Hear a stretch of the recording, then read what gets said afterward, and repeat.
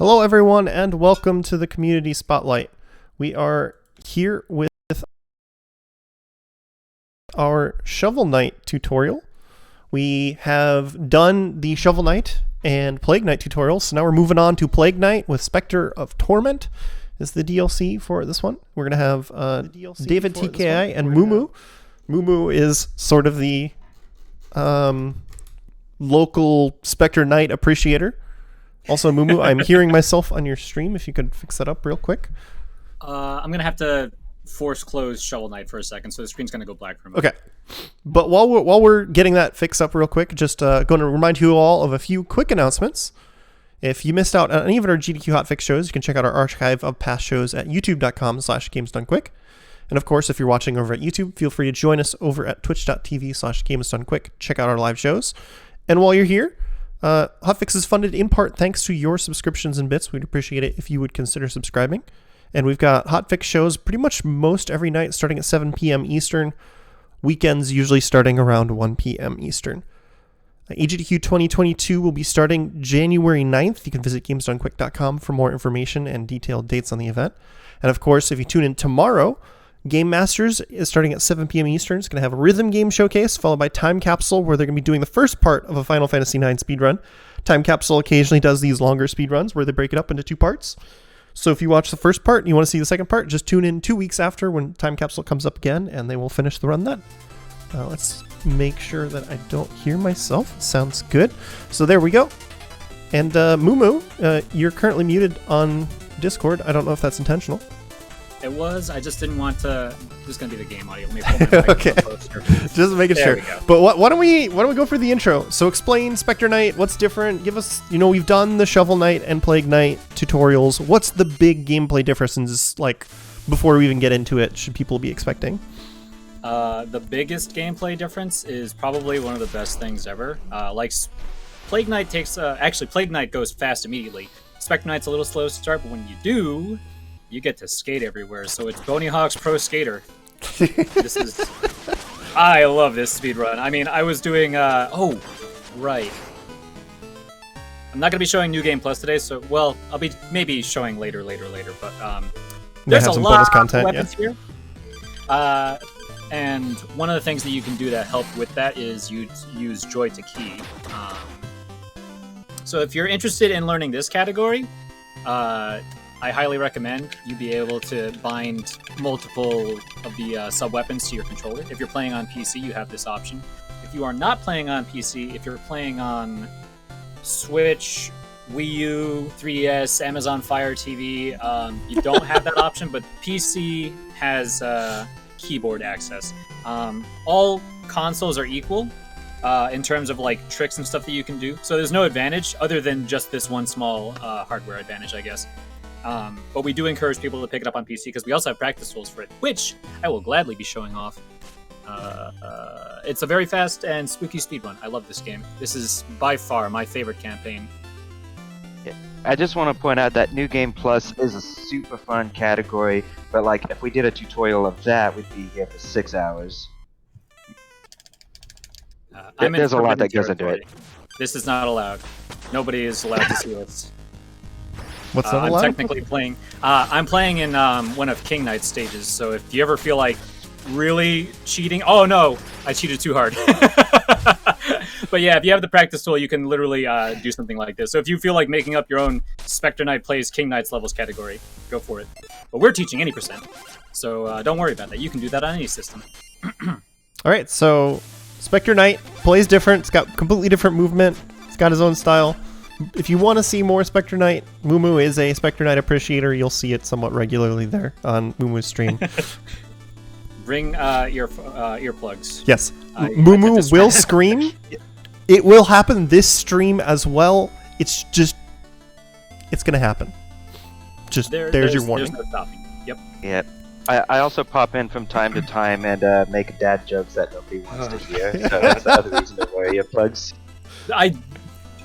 I brought you to the New Game Plus run, and I was ready for David, and I still got completely demolished by David.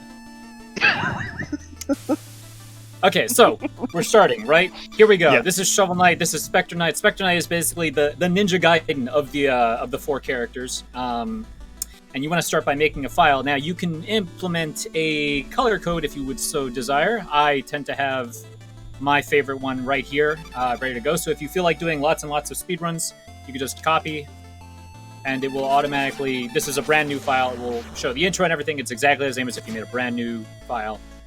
But I get to rock the pink colors. That's my favorite. David has Japanese settings whenever he plays. So David gets to just copy and paste that over as well.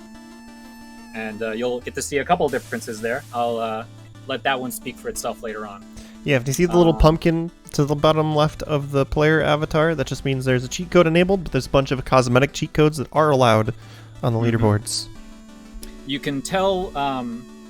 one of the easiest distinctions is that you can get achievements and feats with this cheat code enabled. Mm-hmm. But yeah. Is the music swap code allowed? Yeah, that one's fine. I don't have a problem with that. The only cheat codes we will not allow are ones that obviously alter the game's rules. Things that are like God mode, infinite ammo, or stuff like that. There's a category for God mode, though. Yes, there is. Yeah, There's it also... should be on No Categories Left Behind someday. Don't do that to me! I can see myself running. Shovel Knight is 4 times bigger on... Oh, that was so much fun. Either No Category Left Behind, or Mercy Kill, or... Never Before Seen? Challenger Approaching, or Never Before Seen. All 4 of those are high candidates for some of these cheat codes. I'm going to go ahead and get in the file. We can start the timer. And the way we're going to do this is I'm going to go through each room, explain what needs to be done if there's anything particularly wild about the room. And then afterwards, I'll just do a straight playthrough. You'll see me nonstop going and demonstrating the whole thing. So details, then speedrun. Good to go? Yeah, whenever you're ready. All right. 3, 2, 1, go! So once you have your file in, you just start mashing your start buttons. And in order to get off of this, you just have to press jump or attack. Remember to do that, because there are people who definitely... I have a great clip of someone who wasted a very long amount of time doing that. Just like mashing start and not actually moving anywhere. So the first thing is this beetle.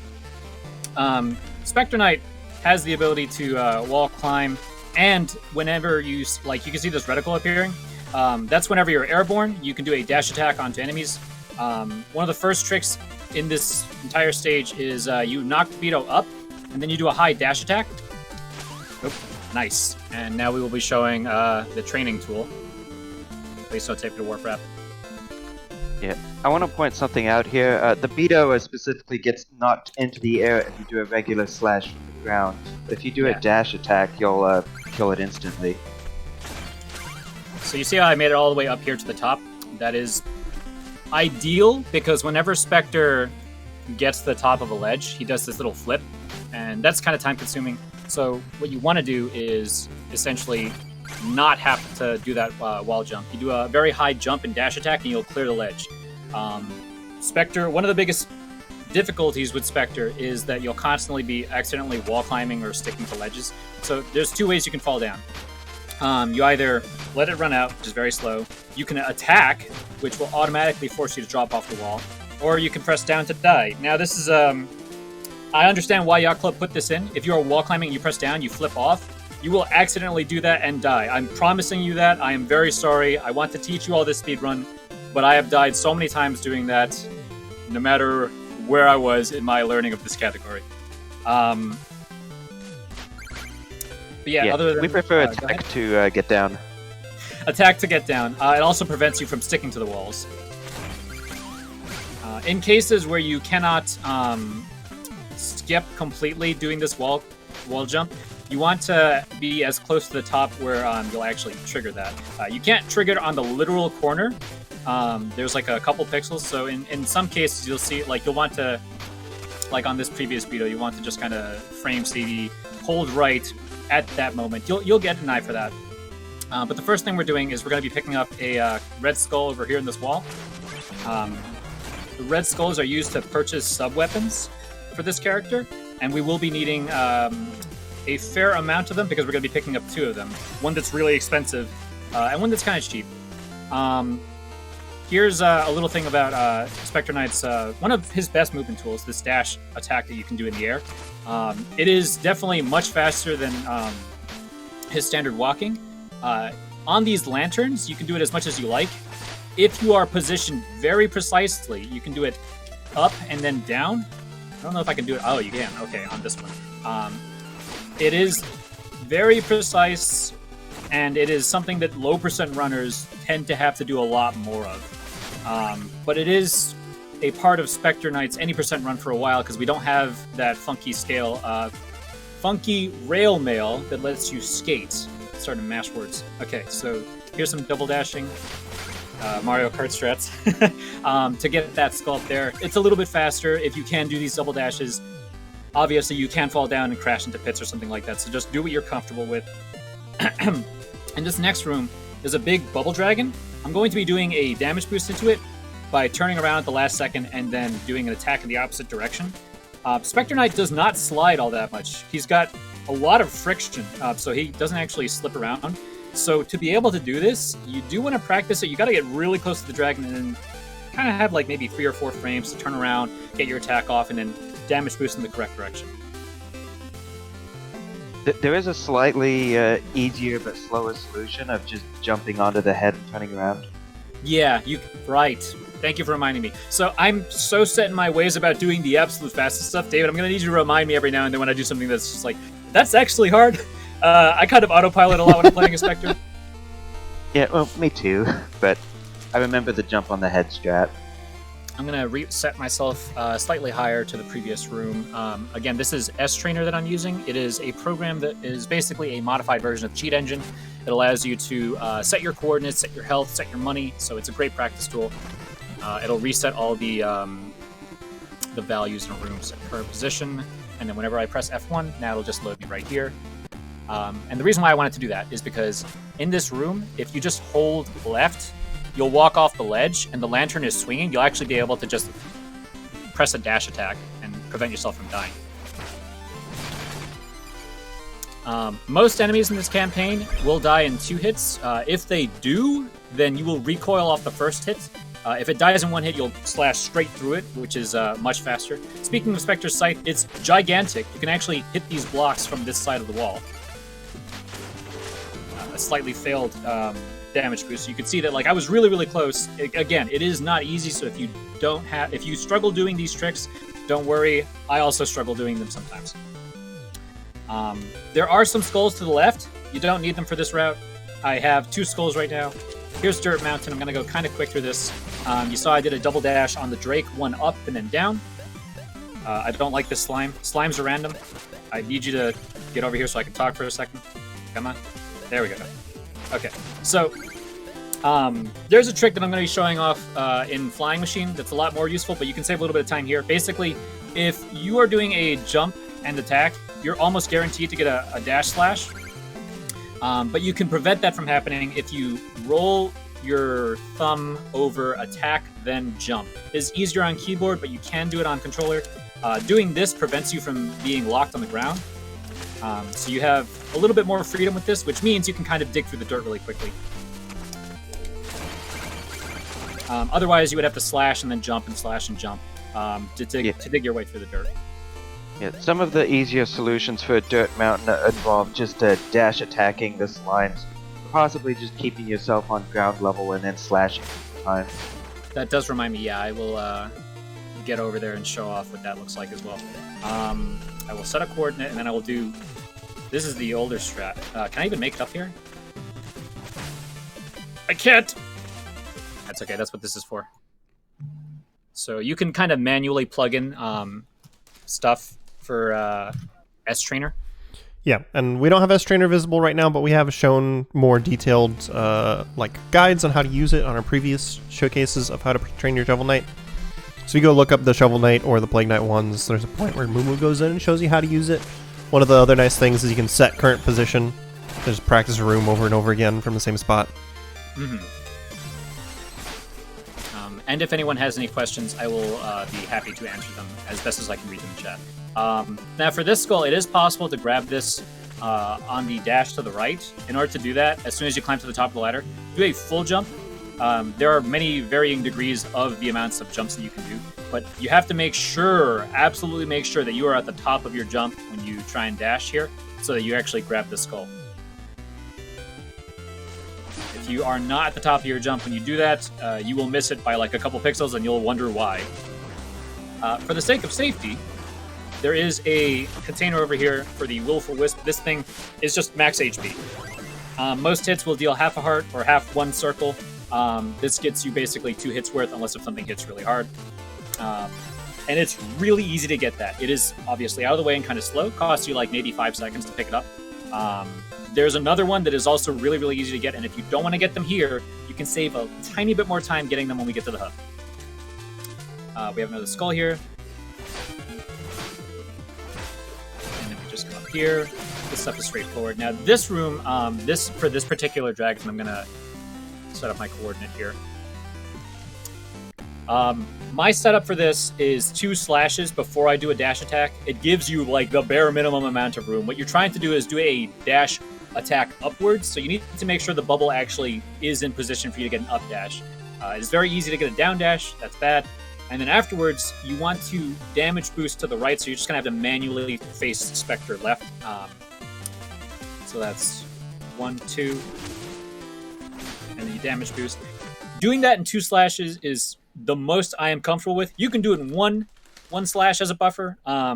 That's really hard. That's basically frame perfect in terms of the bubble is high enough for you to actually get the up dash attack and reach the red skull. And then I normally do 3 slashes and then a full jump.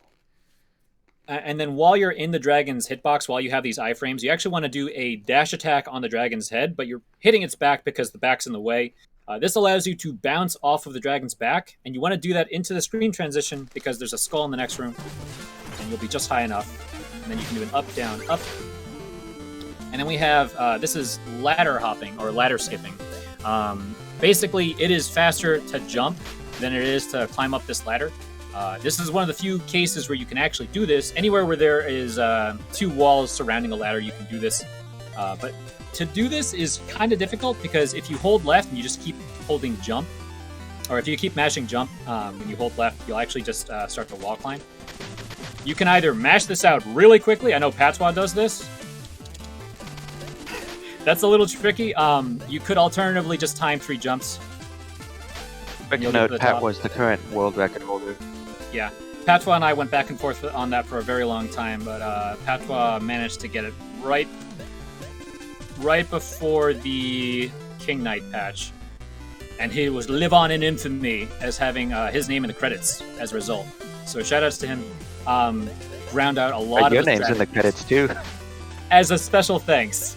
I don't get to gloat about having world record for this character. So yeah, shoutouts to Patois. He found a lot of these strats, and I'll try and mention them whenever a strat comes up. I appreciate the booty wiggle, Mumu. Thank you. If you want to know how to do booty wiggles really fast, hold left and then mash right if you have joystick bound. That's important tech. Free lesson for you. Take a damage boost here. Slimes are random. Wait for this dragon to come up before you do a dash attack.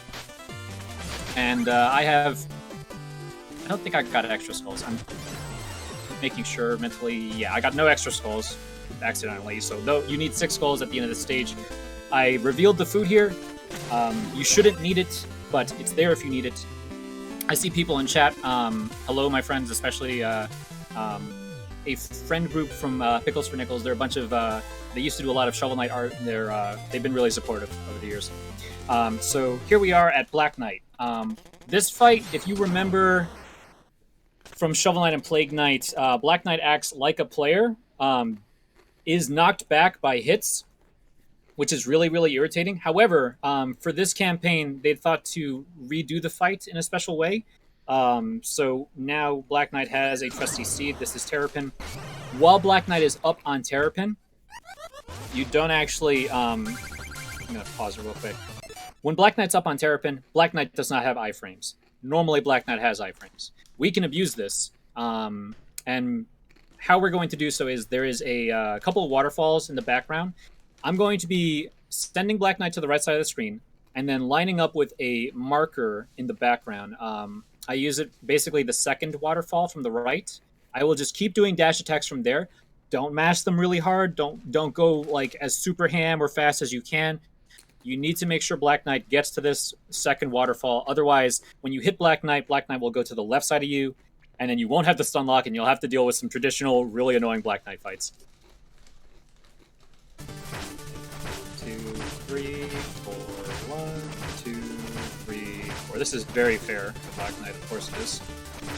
Right about now, Black Knight will start rearing up against the wall. If you time it correctly, and it's something I actually have to say you build up with muscle memory. See how Terrapin's up against the right side of the wall? May not be the case for you, totally fine. What you want to do is you want to make sure that you are hugging this wall as much as possible. You can use a slash to make sure you're right up against the wall. But essentially, this stage ends the moment Terrapin makes a hole in it. As soon as Black Knight gets up, hit start.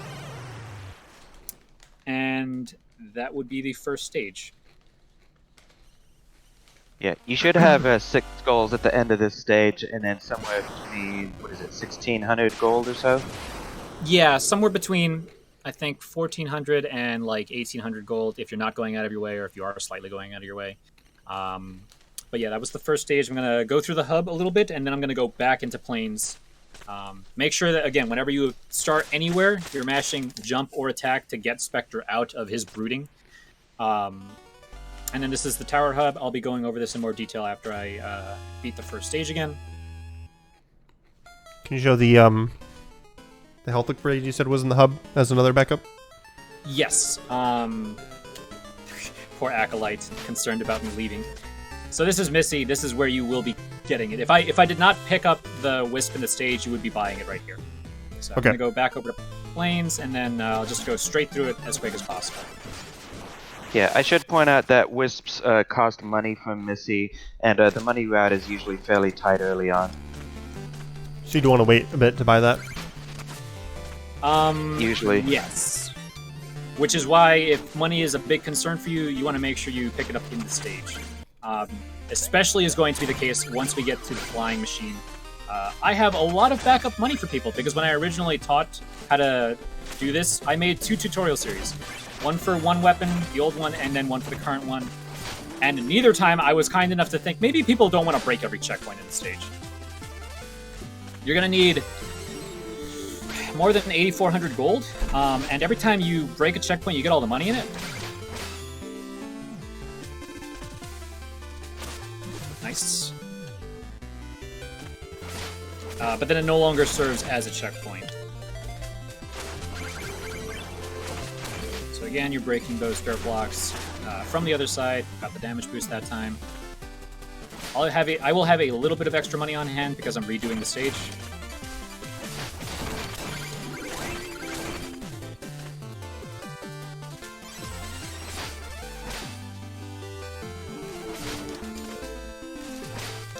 If you have the ability to, make sure you're dash attacking, as long as it's not doing like lots of recoil. Because it is just a faster bit of movement at the moment. And again, we're coming up on the Red Skull here. 1, 2. Nice, I got it. If you don't get it, you can just climb back up and get in position for another set of bubbles.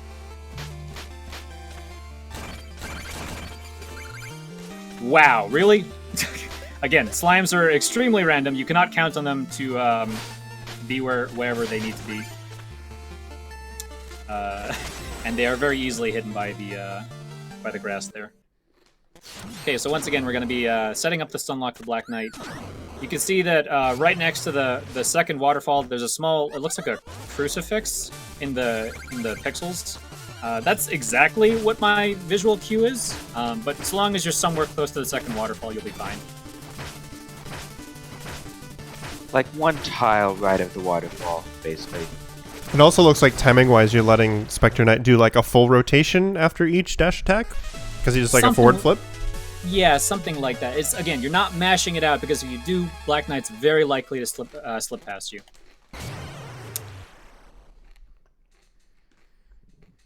So yeah, that was the first stage. I will talk a little bit about other control quirks that I have.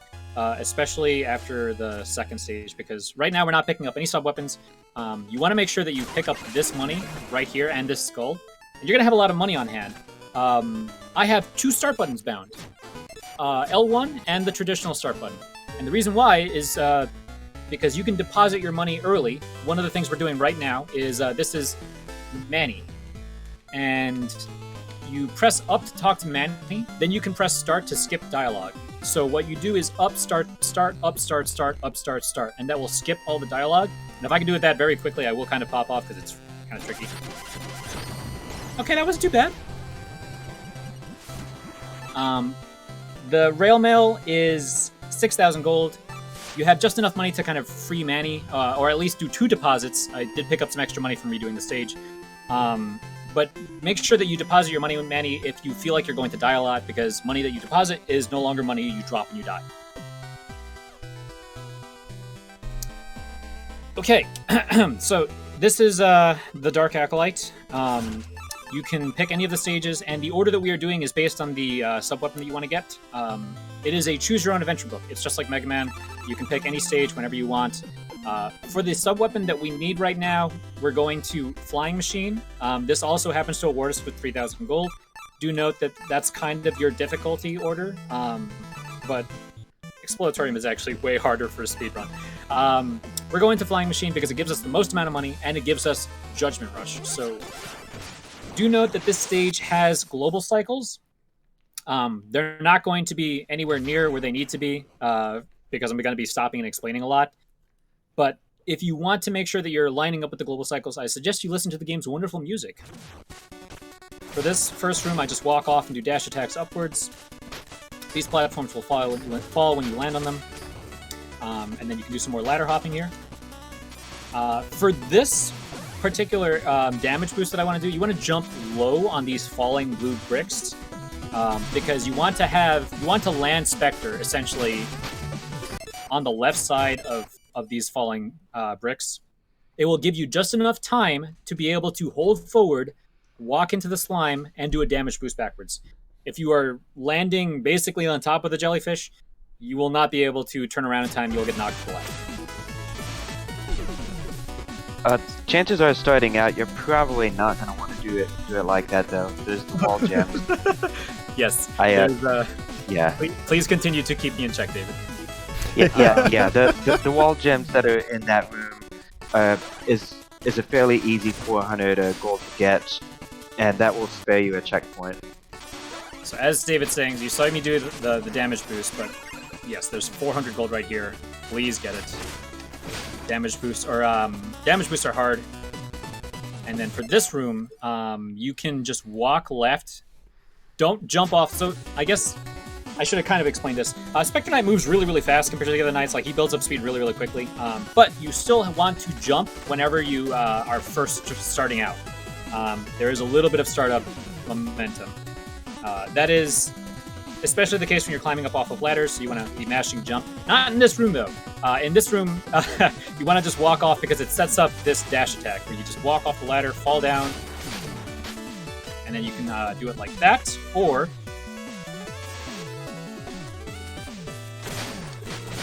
you can jump off the wall and then you won't have to ledge climb over here. Either one's fine, up to you.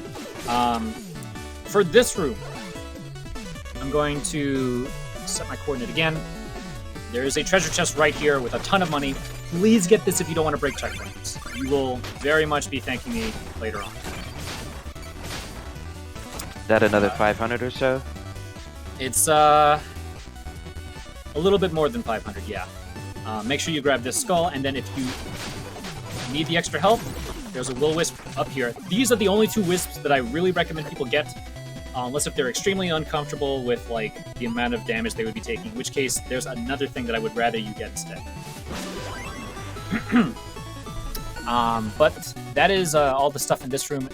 If you want to go faster through this room, you can actually dash attack downwards into this pit, and then just walk off and get the up dash to get across this room.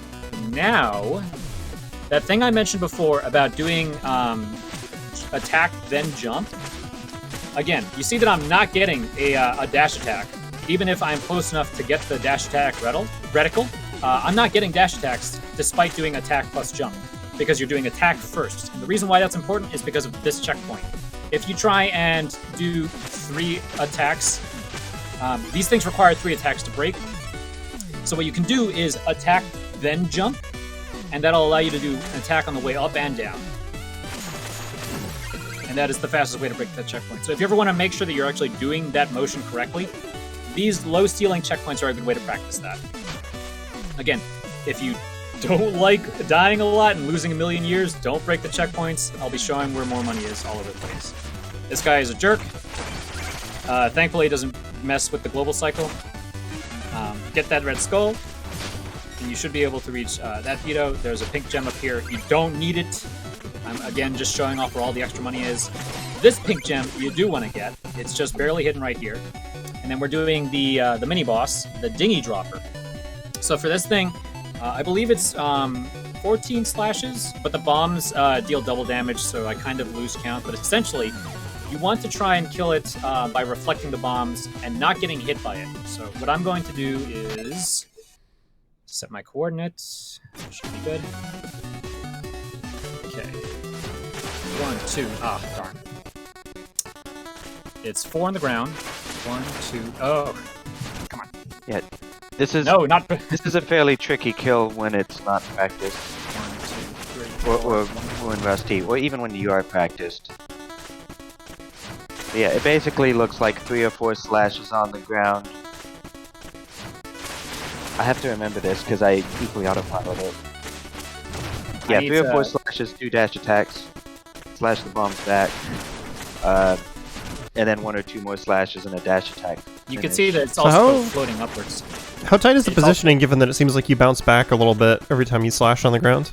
Like, do you need to be standing right on the edge of the platform? I'm going to. Fairly close. I'm going Yeah, to. fairly close. If you're kind of at the edge but not super close, then you can do 3 attacks before you have to do dash attacks. But you basically have to be right up on the edge if you really want to do 4. And that might include a little bit of shifting forward between attacks. Okay. Trying to make sure I'm doing this setup right. 3, 4, 1, 2, good. 1, 2. Okay, there we go. I kept messing that up because I'm so used to like very minute things, so not going to grab the pick jump was kind of throwing off my positioning. But essentially, yes, you want to get 4 hits on the ground, then 2 dash attacks. Don't get hit by the bombs. Then you want to reflect the bombs back toward the Dinghy Dropper, get 2 hits, back off, and then 2 hits will kill it from there. So once more, with feeling. Yeah, this is a fairly specific kill. 1, 2, 1, 2. You don't need to get any of this money, but you do want to break this checkpoint. Yeah, the most important part of that kill, I think, is making sure you successfully reflect the bombs. Because that's 4 damage right there. For free. Those things are easily going. If you don't get those reflects back, you're going to notice very quickly that that fight takes forever. And then we have an auto-scroller. This is a great opportunity to swag. If you enjoy swag in video games, if you enjoy living dangerously and flying by the seat of your pants, follow in my footsteps. But please don't if you're learning, because you will more than likely die attempting to do swag. Like I usually risk in my streams. And auto-scrollers are the... There is a skull in this auto-scroller that you want to grab, and then there's also potential extra money that you can get. And the auto-scrollers with ladders are traditionally the point where many Shovel Knight speedrunners like to do the booty shake. So there was a dirt pile off screen. You want to try and grab that as quickly as possible. They take 5 hits to dig up. You want to make sure that you're listening, that you actually are digging up the dirt. If you're not digging up the dirt, then move a little bit more to the left before you continue slashing. Dirt piles have 150 gold in them. Please make sure you get this. And then you want to free the cannonballs. I did not. So here's the 750 gold from the checkpoint. And then if I had freed that dirt pile, the reason why I'm not stopping right now is because you want to get up here as quickly as possible. You can just barely hit the screen transition before the auto-scroller ends, so this doesn't cost you any time to come and grab this pink gem. This fan is on a global cycle. So if you do everything in the beginning of the stage perfectly, you'll have a little bit of leeway to come and hit this fan. this is a thing that you don't want to focus on immediately. You do want to make sure that you're getting this dirt pile. And do note that these things break after you... Specter Knight can break things with his feet, so be very careful about those stone blocks. You've noticed that I've already broken all the checkpoints leading up to this, so, lots of fun. Don't die. Please make sure you grab that skull. Please make sure you grab this skull very carefully. Don't get blown up into these spikes. And then I'm going to set another coordinate here. This room is not too bad, but if something goes wrong, it would be a very long walk back for me. So I'm going to break this dirt block. It doesn't have to be super frame perfect, like that you break this dirt block, because you're going to let the wind push you off of the dirt block at the bottom of the screen, then jump off of that dirt block, and you should be in a position to jump up and do a dash attack on these onions. So, get pushed off, jump, up, dash attack, and then dash off the jellyfish. If you go too fast, you might get hit on the jump over. Also, really important, this is a bunch of money. Okay, the wind was pushing me back quite a lot, but that's where you can get a lot of extra money if you need to. Is that... Yep, we got it. There's the trademark scream. I was about to ask, is all of that money enough to skip breaking one of those checkpoints if people are still learning a little bit? Yes. Yeah, each checkpoint is worth about 500 gold, except for the one at the end of the auto-scroller. It's 750. Yellow checkpoints are worth 500. Red checkpoints are worth 750. And yes, you will probably scream like that if you accidentally dash to your death. So, just be prepared. It's not going to help you. If you didn't believe us that Mumu was going to scream, there you go. Mumu wouldn't scream during a tutorial. He's practiced everything, said the liar. If you get to the jellyfish really fast and it's electrified, just dash into it. It's totally fine. Because waiting for it to not be electrified is about as long as dashing it and then take damage and then, yeah. So you saw, it literally did not save me any time. Just wait for it to not be electrified. This is the dreaded triple tower room. Thank God we don't have to break this checkpoint anymore. We used to with the other route. These things are evil creatures. So as soon as you get into this room, I don't know if the... it'll be fine, yeah. The platforms are local, not global. You can get through this room very quickly, but you need to be a hover meanie whisperer, essentially. You need to get a whiff dash attack. So you notice that the reticle has quite a bit of grace in terms of where it will trigger in front of an enemy. If you get, the highest possible up dash off of the hover meanie, you won't actually hit it, you'll whiff it completely. I'm going to try to do that, and again, these platforms are constantly moving throughout the room. They are local, so this room will always play out the same in terms of the platforms. They will not play out the same in terms of the hover minis, so you will need to practice this room a lot. One more thing, there is a chest of gems below the checkpoint. Okay, I got one dash, one whiff dash. So if you can get through in 2 bounce/bonks off of the hover minis, that's kind of what you're looking for. Ideally, that's the fastest way to get through that room. Specifically because these fans are all on a global cycle. So when I go back through the stage, I'm going to be trying to get through this room in 2 fan blows if possible. If you get into this room at the right time, then you'll be able to come here, and you'll wait for one more, and that'll be it to get you through. You can do down dashes on these rats, and you'll be fine. Contrary to what I might scream about. Make sure you get that pink gem, it's worth so much. If you're shy on skulls for some reason, or if you want extra skulls for other things, there's a skull right here. You don't need to break this checkpoint, but there is food over here. And then Propeller Knight. Not the hardest fight, but it will test your ability to fight without doing dash attacks. A lot of people, when they play this character, they do a lot of dash attacks to kill everything. It is not a hard game if you do lots of dash attacks. If you want to go fast, it's a very hard game. You can't do dash attacks. So what I'm going to do is I'm going to hit Propeller during the lunges. Whenever you deal damage to an enemy, you remove its contact damage back to you. So bumping into it won't actually deal damage to you. Propeller will harmlessly fly through you. You're trying to let the active frames, how long your scythe is out there, it's a very meaty hitbox. Propeller will just run into it, and then you'll get 10 hits preferably before the floor breaks. So there's a very specific rhythm to these attacks. Like, he's not just slashing them out, they're being timed. So I missed I missed 2 hits. Let me try that again. You want to obviously not get hit. Be listening more carefully. 6, 7, 8, 9, 10. Much better. I'll do that again because this is a very hard fight. You don't want if you hit Propeller and Propeller immediately lunges, then you're mistiming your slashes. You're trying to have Propeller lunge into the attack. You're not hitting Propeller when he's stationary because that will immediately trigger a lunge. So you're trying to hit Propeller essentially twice in the first pass. It's 1, 2, 3, 4, 5, 6, 7, 8, 9, 10. Did we explain why this wake works yet? I don't think we have. The what specific thing are you referring to? When you trigger enemies' iframes, they can't hit you with their hurt box. Yes. So again, because you are in the middle of damaging Propeller's physical attack, the rapier and the body will not deal damage to Specter. That's how you are able to do this. This works on every boss and every enemy in the game. Yeah. As far as this fight goes, I do have a visual cue for positioning. You can see the mountains behind you. Basically, when that mountain on the left starts leveling out, that's where I position myself.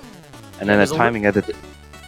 Yeah. There's a bright yellow. Like, if you see the dip in the mountain, the valley in the mountain, there's like a darker orange and then a lighter orange, or basically bright yellow. You kind of want to stand right around there. And you're making sure that you're hitting Propeller between the lunges for a couple of them. After the first set, you're hitting him when he's on the left, and then you're trying to get to the middle, but slightly to the right.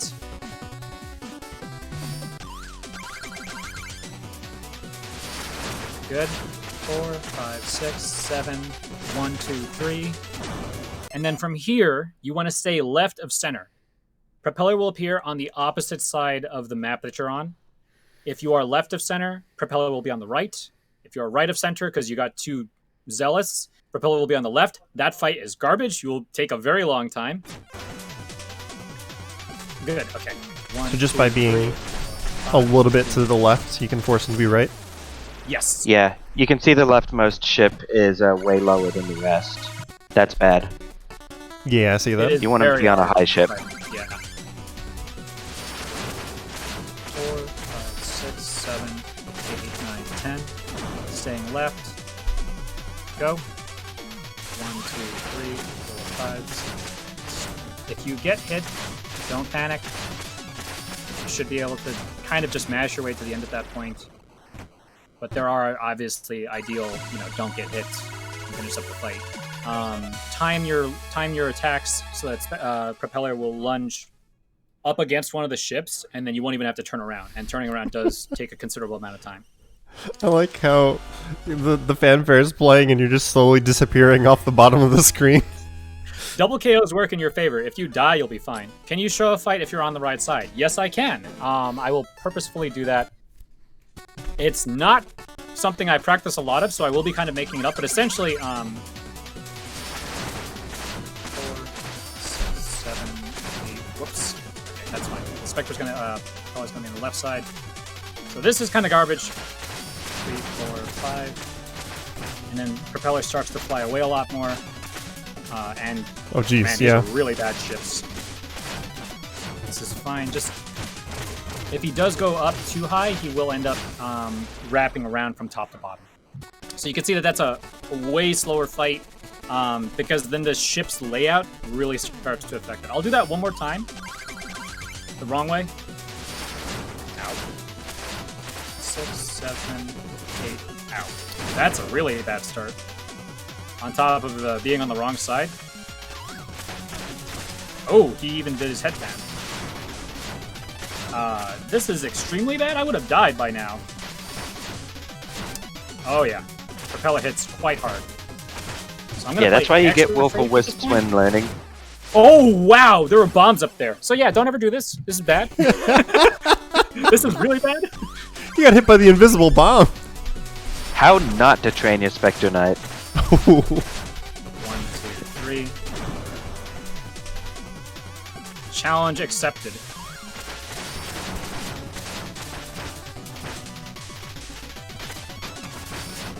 Yeah, try and get away from me now, Flyboy.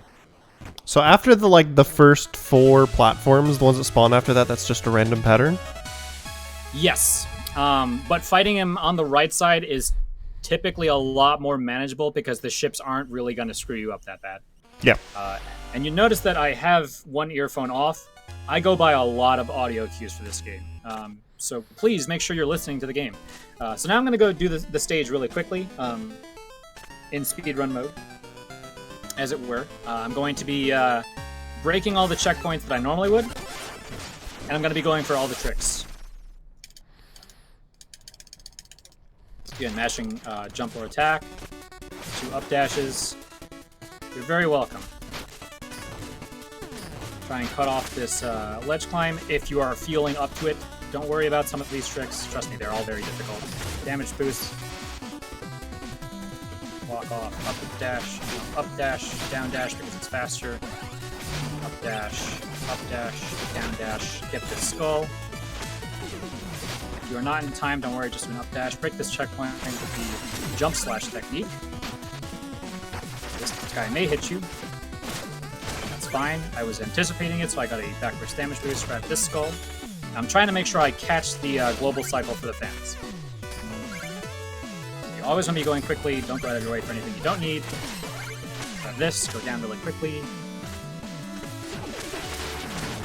1, 2, back up. 1, 2, 1, 2, 3. I adjusted because I missed one hit.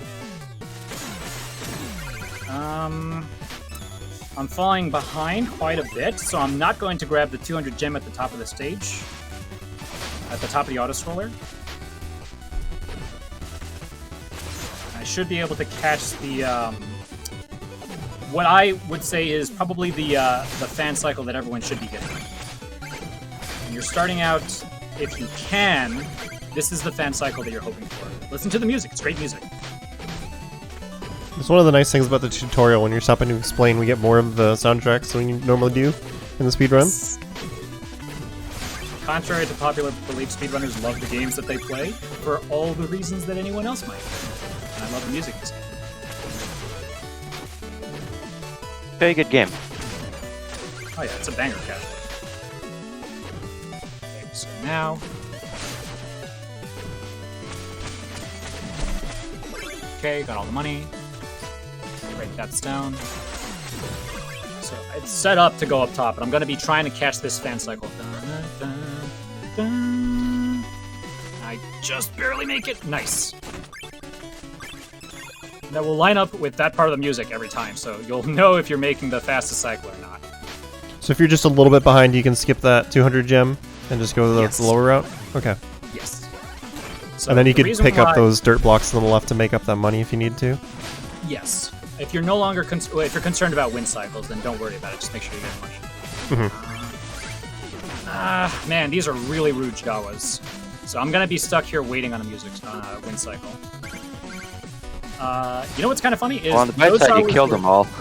Those Jawas were so rude, I didn't even show what a 3 win cycle room looks like. It basically looked like a good 2-cycle one. Okay, and then we get propeller. Good, 4, 6, 7, 8. I missed 2 hits, that's fine. Go. Yeah, 8 hits for phase 1 is probably still really good starting out. Yeah, that was a fine stage. I would probably be like 4 or 5 seconds behind from that. So yeah, that's basically what you want to shoot for. See if you can get your stage to look like that. Makes me laugh by you saying that was a fine stage because of your "this is fine" split sound. This is fine. That clip, by the way, was from when Speedfrog was playing DK64, doing a 101 run, and something happened in Hideout Helm. He was playing as Chunky. Right after he said "this is fine," the game hard locked. Just completely Oh crashed. my god, really? It's a fantastic clip. Anyway, back to Shovel Knight. So you would have 13 skulls by now. I think I picked up one extra skull that I was trying to show off. You need 10 of them right here for Judgment Rush. If you get the... I'll talk about the extra skulls later. But Judgment Rush is a great weapon. Using it immediately locks onto an enemy, and then you fly over to them. It goes through walls. Fantastic. I pressed attack in the air, which allows you to talk to Red while you're flying. In case anyone was wondering how I talked to Red while I was off screen.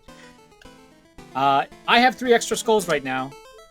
Don't use them. It may be tempting. If you want to use your extra skulls, go to the... Actually, I'll grab Rail Mail, since I have to do that right now. Rail Mail allows you to skate by holding down. I'm going to go around the tower and show where some extra skulls are. And the reason why you might want these extra skulls is because you can get the other helpful beginner tool, the Will Skull. There are 3 skulls in the tower. One of them is on route for the 80% route, so you will not be able to rely on that one. Just pick up 1 extra skull anywhere else. And then you can get those 2 other skulls in the tower. Come back to Red, and you can pick up the Will Skull. This thing allows you to heal. This is a great beginner tool. I highly recommend getting this over getting extra max health. It is a great tool. I don't want Like to we did back when we did our Specter tournament in 2017. A match was won off of one runner getting Will Skull and the other one not. Yeah, so it can be that much of a difference, especially when you get to Black Knight 2, the Enchantress, Nightmare Reese, the literal last 3 bosses of the run that are some of the most awful things you have to fight. Go ahead. Did you just go through the tutorial stage for the healing ability that's supposed to hit you without getting hit? Yes, I did. Gosh dang it, Moomer. You didn't heal, did you? I did He not. didn't. I sure as heck did not. There is a clip of me doing that particular thing while the game was running 3 times faster, and I did not get hit. I have since attained Shaggy levels of superpowers. Ultra Instincts are mine. Who won the race? It was the Will Skull Getter. That would be Rico DLC. They were wise enough to pick up the Will Skull, and Pika Pete did not, unfortunately. Both of them were very good at playing Specter Knight, but Rico erred for being safe, and they won as a result. I also want to shout out Rico for having drawn my avatar. Yes, that was for the Specter Knight tournament. I commissioned Rico to draw everyone who entered in some fashion or form. So everyone has a Specter Knight avatar from that particular tournament. I love the community. It was done out of love, and I really am glad that Rico not only participated in the tournament, but drew all of that stuff as well. So we're ready for the next stage, which would be Explodatorium. This is an absolute nightmare of a stage. And the reason why we're going here next is because we have Judgment Rush. It's a really bad weapon to attack bosses with. It's great for skipping some stuff. We need a weapon to attack bosses with, and that's what we get out of this level. I'm going to be stopping. Again, there are global cycles in this stage, but for Explodatorium, I'm going to be showing off each room in sequence, how you do them, and what to expect before I show off trying to do the global cycles in the fast way.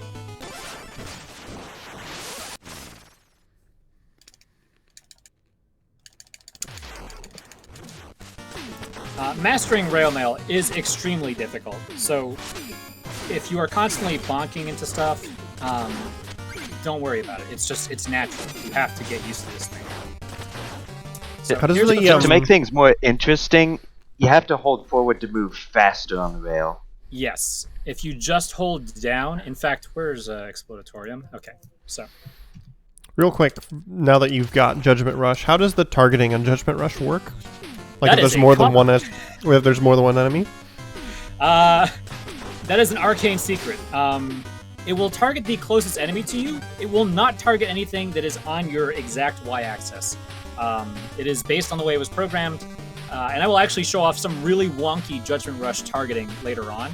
But essentially, it will target the closest thing to you, the least x-axis and y-axis possible. It will then branch out x-axis wise until it exceeds y-axis. if you're interested in the exact specifics. So, like, when you're theoretically, skating, if you wanted to dash to a further away enemy, you could use it while you're on the same y-axis as them, and it would skip over them?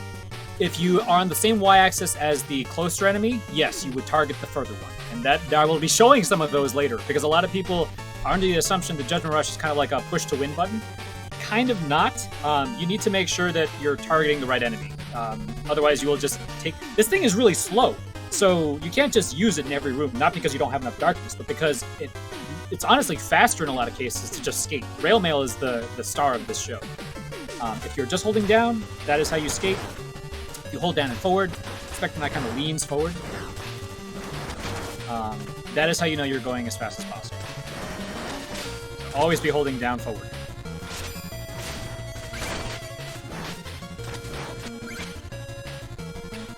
You can Judgment Rush on that guy. You can go through without Judgment Rushing that Beto, but it's really hard and you'll likely die.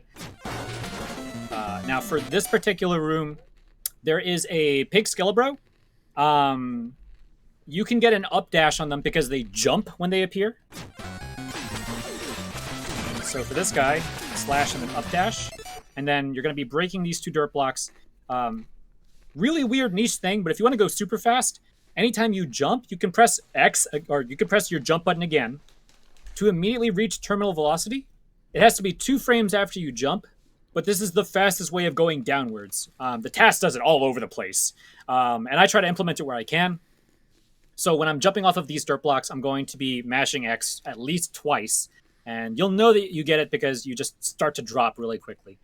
It's not necessary, but it's just something to keep in mind if you want to try and save frames here and there. So you break these dirt blocks, then you slash through a Skillabro as you pass through it. Ow, I did not. And then for that guy, you actually don't do a dash attack on him. You bounce off the back of his head, and then you will be able to skate clear off over this gap. You don't have to jump. If it's very low, you will. Like that. You want to make sure that you're not doing a ledge hop there. I want to put myself at the top of the room for the global cycle on this room.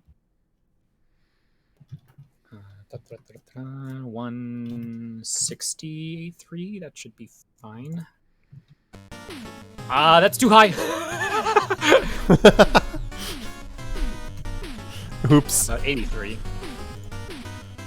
Okay, cool. 2. Up dash, break, slash, back of the head, skate over, bounce.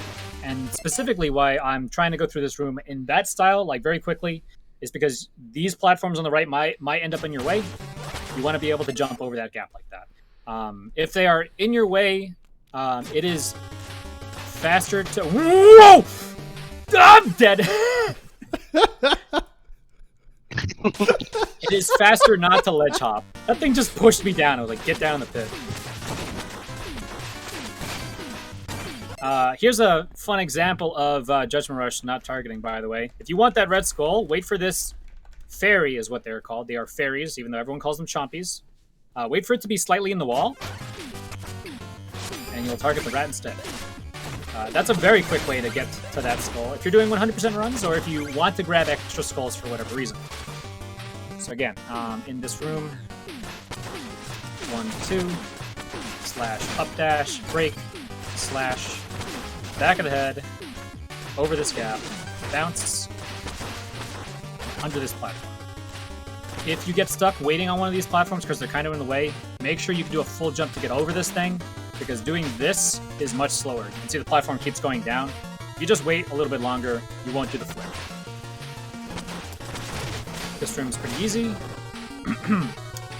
For this room, you want to break this checkpoint. I will go over 2 things. You don't have to break this checkpoint if you don't want to. There is extra money I'll be going over in a bit, but I will break this checkpoint for my sake.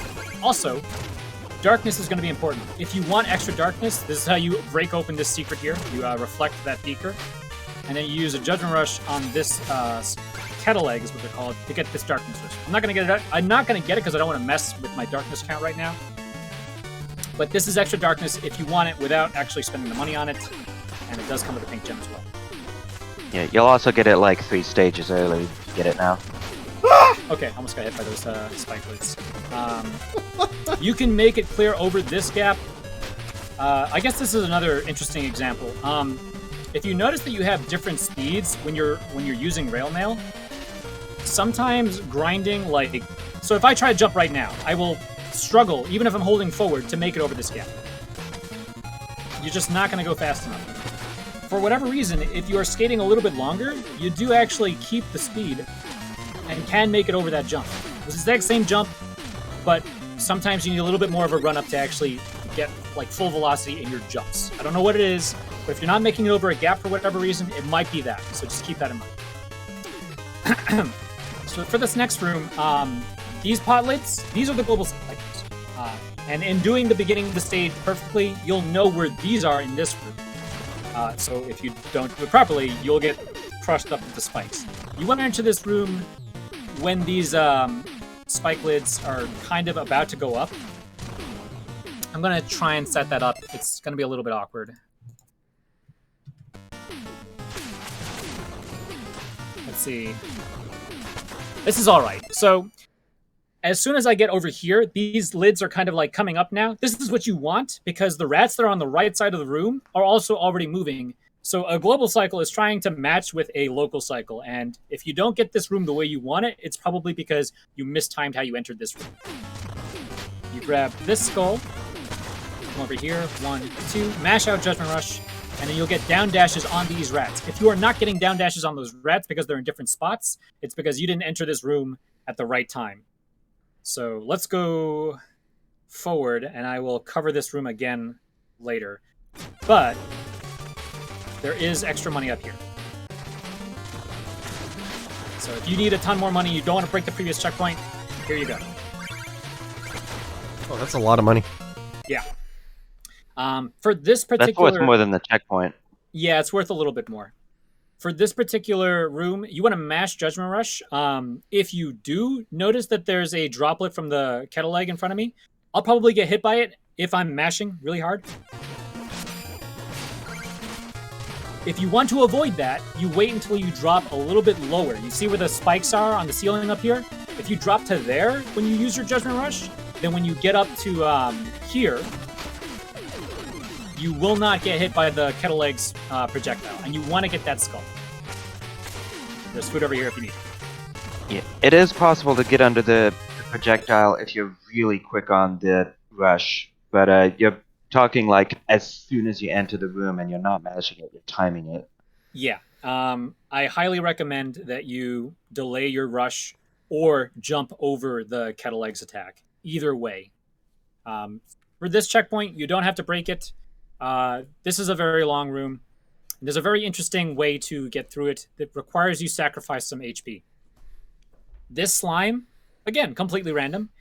You want to turn around with an attack. If this slime hops towards you, you're going to do a dash attack toward it, which is really annoying. But what you're trying to do is turn left midair with an attack so that the Macabre, a flying bird, will pass by. It'll drop a beaker and it'll hit you. You'll get damage boosted to the right. Dang. Let me see if I can... Please, closer. Thank you. I will try that one more time. It is, yes, Macabre, because this company loves puns as much as David. Nice. Okay. Nice. So that is pretty tight. You want to do that turn around very late. And then you skate and slash through that guy. Jumping is a little bit faster over the water. Nice. Okay, so I'll do this room one more time because there's a couple things I want to go through. If you go too fast, don't be jumping the whole time, because if you do, you'll get hit by that potion. So you do want to slow down a little bit. And then shout outs to Wes Beardtooth, who found a trick that we now call Beardless, just because it involves his name. Beardless. If you... Yes, I love the name of this trick. I don't know what it was. As soon as he showed me it, I was like, that's got to be the Beardless. You're attacking this pink Skelebro as soon as possible. Again, Specter's slashes are very meaty. So you're trying to hit it with the tail end of one attack and then do an up dash. If you do this right, then you will whiff dash on the last enemy. What is a whiff dash? It is when you don't bonk off of an enemy that has more HP, you will get the dash attack, but you won't hit it. Interesting. I'm going to try and get this. At least once. Pretty hard to do. Some of your backup strats are gonna look like just killing the Wisdom with 3 dash attacks, or maybe just Judgment Rushing. Yeah. You can either do that, or you can... I'm trying to find better ways. As David said, you can do a Judgment Rush to get right past him. You can also do a damage boost. Just like that. That is another valid way to get through this enemy. Or you can kind of do some grinding. That will also get you through. That's pretty tricky as well. Choose your own adventure book. So next coming up is the Alchemeister. This mini-boss... David, I'm going to defer to you immediately because you know that I'll go for the stupid hard strat. But I don't know how to do the stupid hard strat. You can one-cycle this thing. It's really difficult. But in most cases, you will end up having 2 hits afterwards. So you skate to the other side, turn around, 1, 2, 3, 4, 5. 1, 1, 2, 1, 2, 3, 4, 5, 1, 2, 2. Yeah, basically what you're doing here is that you're using your rail mail to go through them and slash them while through them. But right before you hit the wall, you're gonna hit left and turn around. So that you don't bonk the wall, and once you've started slowing down, then you start slashing him like 4 or 5 times. You rail to the right, repeat a few more times until he starts transforming. Then make sure you're on the right side when he does transform. Yeah, you can see that I'm trying to get 2 to the right, 1, 2, 3, 4, 5, 1, 2, 1, 2, 1, 2, 3, 4, 5, 1, 2, 1, 2. I missed 2 hits twice, so I should 1, 2, 3, 4. I was off by 1, I was 5. So, yeah. I want to emphasize how important it is to hit left before you hit the walls. Because if you try to spam out your attacks, then you're going to get off a 3rd attack while failing to the right, and then you're going to bump the walls. And then you're going to get hit again. Essentially what I'm doing is... You get no iframes from a bonk. You can see that Specter is kind of stopping like this. 1, 2... I'm going to try and not... And then as soon as you do that, you want to not bonk. It's really hard to not bonk. 1, 2, 3, 4, 5. It's kind of like that. However, do you know what is being used for the save states? Yes, it's S-Tran, which is available for download on the server. If it barks at you, it's because your computer might think it's a virus. It's not. It's cheat engine. But obviously, it's going to be something your computer will try to get rid of. Run it as administrator, you should be able to download it, no problem.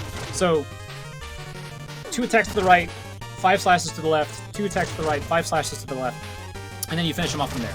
If you want to go for something harder, you can do this really weird, I guess... You can see that Specter starts grinding after the attack comes out. If you do this on every single one of those turnarounds, you'll actually be able to get 3 hits. So I'm going to try and do this. So you're going to make this even harder. Yep. I'm off by 2 hits. This was something that Patbot found. So is the easier version of this just still trying to grind back and forth, getting hits, and then just clean it up after he finishes transforming? Got it! So what you're doing is you're slashing right before you hit the ground. Is that right? Yeah, you're slashing right before you hit the ground because it holds you in place, which allows you to get 3 hits before you have to turn around. If you want to go for the 1 cycle, it's literally only barely possible. Otherwise, don't worry about it. That is particularly difficult. Make sure you just get 2 on the right, 5 to the left, 2 on the right, 5 to the left, and then you can finish them off with 2 more hits after that, pretty much. But yeah, this is a very difficult fight. Yeah, Alchemister also drops a heal, which is really handy for this stage. So I should be off by like 3 or 4 hits. Okay, not too bad. So that's what you might expect typically when you run through if you're just learning. These fire traps are also on the global cycle, so again, if you're trying to be super crisp and perfect on the stage, they will be consistent, otherwise they will not look like they are at all. Don't try to rush through this. If you are waiting on fire traps, repeatedly taking damage slows you down enough that it won't actually matter, so don't keep trying to rush through and just take damage. For this enemy, it is as fast to use Judgment Rush as it is to jump off of this wall and skate underneath. You do want to break this checkpoint because it's a good bit of money, and it also means that this particular beaker won't be in your way when you get to it. If you... I don't even want to talk about it. There's an enemy up here that you can kill. It is more than likely going to get you killed, but it's there if you want it. That's like 700 gold. It's pretty good money, but it's also extremely risky. Make sure you have enough darkness for Judgment Rush, because you can target this rat with it, and if you do, make sure the rat is moving to the right, because when you do that, the rat will go flying to the left instead. And then if you just skate through, this enemy should never be a problem. I just stood in front of it. But then you have food right here. Don't break that checkpoint for any reason, because Plague Knight is extremely difficult. Plague Knight, the biggest things that I have to tell you is that, first of all, you can get 5 free hits at the start of the fight. Just make sure you skate into the arena holding right, and Plague Knight will jump into this corner, hit Plague Knight 5 times as soon as he lands. The real Plague Knight has a light blue flask in his hand. The fakes all have purple flasks in their hands. And I believe I was told they might have a slightly darker cloak, but the easiest way to tell is look at the flask. The flask is either light blue or dark purple. The real Plague Knight is a slightly darker shade of green, but it is very difficult to notice. Yeah, you're more importantly, look at the flask, because Plague Knight will in a moment just split into clones. Try and stay on the ground as much as possible with Specter, because dash attacks do take a long time. Only chase Plague Knights in the air if you have to, at your discretion. 1, 2, 3, 4, 5. Yeah, I tried to guess where the first teleport was going to be. One hit here. 1, 2, 3. 1, 2, 3. Okay. Now, Plague Knight has literally 4 hearts. The next hit's going to force VATS. Big VATS. All over the room. And then teleport. Okay, right in the middle. And then I jumped for the kill because I saw they only had 1 HP left. If you see that Plague Knight has more HP, you're better off going to where Plague Knight's going to jump instead. Again, your scythe does have a lot of pushback. Railcoon pointed that out earlier. You want to get a little bit close to Plague Knight so that you can just slash repeatedly those 5 hits without getting pushed away from Plague Knight so you miss. If you're too close to Plague Knight, then you'll get hit by the first potion first. 2, 3, 4, ow. Ah, there it is right next to me.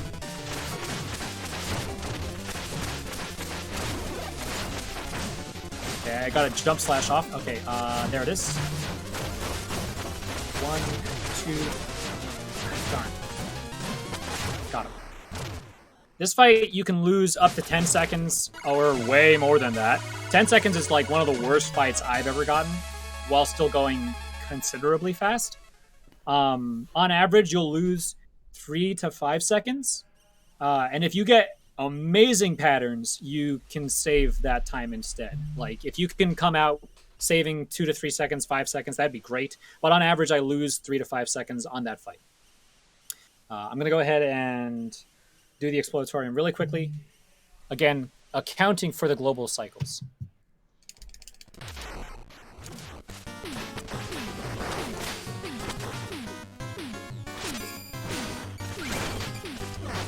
Yeah, the pot cycle is pretty tight. You can't really make any errors before you get there. Otherwise, you won't make it. I'm pretty far ahead right now on the global cycle. I'm using, again, the music as an audio cue to tell where I am in the room in terms of how I'm doing on global cycles. I will hang back in the spiked pot with you as a result.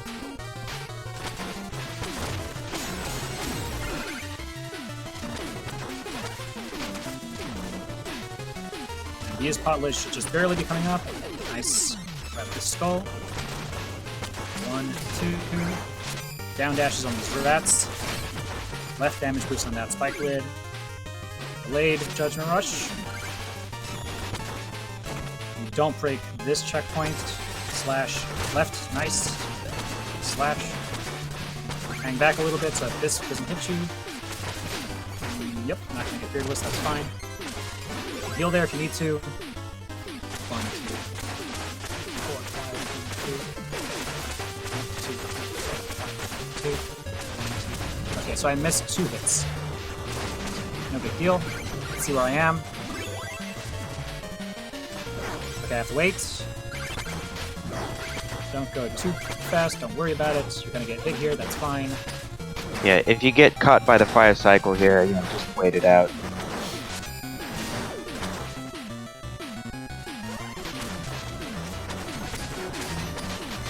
And you break this checkpoint. 1, 2, 3. 2, escape. Jump over this. Judgment Rush. Nice. 1, 2, 3. You can get those red gems if you need to. You can heal over there if you need to. You don't need darkness, but if you grab it, it's cool. 5 hits on the right. 1, 2, 3, 4, 5. Nice. He's on my right. 1, 2.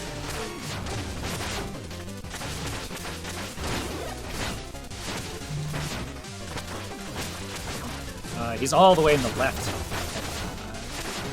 One more hit. Dead. Okay, that wasn't too bad. That was probably like a 3-4 second time lost fight. So you could go faster than that, but that's the kind of fight that I would expect to get. That's the kind of exploratorium I would really like to get, because these first couple stages are extremely difficult. Question real quick. Go ahead. You were talking about the color of the flask to differentiate the correct clone. It looked like the correct one also threw it at a different arc. Was that distance-based, or is that also a thing you can look for if you don't see the flask in time? They're usually trying to target you, and that's definitely mostly distance-based. I don't pay attention to the arcs of the throws. Maybe if I'm just like kind of thinking back like on every time I fought the guy, and I can't particularly picture that the clones only do specific arcs. Okay. But Plague Knight definitely always has the regular flask, and most of the time they will be targeting your position with their flask throws. Okay, makes sense. From here, we get the first dream sequence. I'll do one more stage, and then it'll be David's turn. I had to stop here because this dream sequence is coming up.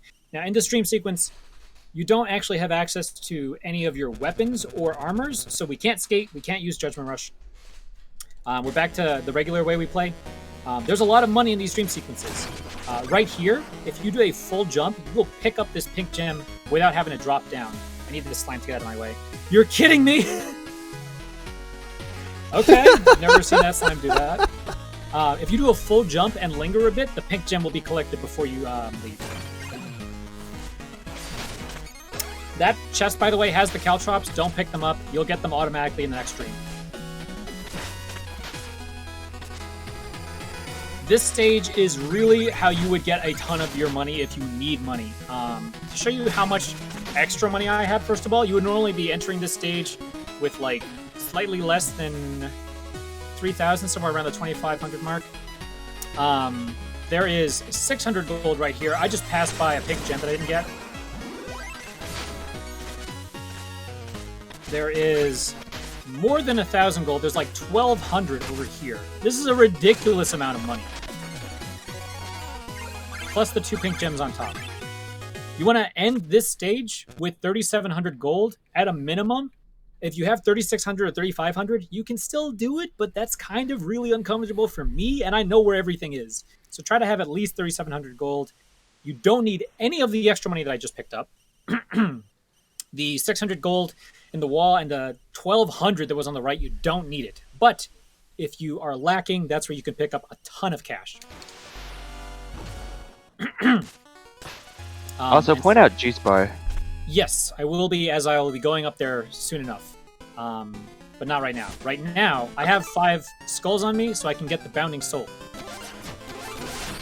Oh, it's time to slam a gem? It sure is. So, this thing is amazing. If you fire 2 shots from here,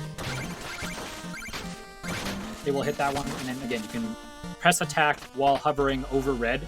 to trigger a dialogue in the air. Oddbot found that. Don't know what possessed him to find that, but cool. We get to save time in a very weird way.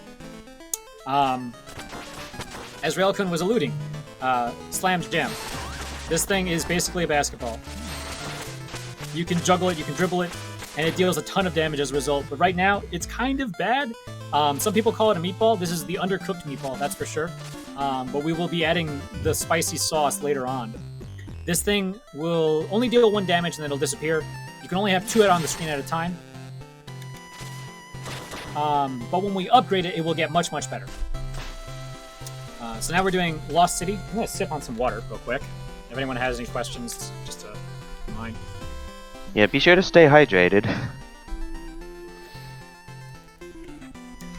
Woo! Okay.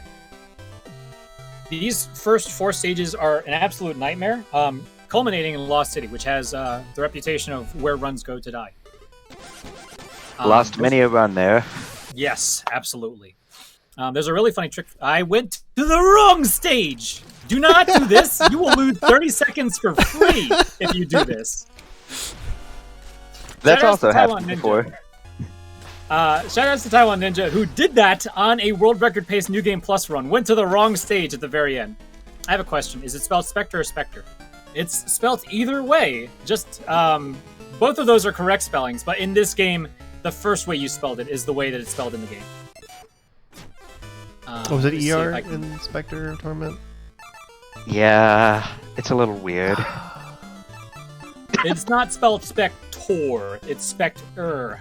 With I'm used to ER. being RE in most instances. Yeah, Yakuba Yeah, with and- the ER spelling. Alright, Lost City this time. You can try to jump off of the right side of that gooey block, or you can bonk into this wall, which will always line you up perfectly for that.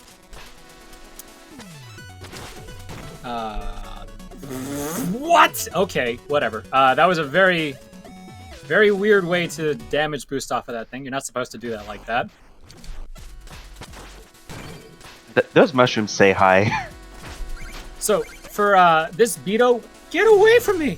This Beto, you want to try and get a really high dash attack, so you want to walk off this ledge while your scythe is active, like in a swing. And that way it'll fall onto the Beto and flip it up. If you get a dash, that's bad. It's... Whoa! Where am I? What did you do, Mumu? I used S-Trainer's coordinates from the previous stage on this level. I'm going to try and get this Beto flip. Just keep in mind, you may end up in very strange places if you do that. Yeah, the Beto flip is pretty difficult to get. Usually I just take my downward dash and then bounce off the walls. Yeah, you can either very deliberately land here and then flip it, or you can just kill it and then jump off of these walls. Either way is fine. It says the original Shovel Knight release. If you have the original on Steam or on most consoles, you can just patch it up to the Treasure Trove edition. Specter Knight is the 3rd campaign, and the DLC is free if you have any of the earlier versions of the game. These GUI blocks have a lot of kickback. If you are grinding, you do negate quite a lot of that, especially if you grind, attack, and then jump, like I just did. You jump over this guy, and then you would be trying to grind very carefully and jump on that without jumping into the lava pit, which is pretty easy to do. So by kickback, are you referring to like the amount that you bounce back when you swing your scythe at something? Yes. Specifically on these GUI blocks, they push you back really, really far. So a lot of the ways we get through these rooms is specifically to avoid as much of the senseless bouncing around. Like in this room. You would do a slash left, then slash right to get pushed back in the correct spot. You don't need to break that checkpoint. You can break either that checkpoint or the checkpoint at the end of the stage. But in most cases, I will need to break one of those 2 checkpoints or an additional checkpoint in Exploratorium, all of which is up to you. You just need 5,300 gold, I believe, when you beat this stage for the upgrade that we'll be getting afterwards. It's like 5,000 bare minimum, but you do want a little bit extra. Yeah, the little bit extra is for our first official purchase after Iron Whale, which will be a David section. This room is kind of tricky. I'm gonna go up to the previous room. Please don't stick me in the ceiling. Whoa! Where are you? I need to start over. Moo? Question mark? Okay, didn't get that. That's fine. S-Trainer is a great tool, but use it wisely. Yeah. If you're practicing, make sure that you're setting up your markers with, what's it called?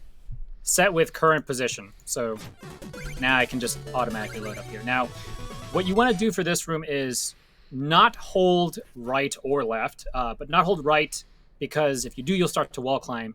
You'll just land on the ground, grind into this pit, fall through most of the sand blocks, do an attack so that you actually fall through the remainder of them and the enemy.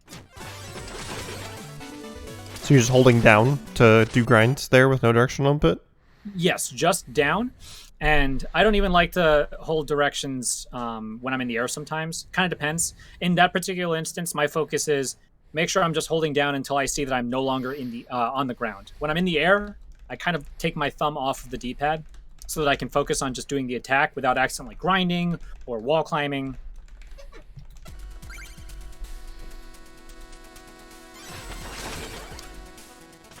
Oh, also make sure that you're grabbing this money because it's quite a bit.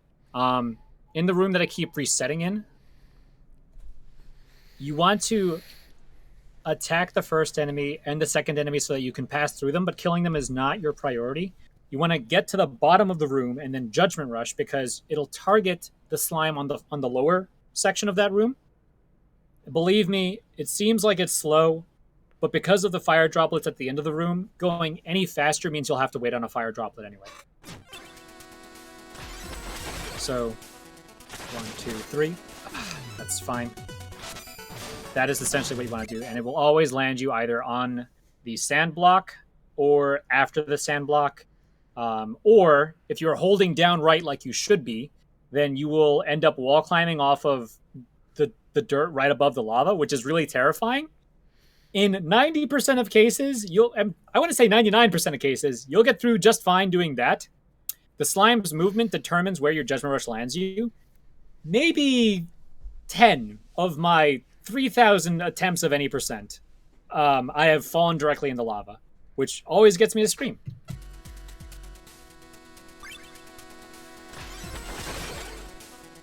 One, 2, 3. Dang, I keep missing that. That's lava! A little too low there.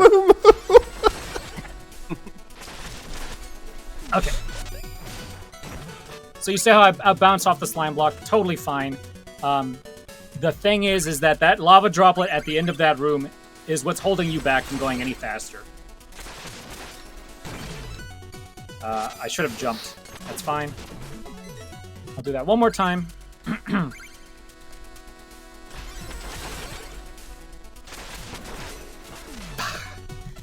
Dang. These slimes are really hecking me up. Okay. Hold down right. Cool. And then that is a very interesting double dash that you get right there. It's not particularly difficult, but if you don't get a double dash or if you're not comfortable with doing a double dash off of that particular Steve, then just do one up dash. It's totally fine. You just called it Steve. I will always call all of the birders are Steve, every single one of them, even though that one is Steve. The only Steve that's actually Steve is the one in the beetle room that I'm coming up on, but we call them all the birders are Steve. Okay, so this is Beetle 1.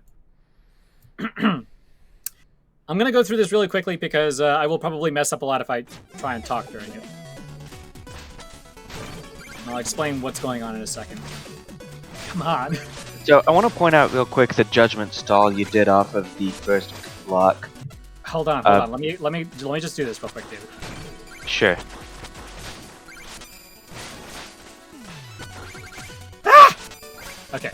Well, Judgment Rush to not die is one way to get through this. But what I want to try and do is the trickier thing, which is a double dash. 1, 2. I'm not jumping high enough, but you can get an up dash and then a down dash off of that lantern. All right. So now what David was saying. Whoa! God. I just want to be in a room that isn't that room. Okay. So what David was saying. If you try and climb up a wall, you will eventually fall down. If you use Judgment Rush and there are no other enemies in the room, or there is an enemy that you cannot target with Judgment Rush, instead, you kind of struggle. You look like you're just targeting nothing. It just kind of like freaks out for a second. And that doesn't use darkness? It does. It uses a little bit. Not as much as a full rush. Basically, trying to Judgment Rush is like maybe an eighth of the bar. And then committing to it consumes the rest of that bar. So you can get 2 Judgment Rushes with a full bar, or the full 2 bars there. But you can use this to almost climb infinite. As long as you have enough darkness to cast the Judgment Rush. That's either called a dry rush or a Judgment Rush stall. Either way. You can use that kind of all over the place. But that is one way you can negate the pushback from slime blocks. And that's only when there's no valid targets to Judgment Rush to? Yes. If there's no valid targets, then you will instead kind of just halt in the air, but that removes all of the wall pushback from jumping from the wall. Normally, Specter has to go between 2 walls to keep climbing, but because that keeps you glued to the wall, you can just keep climbing upwards and upwards and upwards. Right. Follow-up question from earlier, because you're talking about like the targeting priorities of Judgment Rush. Yes. If there is an enemy, and they're the only enemy, and they're in an area where you would not normally target them, I assume you would still target them because they're the only valid enemy to target? If it's an enemy that you cannot target for the reason that it is in a wall or on your y-axis, you will still not Judgment Rush it. Oh, okay. So you can use that to set up dry rushes if you need to. You saw me, this is Beetle 1, and I got over this gap. The way I did that is extremely annoying, dumb, and difficult. You can either use Steve to like safely get to that lantern, or you can just barely double dash to the lantern and then off of it. So when you say it's annoyingly dumb and difficult, it means you go for it every time, right? Oh, of course. Now, the other ways that you can do this that are much, much safer. Just wait for a little bit. Ah! I promise. Much safer. I went too early because the way Steve works is Steve will bounce off the literal corners of the screen. So if you just chill out for a second, Steve will bounce really quickly, and then you can just jump over this without having to wait on the beat up. Other thing to note, because Judgment Rush in the air stops your momentum, like it just completely brings you to a stop, and there is velocity in this game, you can use this to get over gaps you normally would not be able to by constantly resetting your fall speed, which is one thing that I kind of just did. But yeah, the important thing about this, jump over this gap, get rid of that veto, and then you can either wait on Steve, totally fine. You can use Judgment Rush to Steve, that also works, or you can do the dumb thing that I've been doing. So don't do the thing that you've been doing when you're learning. Yeah, when you're learning, pick one of the safe ones and just make it through the stage. I unfortunately used my darkness. This Beto is like a huge troublemaker. Do your dry rush. Make sure you jump over that gap. It's kind of tight. And make sure you get a down dash because this stupid lantern wants you to go to the moon.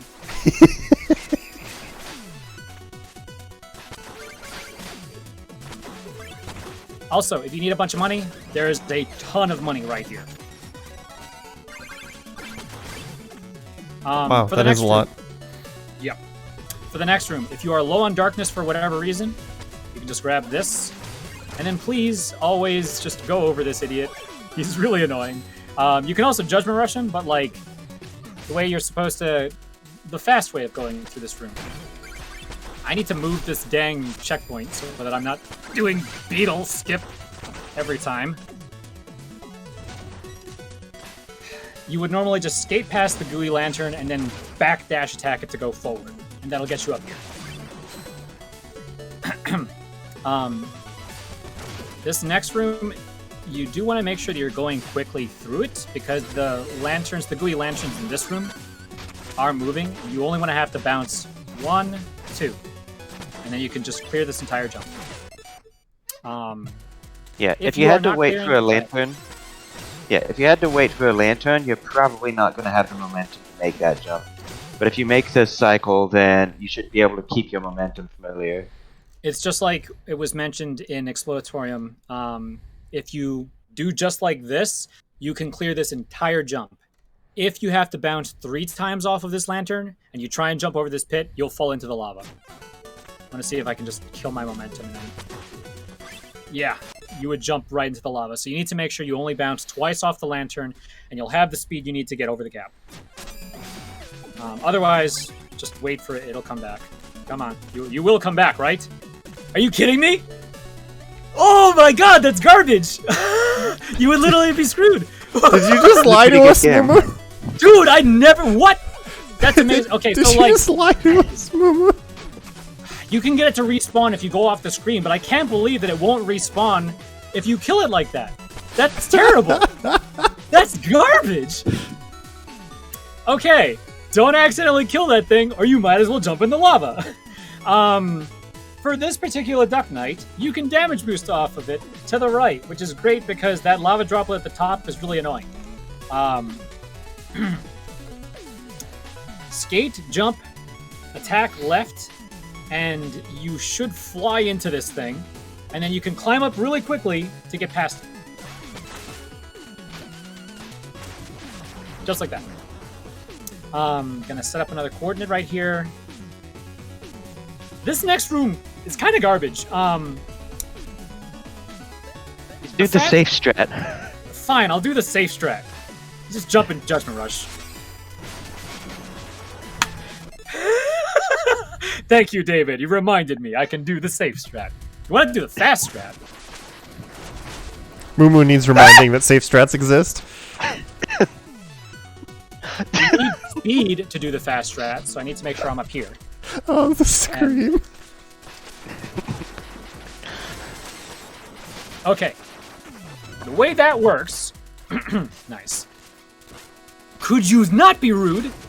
The way that works is you are skating on the tops of these exploding bricks.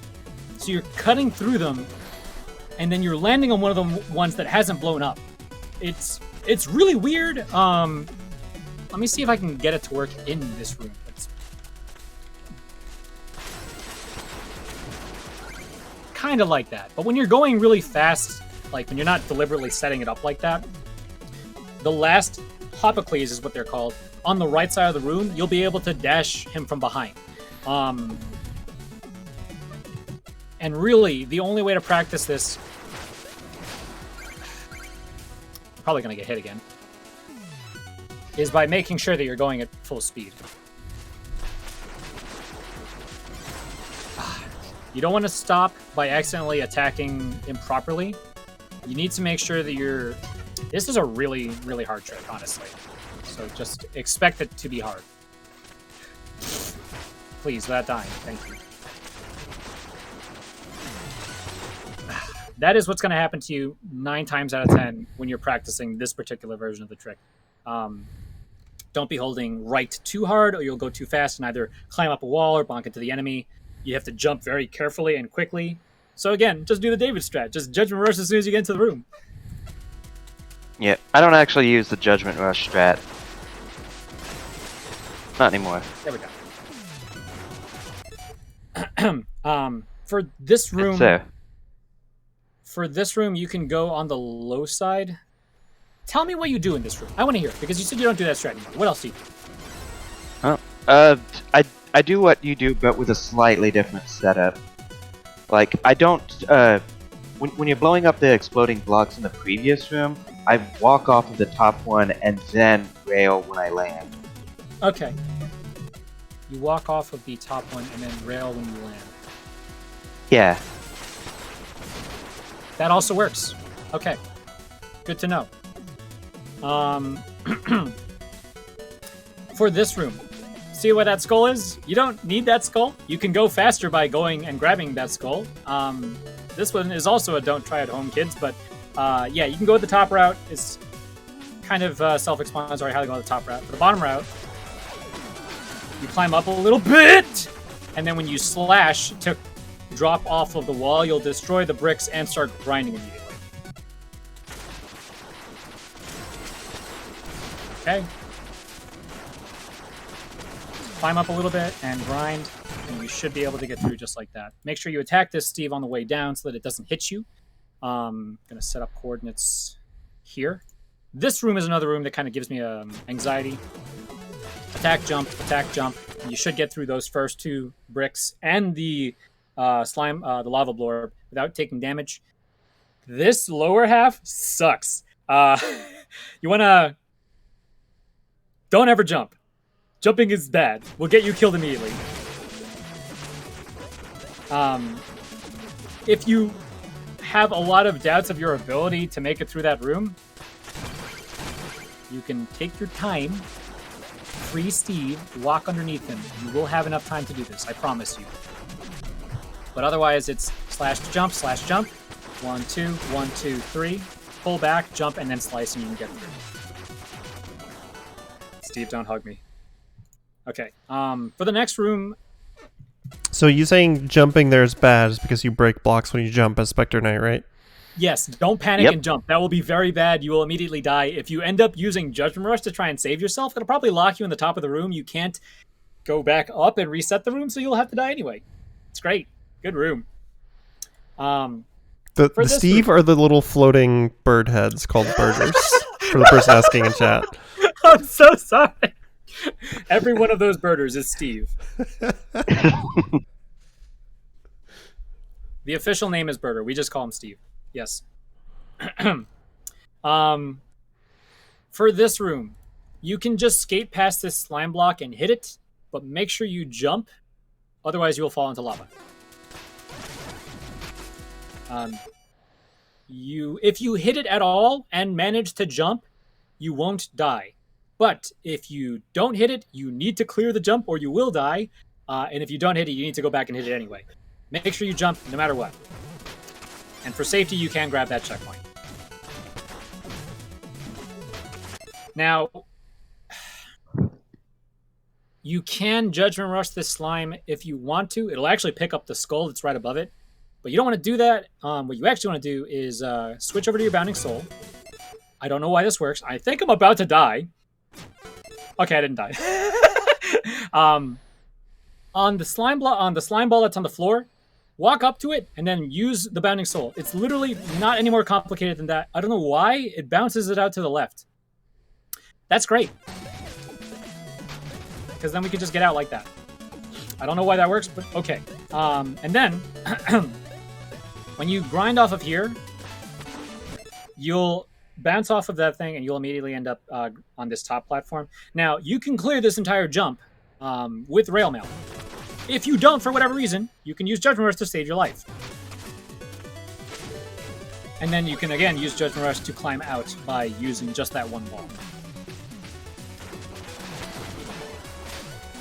And now we have Beetle 2. Without losing any time, you can grab that checkpoint. There's a bunch of different ways to do Beetle 2. I'm going to go with the safest way first, which is just use Judgment Rush. And then, whatever, take your time, right?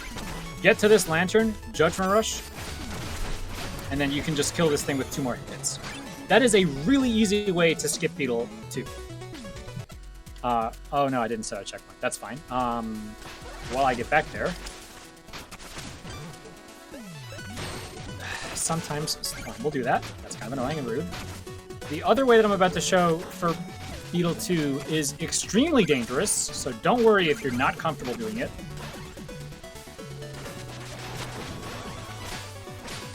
Again, you can grab this checkpoint without losing time, because you need to wait for that Steve to be in a good position to be able to hit the lantern. You can do this instead, which is extremely difficult and extremely precise. You need to get a double dash off of that lantern. So if you... Again, this is a really hard trick, but I want to give everyone access to, all the tricks. Backdash attack, 1, 2, up, down. Did not get the down. So if you don't get the down, that's fine. Just don't get knocked into the pit right there. But you can Judgment Rush to finish that. Okay, 1, 2, good. Skate and then dash attack. And that's how you can get through really quickly without using Judgment Rush. That's extremely difficult though. The up-down off of that lantern is very, very precise. Very easy to die. Use Judgment Rush. It is literally not a big deal to use Judgment Rush when you're starting out runs. And then we have Lost Spaghetti. Lost Spaghetti? Yeah. Mac Noodle Knight found this trick. The name is very fitting. So, I'm going to hit this slime ball. Does that trick even save time? Like a second faster at most? Yes, but do you know what the difference between world record is right now and my time? 3 seconds. So every second matters. Also, Moo likes cool strats. I do like cool strats. Unfortunately, it's not swag if it's optimal. True. But I will still go for swag. So, yeah. At the very top level, Patois, if you watch Patois' run and my run side by side, it's ridiculous how back and forth it goes. Like, doing all of these stupid hard tricks. But if you're just starting out, don't worry about it. Grab chests, loose gold, big pink gems all over the place. Don't worry about breaking checkpoints. Get your extra health. Get your will skull to heal. And don't worry about this trick. I can't believe I got it first try. So that's Lost Spaghetti. Then the other way you would get through this room. This way sucks. I'm glad we don't do it anymore. I got that first try too. You can negate the pushback of those slimes with an up dash and then a down dash. The intended way is to turn this into goo and then just slowly bounce and clear out these slime blocks. But you can clip into the lava. Yeah, the really safe way to do the room is to judgment stall off the goo blocks. Like that. And then when you're in this room, you can free this Steve right here and then do a down dash off of it. If you're not comfortable, you can just bounce twice. It's fine. This trick barely saves a second over going optimal without doing Lost Spaghetti. So if you do that optimally without dying, it's like a second, maybe less than a second slower than doing this optimally. Both of those tricks are stupid hard. Just make sure you're getting through the level. Yeah. In the Lost Spaghetti room, it's a lot safer to jump off the goo block and then judgment stall and just destroy the blocks that way. Yeah. Oh, right. This is what David's talking about. If you have enough darkness, you can do this. And that's also not very slow. Is slower, but not very slow. And very safe. Thank you. And then we have Mole Knight. Again, you want to have 5,300-ish gold when you enter this room, so you can break this checkpoint. You'll have enough money. I have died a bunch and not bothered to get my gold back, so I'm a little short at the moment, but you want to have around 5,300, and then you enter the Mole Knight fight. Your Bounding Soul is not a really good weapon, but it is good enough right now. What you want to do with Mole Knight, you want to hit Mole Knight twice on each pass with your regular slashes, and as many times as possible with your Bounding Souls. So you can fire usually 2 shots and get 2 hits, but that's tricky. You might want to just do 1 shot and 2 hits. To get the double hits, you can either do Jump Slash, which is attack, then jump, so you'll be rising but not doing a dash attack, and then immediately cancel that with a dash attack. If Mole Knight is low enough to the ground, you can slash one way, then slash the other. Either way, they're very, very difficult hits to get. 1, 2, 1, 2, 1, 2, 1, 2. Unfortunate. Okay. I think I started hitting Mole Knight too soon. He's probably going to dig immediately? Yeah, okay. So the important part about the last half of the Mole Knight fight is you do not attack immediately, because you want Mole Knight to start digging up blocks. That's fine. Should hit. Yep. 1, 2. And then wait just a little bit for Mole Knight to start hitting the blocks with his forehead. and you can get a lot more damage in. So how does the difference between him digging blocks versus digging down the ground work? So just health based? It's based on what you're dealing damage to him. It's not actually health based. If you keep attacking, I'm gonna keep attacking just to show you.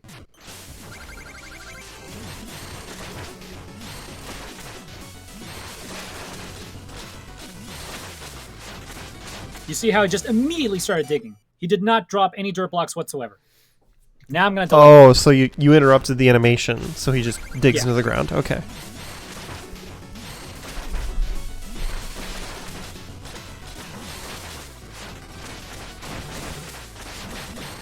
You see how he took much longer to actually bother going under the ground? It allows you to kill Mole Knight before Mole Knight digs and hides. And again, I'm getting these double hits on Mole Knight because I'm doing an attack early enough that Mole Knight is flying into it, and then I'm canceling that with a dash attack. You can either do that from the ground or in the air.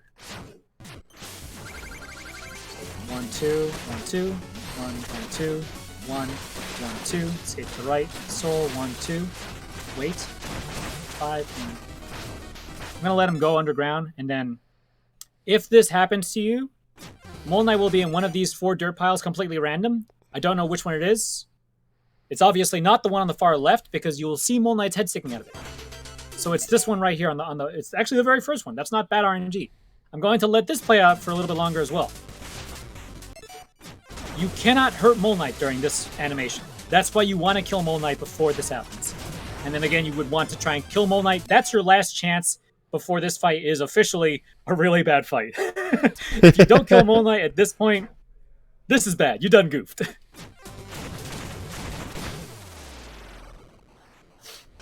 So that's Lost City. And you can see that I just barely have over 7,000 gold, which is the amount that you need to be able to get the upgrade for the Bounding Soul. So now I'm going to do a fast Lost City and then hand it over to David. Well, don't forget Dark Grease. Oh yeah, I should do that, boy. Didn't get the flip on the Beto, that's fine. Jump. Make sure you don't jump in the lava. Mash Judgment Rush. Left, right. Make sure you get this gold.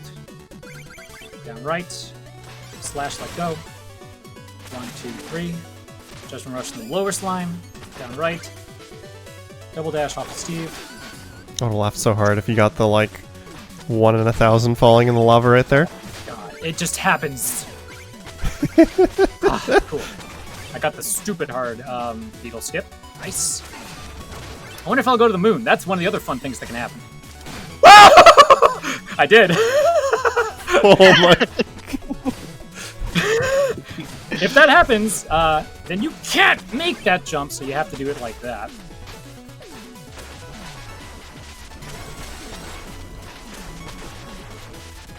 Again, well over 3,000 attempts on Specter. I have over 2,400 hours clocked into this game.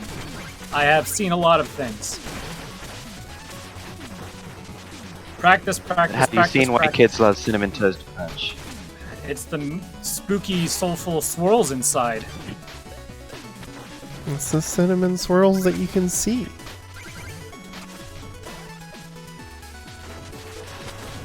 Sorry, I'm just more of a fan of spooky crisps. Spooky crisps. Okay, come on. Nice. Yeah! Okay, so let's see if I can get Lost Spaghetti. Nice. That is a really good stage, apart from going to the moon in that one room. Break this checkpoint. 1, 2, 3, 4. Expect a bonk. Felt like you were kind of asking for it by saying it the way you did. It just came to mind. I was like, that's a thing that can happen. I attacked too early, so now we'll get to see me play Whack-A-Mole. There he is. 2, 3. So not too bad. Overall, that is what you can expect out of the Lost City. Okay, so if you hit him out of the dirt pile, you can completely avoid the super long animation. You can only hit If Mole you Knight finish him. 4 times. Okay. That is the most amount of damage you can get when Mole Knight goes underground. And then you have to watch the super long animation, and then if you don't kill him after that, that's it. So, I have an extra 3,000 gold on me right now. If you need more gold for whatever reason, Juice Bar Bros. Every time you beat one of the stages that is corresponding, you'll get Juice Bar Bros. So Lost City gives you Steve. This Bone Clang is here by default, I'm pretty sure. And Plague Minion, as soon as you get Exploratorium done, they drop 600 gold each. That's a lot of money in case you need it. You're going for Legion. So again, up, start, up, start. Dang. That's something that I was trying to avoid the first time. You want to upgrade Bounding Soul. So it's 3,000 gold as tribute to Legion, and then 4,000 for the upgrade itself. And this weapon is amazing. Now it's a good weapon. So Pet Dog. The way you're doing that is you hit up and then like tap both of your start buttons, then up and then tap both of your start buttons. Yes, it's in that order. Up, start, up, start, up, start. That is how you skip the animation for paying tribute to Manian Legion. That's why I have start and L1 as start buttons for the game. And you can do that on any console. That's not anything that I'm doing with Joy to Keep. If you need even more money for whatever reason, you can play with Dog. I'm over here petting Dog. This is like some really, really desperate money, by the way, because it's not a lot. But playing with the dog does give you, like, almost 300. Playing with dog is not the same as petting dog. If you want to pet the dog, just stand in front of the dog and hold down if the dog is still. Dog strats for your entertainment. So the last thing, you fight Dark Reese. As soon as I select Iron Whale, you see I've beaten 4 stages. The next thing that's going to happen is Reese is going to show up. This is where you make a practice file, actually. Not even as trainer can help you here. It's a cutscene fight, so you can't actually warp to it. So you just duplicate the file that you have right now, and now you have a practice file for it? Yep. So now, if I beat Reese, then I can just reset it. Now, as trainer will let you warp straight to the mirror, which is great. And then you just select Treasure Knight, as you would, and then Reese will go through the window. If you're using that practice file to fight Reese here, I assume you'd want to duplicate it every time you're using it, or how does that work?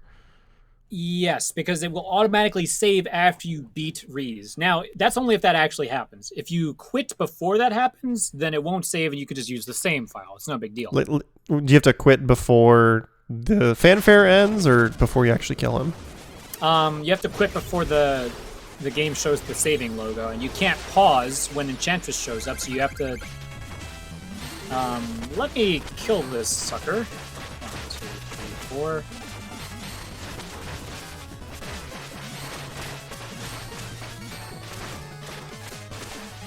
That was a fine fight. I'll go over that in a second. But I can pause it right now. I can wait for the money to roll. I can still pause it. But as soon as Enchantress shows up, right then, I can no longer bring up the start menu, and the next time I can, the game automatically saves. Okay.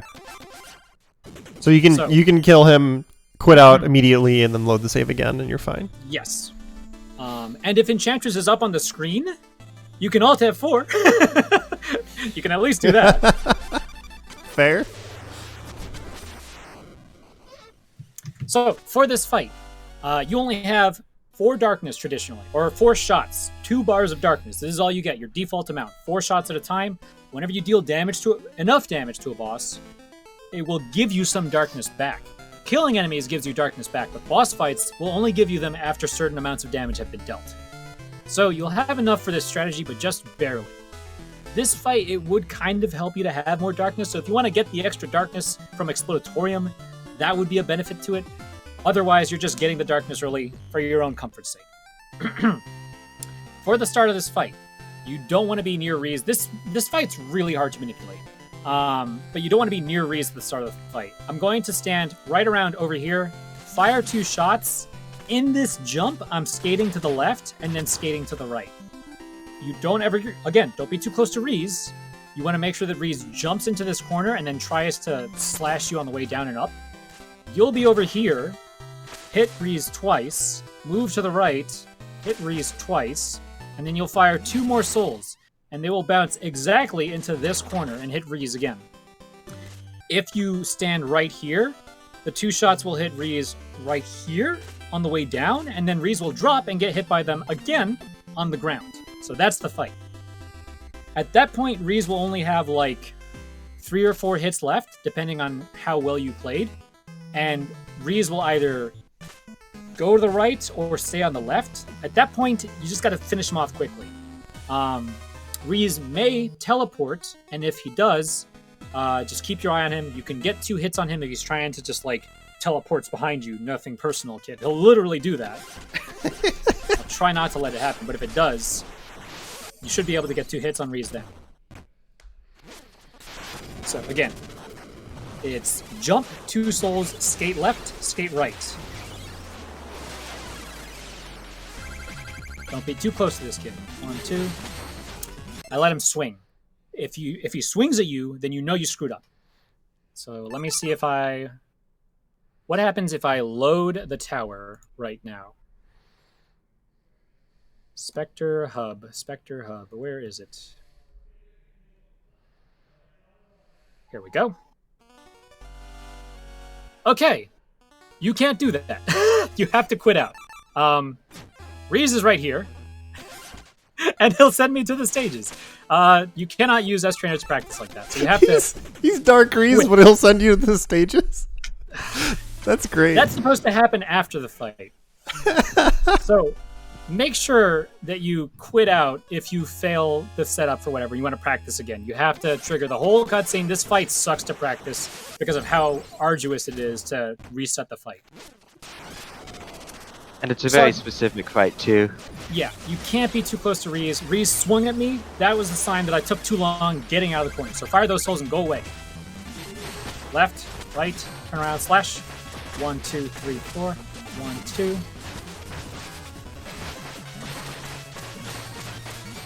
Okay. Not a great fight. Not too bad, though. That is a good fight enough for like most people. But I want to kill Reese with like 1 hit at most at the end. I'll do that one more time. Again, you're firing those first 2 souls and like, immediately you just want to be skating as soon as possible, because if he swings at you, then you screwed up the manipulation, and I have no idea. God help you. That's a fight I don't know.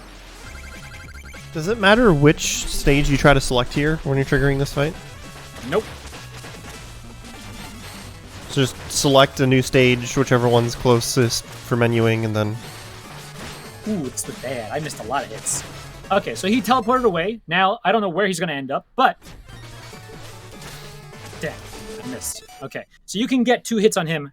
If you see what side of you he's on, turn around, swing, and then hit left, and you'll... Or hit him on the side behind you, and then hit him on the side in front of you. And you'll kill him then and there. At this point, he's going to be in like some stupid corner of the room. I can hit him once from here, but that's about it. And then you just gotta wait. So, don't let that happen.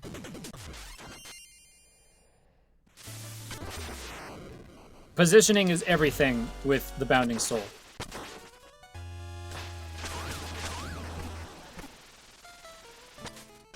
It's honestly less about looking at Reese and more about looking at where Specter is when you're firing these things.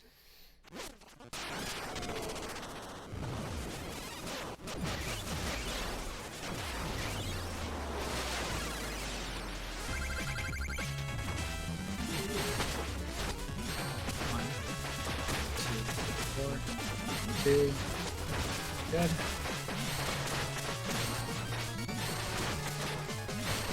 Okay. That's a much better fight. I missed one of the souls at the beginning again, but you managed to kill him, and you want to end the fight basically on the right side of this mirror. Because that's where he appears after the fight, right? So you can talk to him and then quickly? You can just immediately do this. Okay. That was a lot, but Specter is being done in 3 chunks. We got the first 5-ish stages of the run done, because David's going to take over next. He's doing kind of like the middle section of the run. Still a challenging section. But it's one that I have a lot more confidence with him handling, because I'm going to be going for very stupid things in all of those stages. I want him to teach the next set of stages. He'll do things that are much more sensible than me. I mean, some of them will still be dumb, but I back off on a lot of the harder things. Okay, we are going to take a quick break here, though, because it has been a bit, and we do like to encourage healthy behavior here on Hotfix. So we're going to take a wellness break here, encourage everybody to get up, stand up, refill your water, take care of yourselves. We'll be back in just a few minutes with more Specter Knight tutorial. Stay tuned. Hello, everyone, and welcome back to the Community Spotlight. We're back with the third part of our How to Train Your Shovel Knight series that we've been going through with the Shovel Knight community. We've already done Shovel Knight and Plague Knight. Tonight we're going over Specter Knight, also known as the Specter of Torment for the campaign. We've got just finished the first couple of stages with Moo showing us how it's going. Now we've got David TKI here who's going to go through the next couple with us. Just as a quick reminder, though, if you're watching on YouTube, you can check out our Twitch over at twitch.tv/GamesDoneQuick, and we'd appreciate people while you're here if you would consider subscribing, as Hotfix is funded in part thanks to your subscriptions and bits. If you tune in tomorrow at 7 p.m. Eastern, Game Masters is going to have a rhythm game showcase, followed by Time Capsule. We'll be starting the first part of a Final Fantasy IX speedrun. They're going to split into two parts for two shows, because it's kind of a long speedrun, but it'll be a good time. So make sure you tune in for that. But David, how you doing? You ready to do some Spectre? Right. Yeah, I think I'm about ready. Yeah, but yeah, basically from Iron Whale onward is when I start to relax about how my run is going. I mean, it's not easy by any stretch, but Flying Machine, Explodatorium, and Lost City are basically really difficult. Spectre front loads its difficulty, so a lot of the easier stuff is going to be toward the middle of the run, which is what I'm showing. See, I get the easy part. I want to preface that by saying that you are one of the best runners of this character. It's not like I handed you the easy part because I don't have confidence in you. David has, I believe, the third place time for any percent?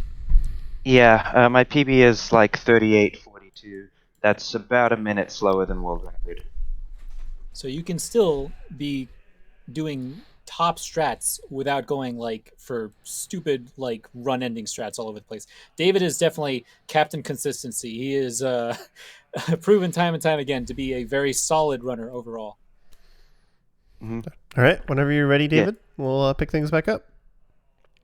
Sure. All right, let's go ahead and get started. Iron Whale is the fourth stage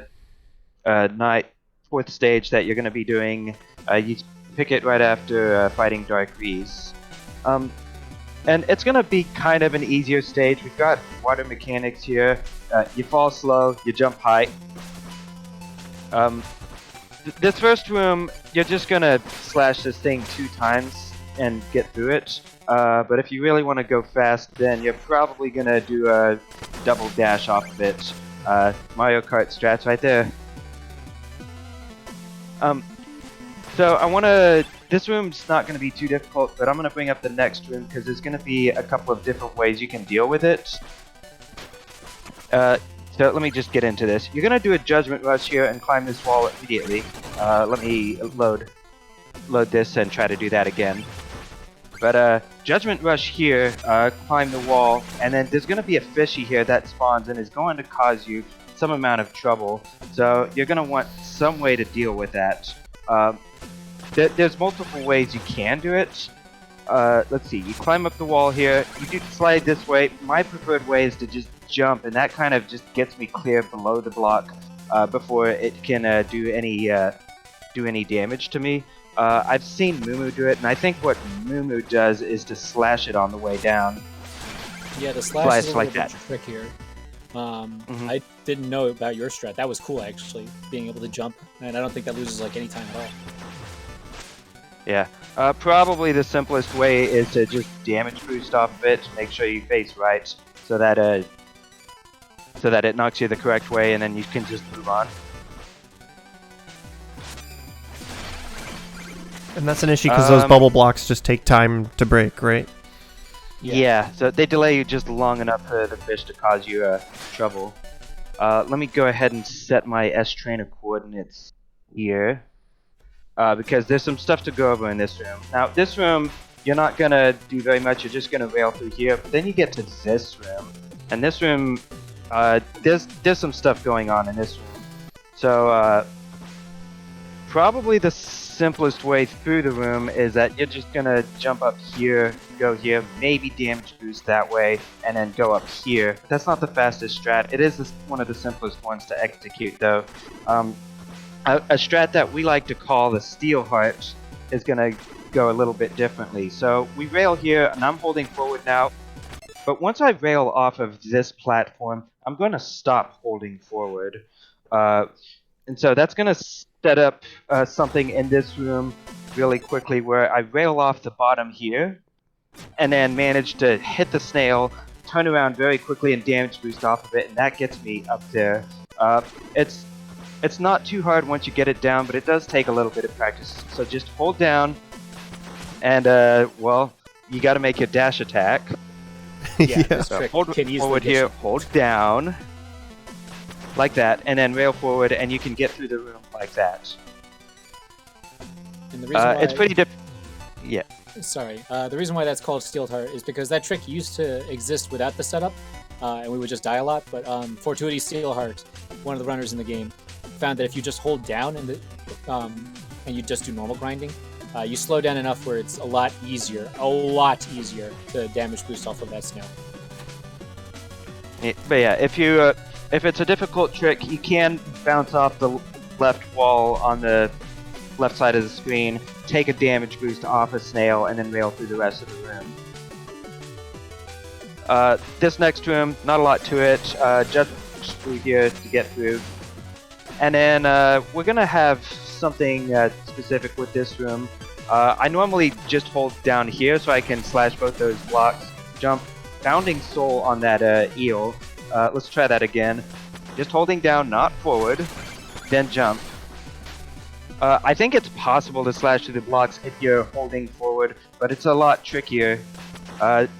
So slowing down a little bit will make the timing a little better. Following that, we've got this room right here, and what you're normally supposed to do in this room, destroy these two blocks in front of you, go down, hit the tentacle on top, hit the tentacle on bottom, and then go right through the middle and then down.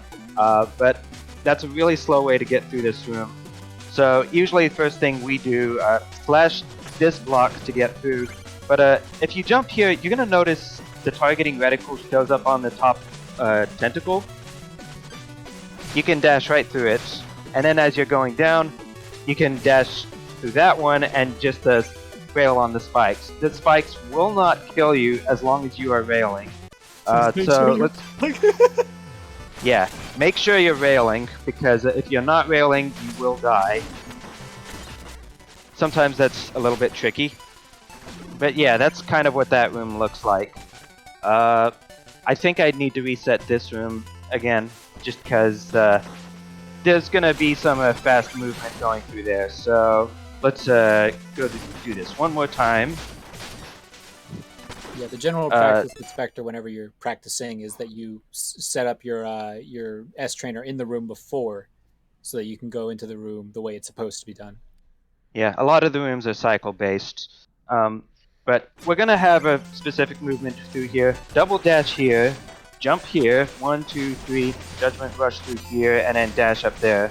Now some of that was pretty quick, so I can't.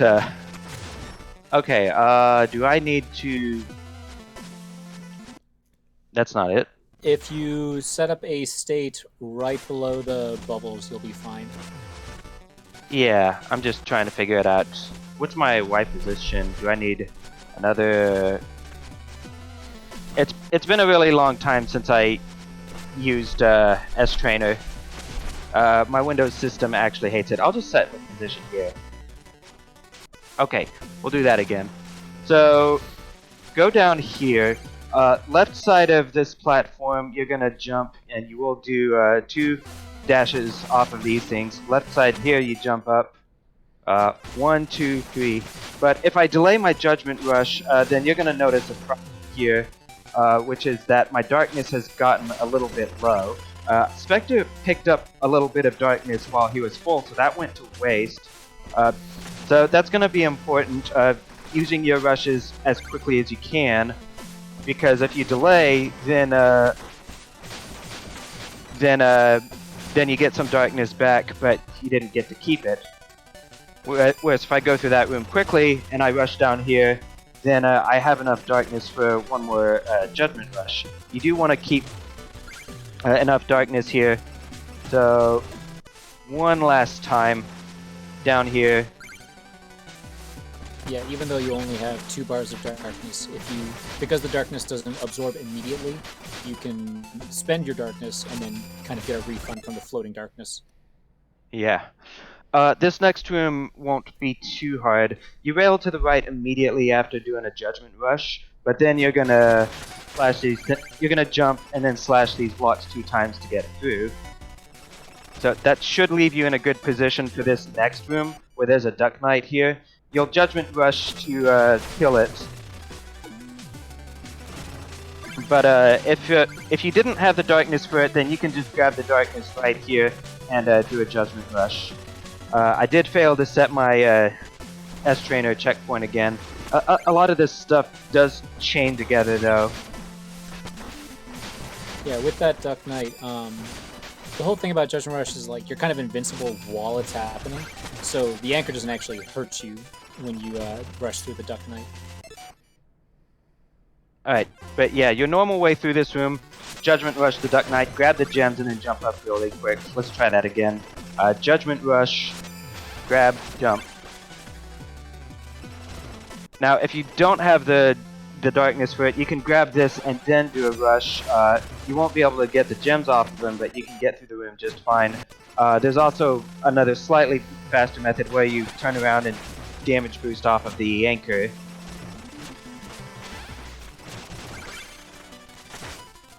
Yeah, one more time. I'll just go ahead and do Judgment Rush. Grab this, and then go up here. It's important to keep in mind the amount of gold that you have at this point in the stage. I'm at 2739, which is way higher than I would normally be. I'm normally checking to see if I'm at 1600 or so, because in this wall there's a gem, and then there's another gem.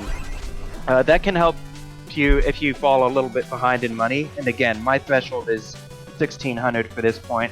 You want to be at 2000 at the end of this stage. So stop for these wall gems if you need them, but otherwise go down here. Because coming up next, we do have Teethalon. I'm not sure if I can S-Trainer this, so I'll just go through it once and hope it's good enough. You're going to be on an auto-scroller for a little bit. He's going to shoot fish at you occasionally.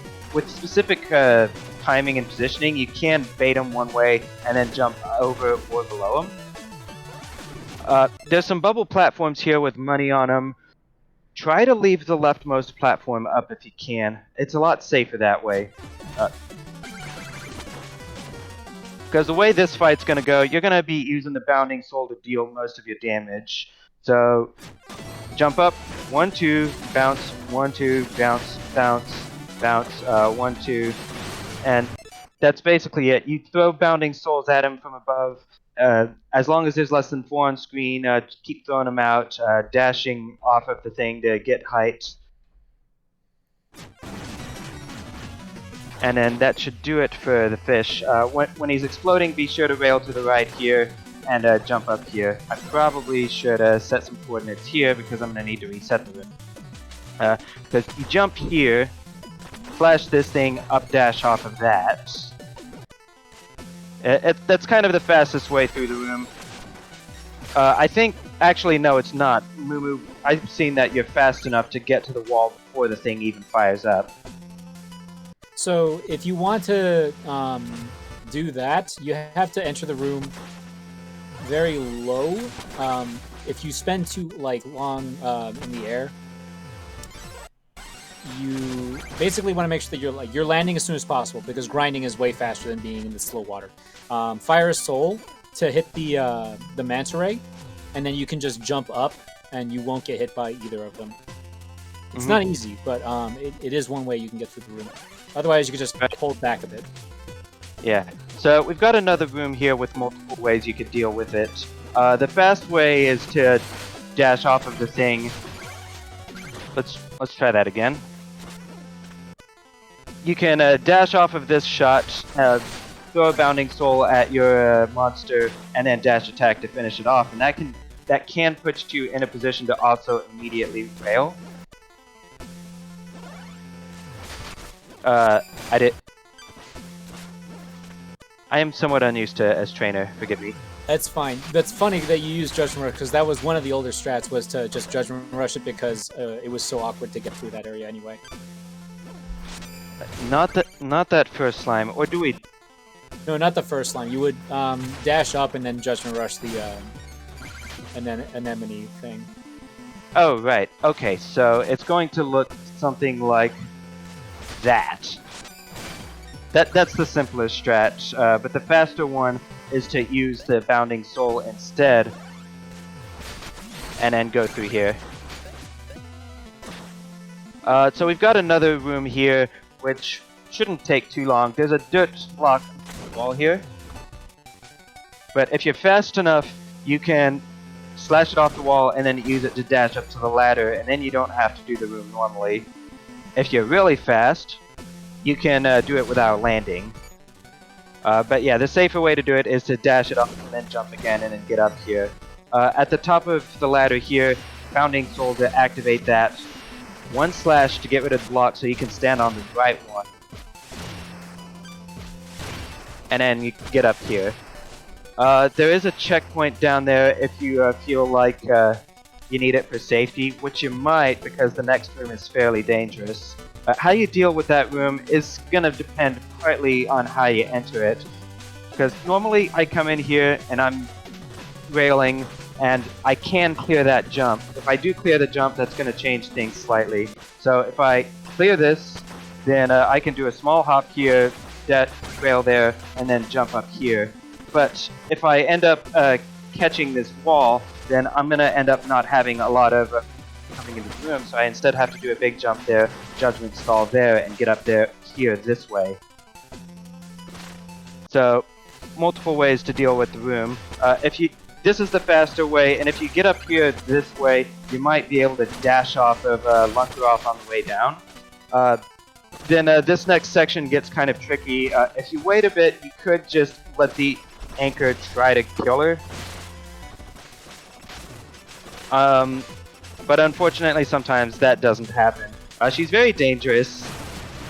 Okay, I was gonna let her hit me. Yeah, one bite was enough to get David down to half health, so do not let Lunkeroth hit you. She smooches really hard.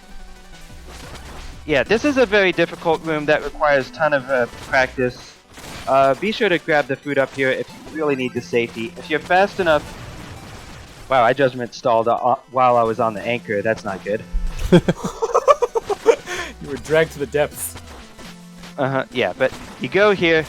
If you're really quick, you can make it to this wall, Judgment Stall off of it, and then bounce off of Lunkeroth. And that's one way through the room, very quick. But if you got through the room really quickly, then the anchor is not gonna kill her. But if you are a little bit slower, then it might catch her. So, say I do a Judgment Stall there, go here, go up here, slow down a little bit, and then go. Yeah, doing it like that can be a lot safer. There's multiple ways to deal with Lunkeroth, but he's tough no matter what you do.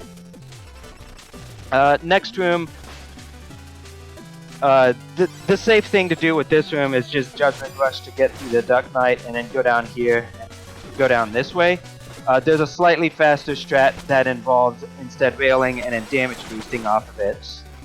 So that's slightly faster, but Judgment Rush is safer. And Judgment Rush will grab the checkpoint on the way. There's gold here if you want it. And then we've got the Missile Room.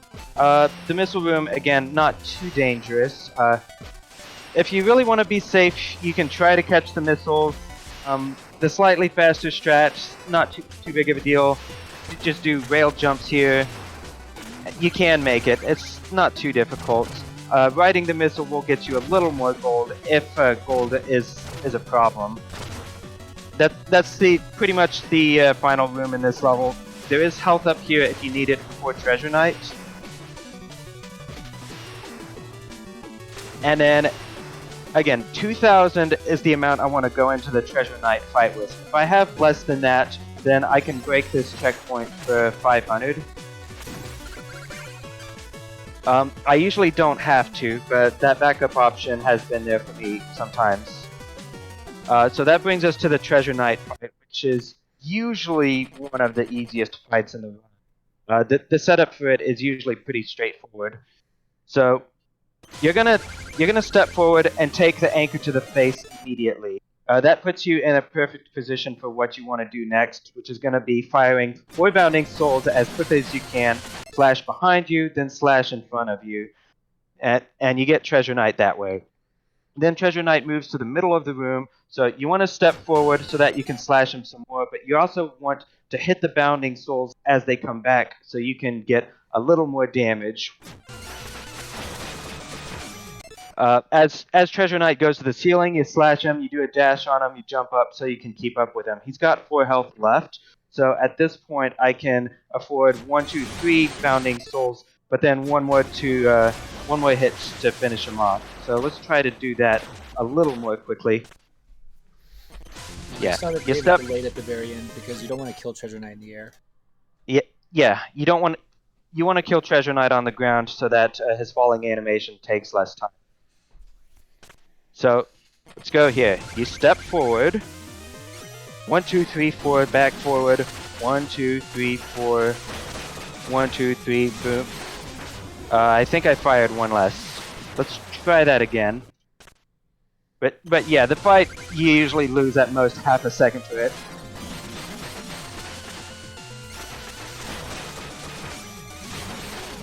Okay, that's a little bit better. Not super optimal, but it's close enough. One of the nice things about the Treasure Knight fight is that if you don't have S-Trainer, you can still very easily practice it in Challenge Mode. Challenge Mode will put you in front of him with an upgraded Bounding Soul and 3 Darkness, so you can still practice the fight fairly easily. Now, we mentioned earlier in the tutorial that you can buy Wisps from Missy. That's going to be a specific part of the route here. You got 2,000 gold from defeating Treasure Knight, and so that puts you at the 4,000 that you need to buy a Darkness Wisp, which you are going to do right after Iron Whale. So more darkness means more of these things on screen. Gotta throw your basketballs all around. I didn't really go into this earlier, but basically, Iron Whale is the 4th stage. It comes right after Lost City, which comes after Explodatorium. Basically, once you get to Explodatorium, you're going left to right. Explodatorium, Lost City, Iron Whale, and then Lich Yard is next. Yeah, conveniently, it just happened to work out that after you do Flying Machine, you go to Explodatorium, they're all just left to right. The routing literally just worked out like that. Like, if there was something more optimal, it would have been done, but this actually worked out quite nicely.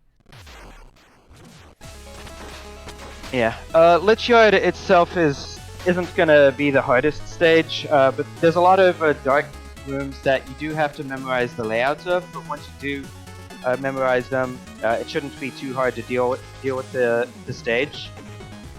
This first room, there's a couple of ways to deal with it. I think the old strat is / Judgment Rush here, and then dash off this ghost, keep going, jump over here. Try that again. / Judgment Rush this frog, dash up here, / jump over this one. You should be able to slash that, and then dash up here. That's the old strat and the safer strat. There's a slightly faster strat, which involves jumping and shooting a Bounding Soul right here to hit that frog while you're railing. You jump here. Let's try that again. Hit the frog, and then slash it once. Now that Bounding Soul is traveling with you, so you go up here, you fire another, and it's gonna hit the frog right here. So one more time. Yeah, the Bounding Soul is different. It definitely, it will clear a lot of enemies in a lot of rooms really easily. Yeah, so Bounding Soul is the fast strat, and Judgment Rush is the slow but safer strat. Judgment Rush positioning is going to come into play here. I think I usually jump here to make sure the frog is targeted specifically. This next room has a super skeleton in the way. He's blocking the way to the next room. And there's like 3 different ways you could deal with this super skeleton. How about a Judgment Rush? That's the easy strat. The strat I prefer to do is turn around and damage boost. It doesn't look quite like that. So let's try that. That's the strat that I prefer to do. But there's also a Bounding Soul strat, which involves firing Bounding Souls as you pass through them. I'm not sure exactly what the strat looks like because I'm not used to it. I think the Bounding Soul strat is the fastest. Yeah, you pretty much had it. You just didn't clear the first jump, but that's exactly what you're supposed to do. Is you fire 2 souls as you're passing through the super skeleton, and it's not easy. So you will probably get damaged most of the times that you do it. Again, it's just one of those things like you want to practice it and make sure that you can get it before you include it in your runs. Is that just like deactivating his hitbox so you can just walk through him? Yep, pretty much. Yeah, this room, Judgment Rush. As soon as you enter, it will target the skeleton on the bottom. Set position here, and then I need to make sure my load screen is actually legit before I do anything else. Right. This next room is gonna be a fairly difficult one. There's a lot of moving parts here. The room is dark, but when it lights up, you can see that there's 2 frogs in the way. You want to get through those frogs somehow. And this is not the strat, I'm just trying to show what the room looks like. You got a couple of platforms here, a ghost that's approaching you, and then... So, what you're wanting to do is you're wanting to get onto the platform up here, and then rail through the rest of this room, clearing that jump if possible.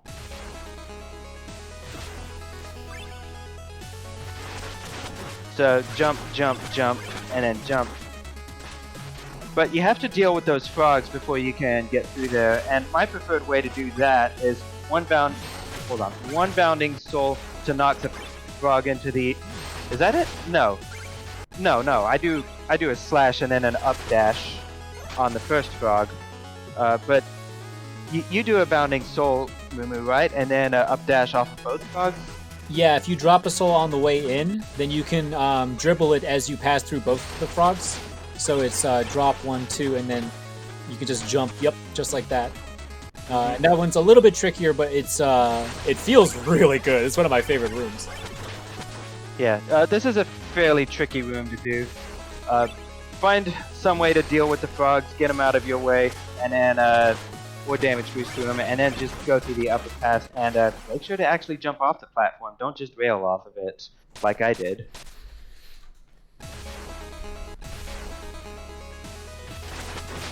Yeah, the strat I'm used to is slash the first frog and then up dash off of it. There's not much to these rooms except memorize where these platforms are going to show up. You're probably going to rail over the zombie here, jump over him, hit the left wall, and then get up here. Those guys hurt, by the way. They hurt quite a lot. David, you're actually entering one of my favorite rooms. Literally, when you get to the top of the zombie room, just barely activate the screen transition. Sure, but in the meantime, you jump up here, jump over, and then you can get up here. Let me go ahead and set my position, and then just barely enter the room. Yep, just barely enter the room. Now, remember what I was telling you earlier, Railcoon, about Judgment Rush? Yep. David, Judgment Rush. Was that the wrong one? Mash it out as soon as you enter the room. Jump into the room and then mash it out.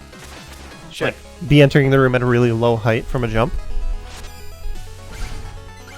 Yeah, kind of like that. You see how I did not target the skeleton directly below David? Mm-hmm. Yeah, I'm actually not used to that strat, because I think my strat for this room looks a little like this. Let's go ahead and just reset it for now, though.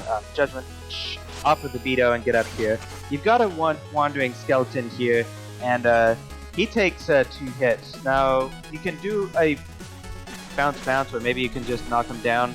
Or the way I prefer to do it is a bounding soul and then a dash attack. Lots of death incoming. Yeah, the use jump of up here. The soul is specifically to weaken it so that you kill it with your slash. Mm-hmm. Yeah, and then when you're railing here, you're gonna rail off here. Normally that Beto's in a position where I can actually dash off of it. Let's try that again. So yeah, you go in here.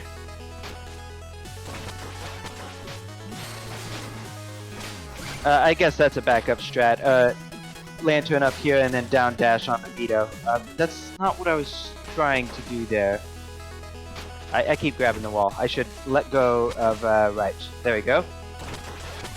The good thing about Up dash. all these little slips is just like it's common to accidentally get stuck on walls or fall into pits. Just expect that when you're playing Specter.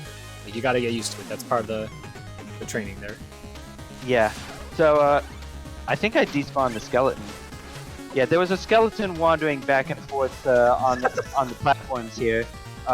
The normal thing you're gonna do is once you dash off of the Beto, you're gonna use a Judgment Rush to get to that skeleton.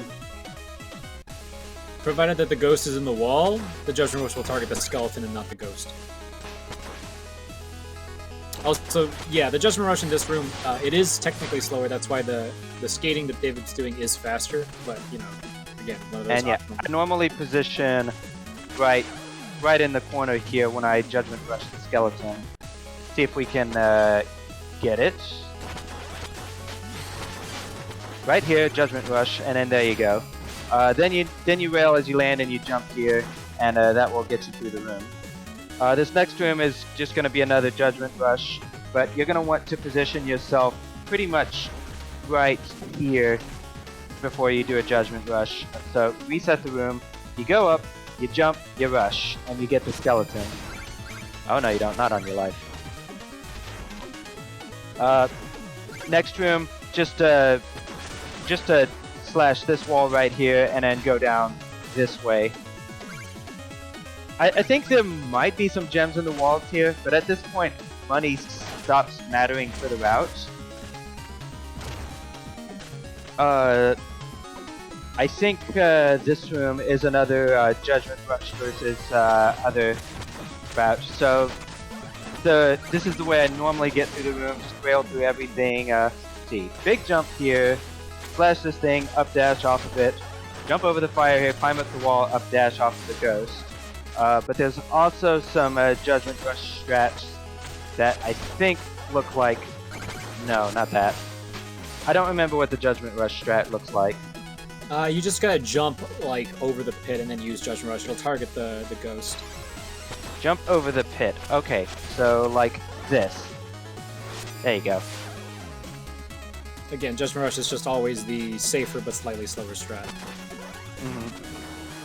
Yeah, we've got another super skeleton here. I should let's reset. Reset. Did I lose something? There we go. Reminder that you have to have the game focused for it to work. Yeah. Yeah. So the super skeleton here can be in the way. Probably the optimal strat is to just rail and jump over him before he can get up. But if he's in your way, maybe you'll want a Judgment Rush to get through him. Is there anything else I missed? Nah, that seems about right. And then good luck with the last rooms.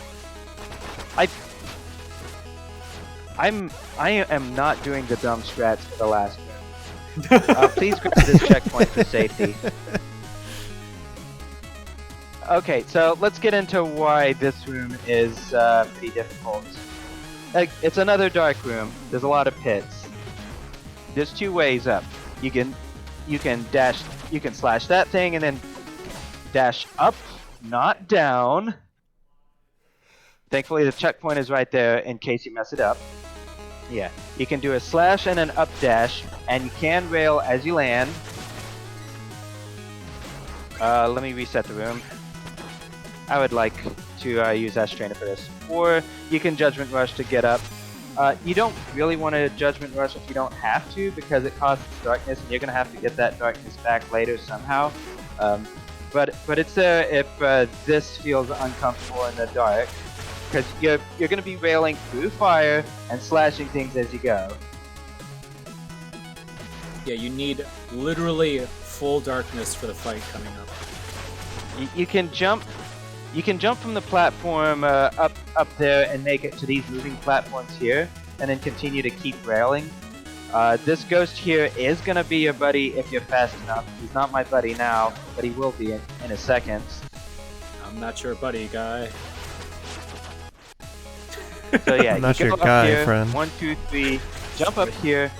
Now, if you were fast enough here, then the platform on the left and the one on the right are in good position, and you can just rail off the platforms and then keep going. The ghost ends up there, and you want to do an up dash off of the ghost, which will get you not only back up to safety on this platform, but it gets you through a Skelebuddy, who only takes 1 hit. One last time. Jump here, rail off, and do an up dash, and then get up here.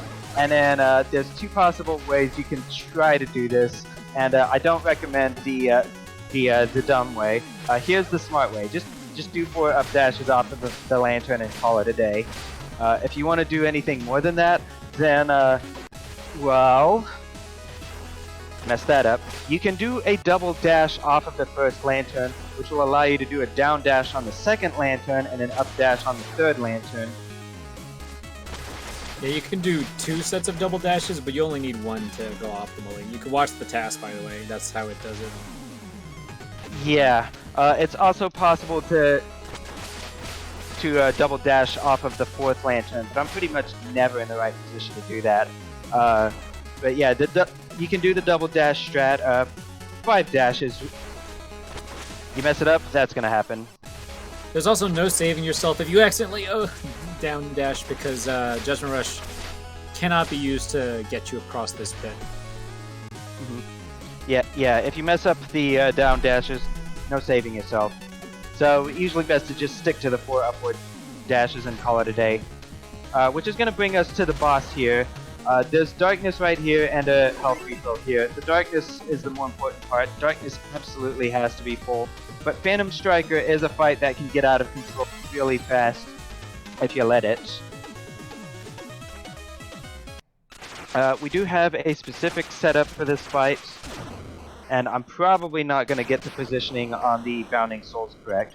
But first thing to note, you start in the upper left corner, he starts in the lower right, and you want to get to him as quickly as possible. So what are we going to do?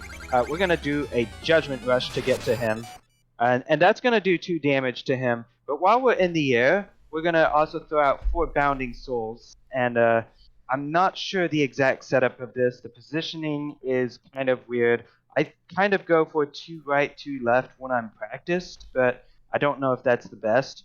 So 1, 2, 3, 4, 1, 2. Bounce the souls back if you can. You want to do as much damage as possible. Now I did do enough damage that he's immediately using this lightning attack, so I know at least that I did okay. He's at 4.5 health. You want him to be at 4 health once you finish your barrage. So which button is Whip to Boss? Here it is. Yeah, it would be very difficult to kill him with 4.5 hearts. 4 is like the standard. Anything less than that would be super gravy, and that's all position based. That was weird. I got him to 4, but he didn't do the lightning attack. What? Okay.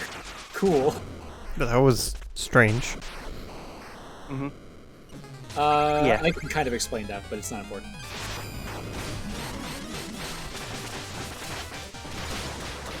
So, the part I'm messing up here is that I'm letting him get out of range of my strikes.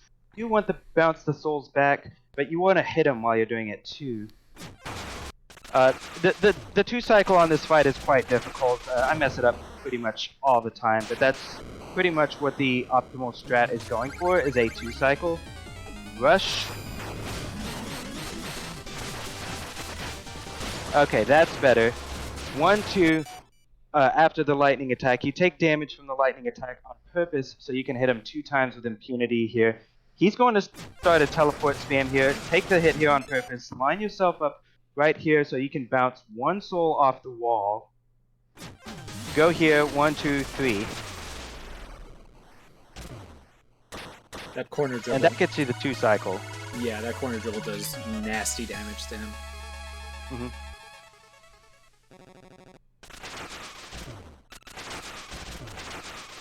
Yeah, let me try to do it one more time, and maybe show what happens if you end up in a 3 cycle. Yeah, let's go for it. Yeah, that's definitely going to be 3 cycle territory. But again, take the hit here, line up, 1, 2, 3. See, he's still got 2 health left, but he's going to appear in the upper right corner if you get that 3rd cycle. So line up here, throw the bounding soul, and maybe hit him when he lands on the ground here. If you need the backup strat, which I do all the time. Please, please, please practice Phantom Striker. A lot of people will lose a lot of runs here because of how much invincibility and how much damage the ball lightning does. Yeah. When he gets away from you, he does that teleport spam attack all the time, and the lightning balls that come from that attack become pretty difficult to dodge. You take a lot of damage, he gets away from you, you have to chase him down, and then he does some attack that makes himself invincible again.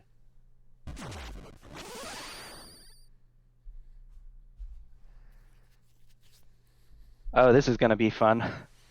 Go, Luan, go. Okay. This is important. So, we're going to go on to Dream 2.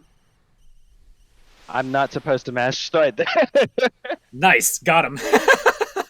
Wait, what happened? I was mashing start there to try to advance, but you're not supposed to do start. You do jumper attack. Jumper attack. Told you, it gets everyone. Alright. So if I used S-Trainer to use the load screen for Dream 2, would that reset Luan? I think it will give you, it should give you the RNG still. But essentially, what's going on is Luan may or may not pause and wait for you, even if you're ahead of him, which is really annoying. And it only saves half a second if Luan continues to go. That's why we always say go Luan, go. We're cheering him on. It's basically completely RNG. But the only way you can really get access to that, go ahead. Just note here that Luan gave me the caltrops for free.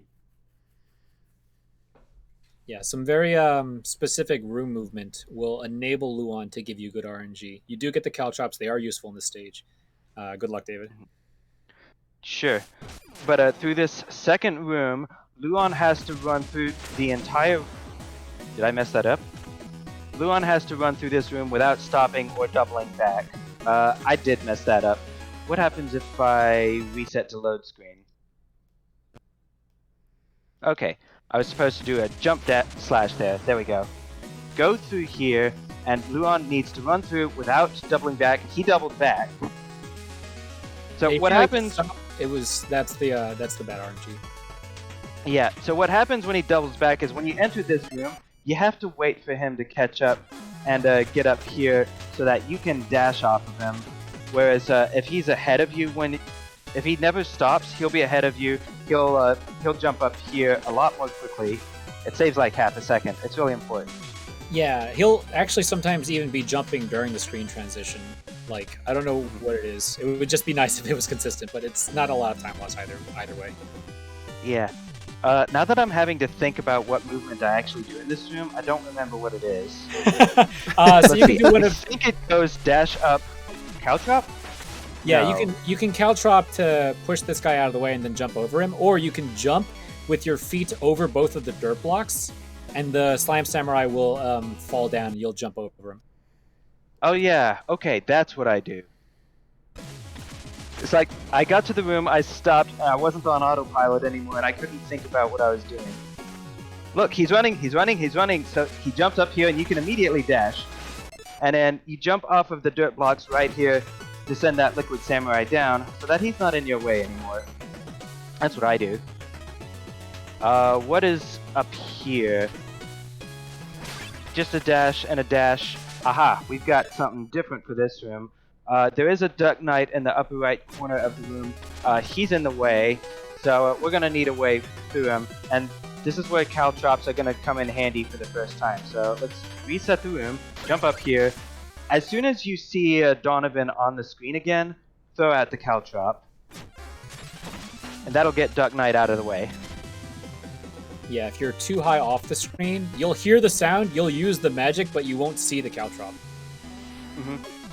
Right. Then we've got another fairly specific room here.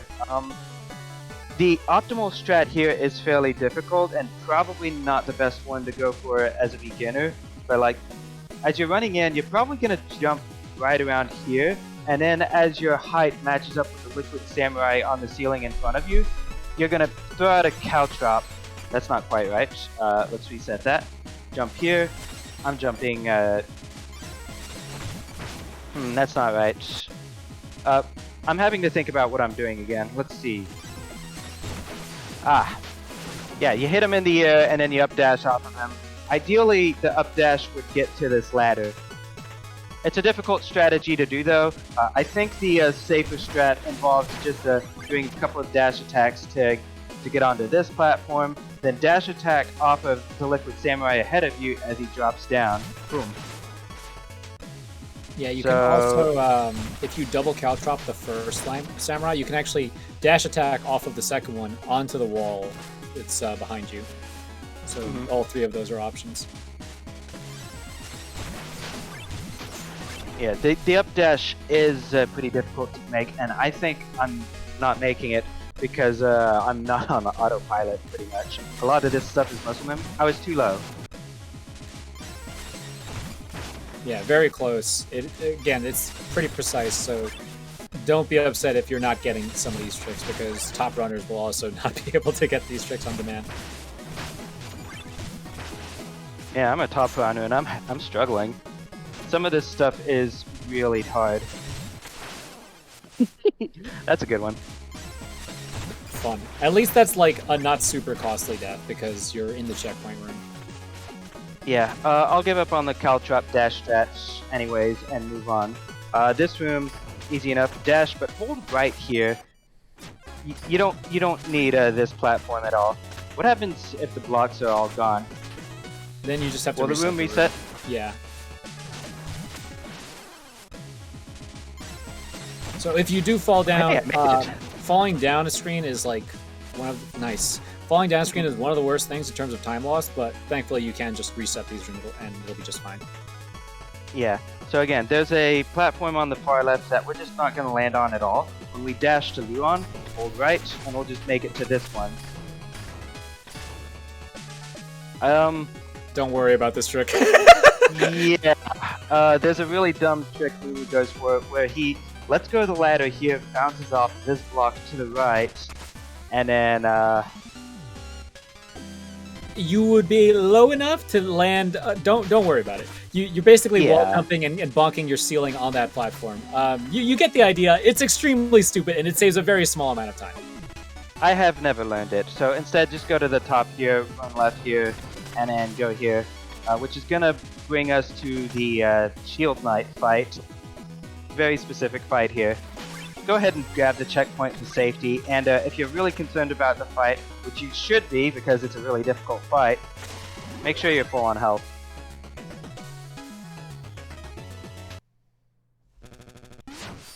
Alright, so Shield Knight runs around. You can't exactly hit her from in front. She's got that big old shield protecting her. So the only ways you're going to hurt her are hit her from behind, get her to step on these caltrops. The caltrops can't be moving for her to take damage from them. They have to be completely resting idle. Mm-hmm. Yeah, now, we do have a pretty specific setup for this fight that will allow us to kill her quickly. It's hard to execute, and there's a little bit of RNG to it, but she steps forward a little bit, jump, throw out two caltrops, which is going to put him on the ground pretty much right in front of you. She's going to jump over you, so while she's jumping over you, hit her in the back, and I did not manage that. Hit her in the back here, go over here, throw out two caltrops. I stopped being able to explain what I was doing, so let's start this over. You definitely got most of the fight there. But yeah, Hit her in the back as she dashes to the left here. 2 caltrops here. 1, 2, jump, dash, jump over again. She jumped over the caltrops. Sometimes she'll do that. So while Shield Knight is like mostly a consistent fight, her movement is not enough to the point where you'll have to react to her movement. She might jump completely over your caltrops at the beginning. She might land on them, which forces a right side dash early, which is really garbage. That's honestly the only thing you never want to see. Yeah, a high jump there. She dodges a caltrop. You go here, jump 2 more. 1, 2, jump, hit her in the back, jump, hit her in the back. Go here, throw out 2, 1, 2, 3. That is not what that normally looks like. Try this again. Interesting. Again, this is a very difficult fight. I'm gonna have to improvise because she's going to the right now. 2 more. 1, 2. Hit her in the back. Jump here. Hit her in the back.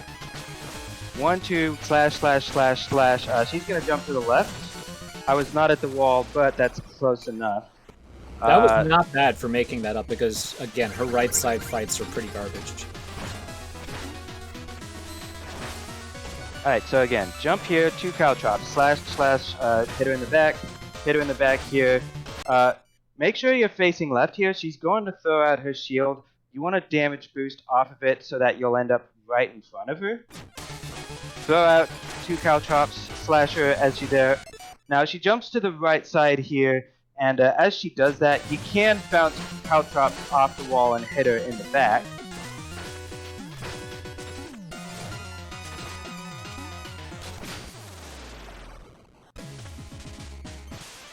But yeah, this is a very difficult fight that requires a lot of improv sometimes. In most circumstances, because of how little magic we have, you won't be able to fire many more caltrops than the ones that you're seeing David throw. So toward the end of the fight, you're going to have to rely on dealing dash attacks or slashes to her. So in general, you want to bait her so you can fight on the right side of the screen, drop caltrops, and then adjust accordingly. It's just going to take experience to learn how to adjust. Yeah, Pretty much. For the most part, we get the same like general movement, but you can see that she's landing different spots every single one of these fights. Yeah, sometimes she avoids the caltrops. Yeah, her jump height and timing change every time, which is one of the more frustrating parts of it. Yeah, that last one was a near perfect fight. Yeah, that looks good. Okay, a perfect fight looks like her never jumping out of it. Oh yeah, while practicing for this last week, I got 2 perfect fights in a row, which was ridiculous. I actually gold split on some of these ancient splits of mine. Oh my goodness, Moo. Okay, next strat. Get the Luon quick kill. Got it.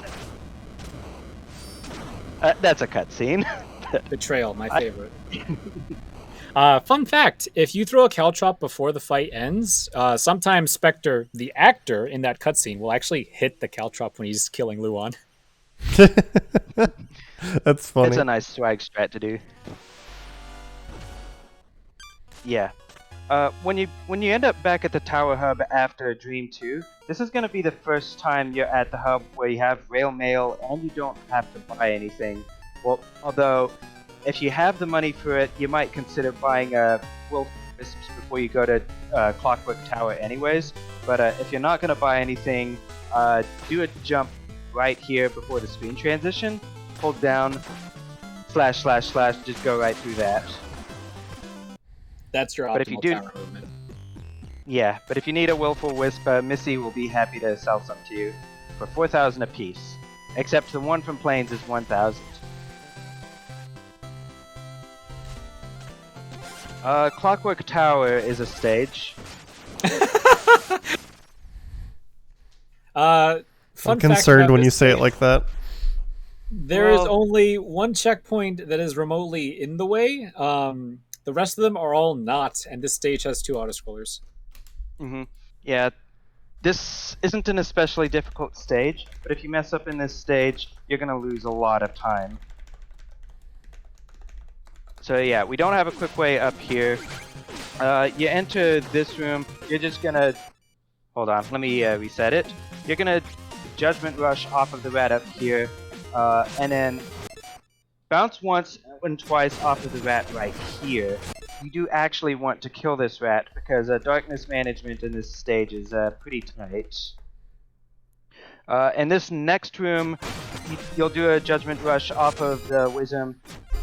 Go to the left side of this pillar so that you can build up enough speed to make the jump to this pillar. Let it down enough, get the fairy, and then so the gear was not in the right spot for me to actually up dash off of it. So let me see if I can go ahead and just reset the stage because I didn't save any checkpoints along the way. Where is it? There's too many stages here. Okay, got it.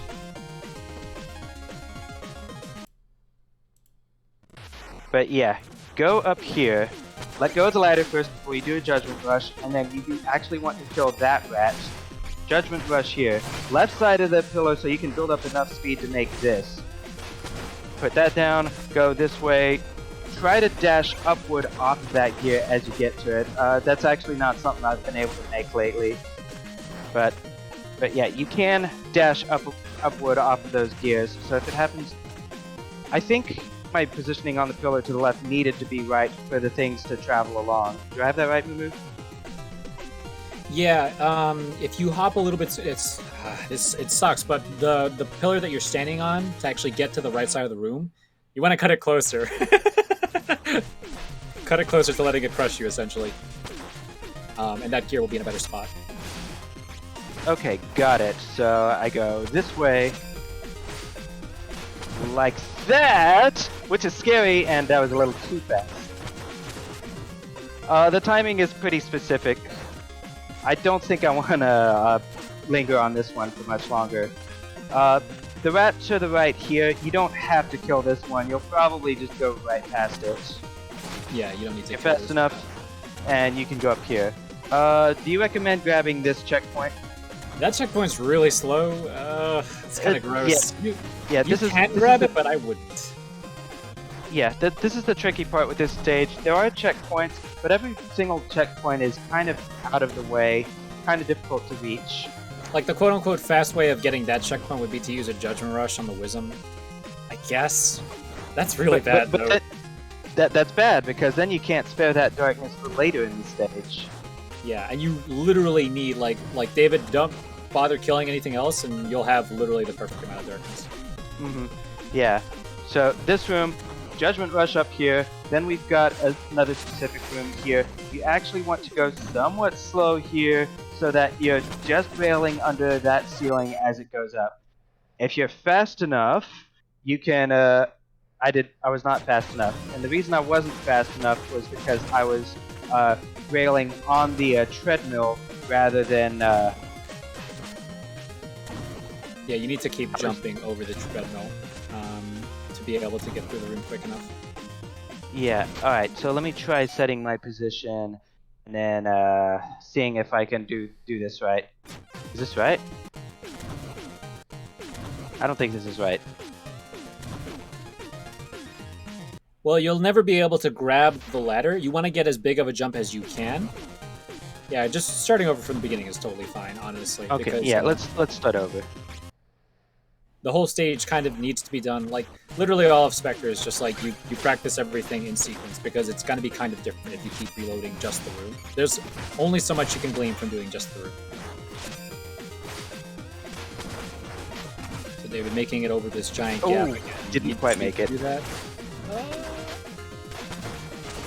You don't want to take damage if you can avoid it, because food is also not really in the way. Mm-hmm. Alright, I'll set my position here just in case I need to reset the room again. But go in here, you drop down, go a little slow, I'm not holding forward there, jump, jump, jump. That'll just barely clear you to the right wall while the ceiling is dropping down so that you can make it. It's pretty difficult. That looks spooky.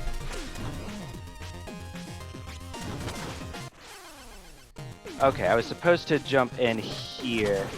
There we go. Yeah, if you want to see something really spooky, you should see the task. Specter night? Yeah. So, this next room up here, The movement is a little tricky for me. I don't remember how to do it anymore. You're supposed to do a Judgment Rush here, and that's gonna let you hit these things once. One more dash is gonna finish it off, and so what you're wanting to do there is chain that downward dash into a railing past this way so that you can go down here. Yeah, you're you do a rush on the first million and then down dash, break the brick, and then you skate to the other side. You'll just have enough time to get past the enemies without getting hit, and you'll be able to bounce off the last one to get out of the room. Bounce off that one. Yeah, if it was faster, I probably wouldn't have gotten there. So, do this again. Yeah, just do your dash a little bit sooner, you won't get hit. Kind of like that. It's kind of a tricky movement, and if you were watching your darkness just right, then you're gonna end up with one darkness as you go into this room, which will allow you to Judgment Rush over here and skip it. Healing here if you need it. I forgot that this existed. There's also healing in the double cog slot room. Actually, would you mind doing the stage over one more time as the last time for Clockwork Tower, because it's the long stage? I'll tell you where it is. It's right before the Crusher room. With the double cog slatters, as soon as you get into the room, break the dirt wall, break the wall on the right.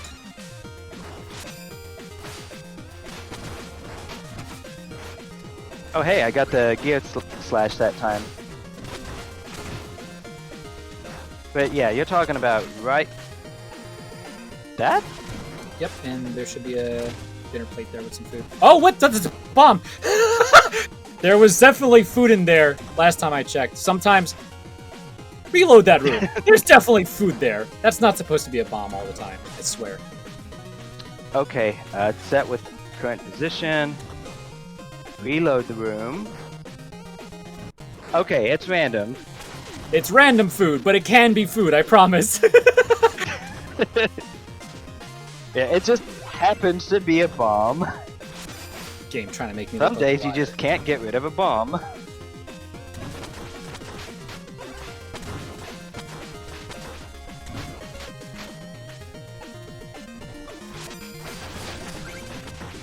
Alright, so anyways, getting back here, you skate into this room. There's a checkpoint here if you do want to detour for it, and this is probably one that wouldn't be too much to detour for, but usually the next couple of rooms aren't that difficult, so it's probably not worth it. Usually you just go up here. That checkpoint is more for your peace of mind if you want to get it, because after this is the auto-scroller. If you die during the auto-scroller for whatever reason, then you have to redo 2.5 minutes of the stage. Mm-hmm. Yeah, so we've got these rotating gears that are usually going to be in your way when you enter this room. So, simple strategy, just wait them out and then go. Or, you can try to damage boost off of them to get through. I think you damage boost off of them as soon as you enter the room. Yeah, if you're climbing up, you can just barely jump into the left set of gears, and then you can just jump through the right set of gears. Okay, so something like... not quite like that. But let's see, you can do that. No. What I do is I jump onto the wall beneath the gears, and then I jump off of the wall, and jumping off of the wall faces you in the right direction. Got it. Okay, so you're gonna... almost. Yeah, reset the room. Yeah. Yeah, you see what it is. Yeah. It looks pretty tricky to do. I think I'm happy to stick to this damage boost. Not that way, but the other way.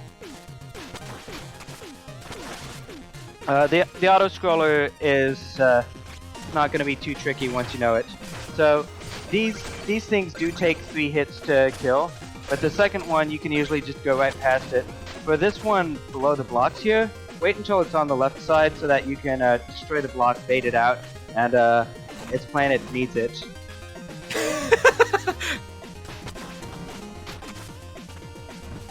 Yeah, and then Rail Mail will allow you to make some jumps that would normally be a lot more difficult. Well, at least I have this here. I was not. Oh my expecting God! the auto scroller. The auto scrollers usually aren't dangerous, but when they get you, it doesn't feel good. Okay, how many times have you died to swag on the auto scroller? Not that many. Don't give me that. I don't believe you when you say it in that tone of voice, Moo. I've only died like maybe 5 times. Okay, here's an easy bit of swag. Hold down here. And I then like how- jump before you like- lose the tube. I like how I showed this to Munch at one time. He was like, "Is that a bug?" When he was playtesting for Yacht Club, I was like, "Don't you dare report this." Alright, so I'm gonna call out one tricky thing at the end of this auto scroller. You can slash that and then go right and you drop down, but these walls are usually gonna cause you trouble. You go down here and you could save a little time by trying to hang left. Sometimes it causes you to climb the wall, sometimes it causes you to get smashed. Yeah, please don't So, get crushed there. Yeah, let yourself fall, or if you do grab onto the wall, slash to let go of it. If you're gonna grab a checkpoint during the level, this is the one to grab. The top level runs will not grab it, but I'm used to grabbing it out of habit anyways because New Game Plus does want to grab it, so I don't know, it's right there, it costs hardly anything. Go down, grab this, go here.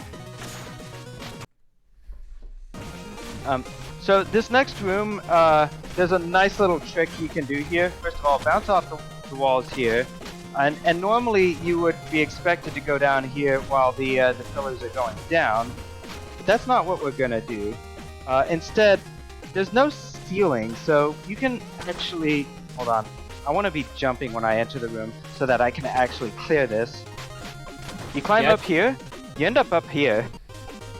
I'm pretty sure this was Mr. Gentle who found this. Was just like, yeah, there's no ceiling here.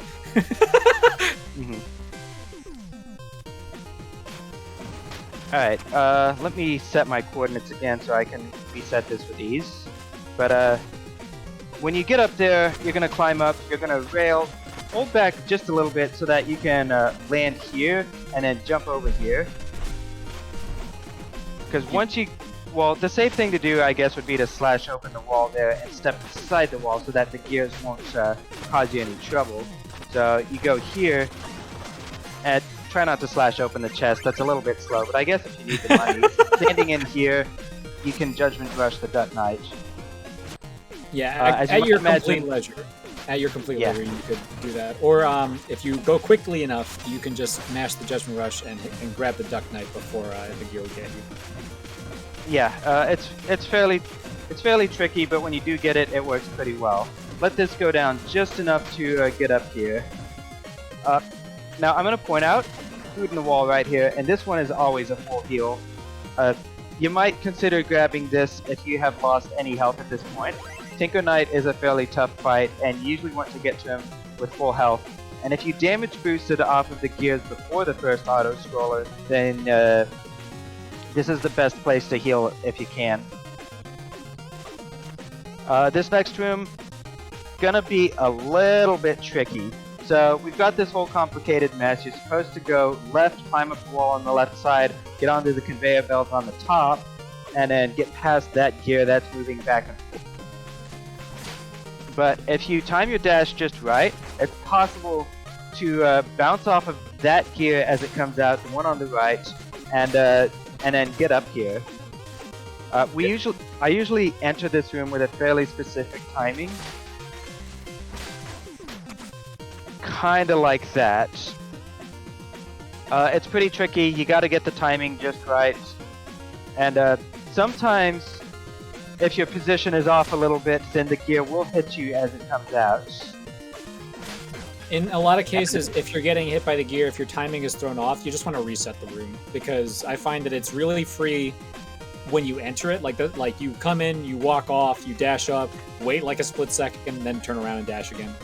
But like, if you try and YOLO it without that timing, I just end up taking damage repeatedly. Yeah, now, for what it's worth, if you have the timing, just...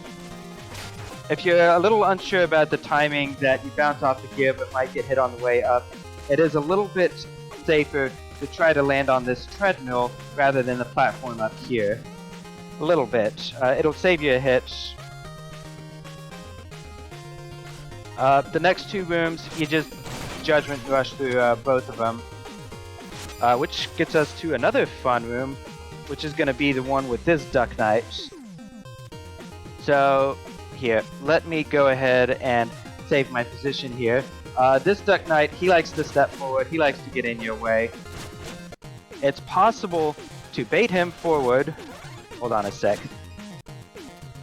Let me reset the room. Yeah, do it as you enter the room, not within the room. Right. There's multiple ways of baiting him, I think. The way I prefer to do it is jump, stop my rail here, and that does bait him into a jump immediately. But if you're fast enough about it, then you will also have enough time to jump up to the ledge here, grab the darkness, and then do a dash attack to bounce off the Duck Knight to get yourself up here. I do also want to point out that past this Duck Knight, there's more healing right here if you need it. And then the second auto-scroller is a little harder than the first one, so this checkpoint right here will be handy if you're not comfortable with that second auto-scroller. We'll just go ahead and go right through it. This is typically where I do more ladder riddles. Sure. This guy takes This guy takes 4 hits. You can slash him 3 times and then finish him off with a down slash. Down dash. Be careful of the knives here. If you've used any darkness at this point, there's going to be refills at the top of the platform here. Be sure to grab them if you've used any. And you might use a Judgment Rush or a Bounding Soul against the gear guy earlier, which is fine. You can just refill up here. Those daggers, you can also Judgment Rush them if you happen to fall. Your Judgment Rush will target them. And you can also farm them for darkness if you need to. Alright, so there's a specific thing we like to do in this next room, which is the fast strat. As you rail into the room, there's going to be a mechanism, a wheel that you can slash to raise a platform. You're going to slash it once as you go past. Let me set position. Which brings that middle platform up so that you can rail just off of it. Let's reset that. Slash. Keep going. That's the optimal strat. However, if you need help at this point, then there's one last refill before Tinker. You won't slash this thing. Instead, you'll go down here, slash the wall here, and grab the dinner plate that's in there.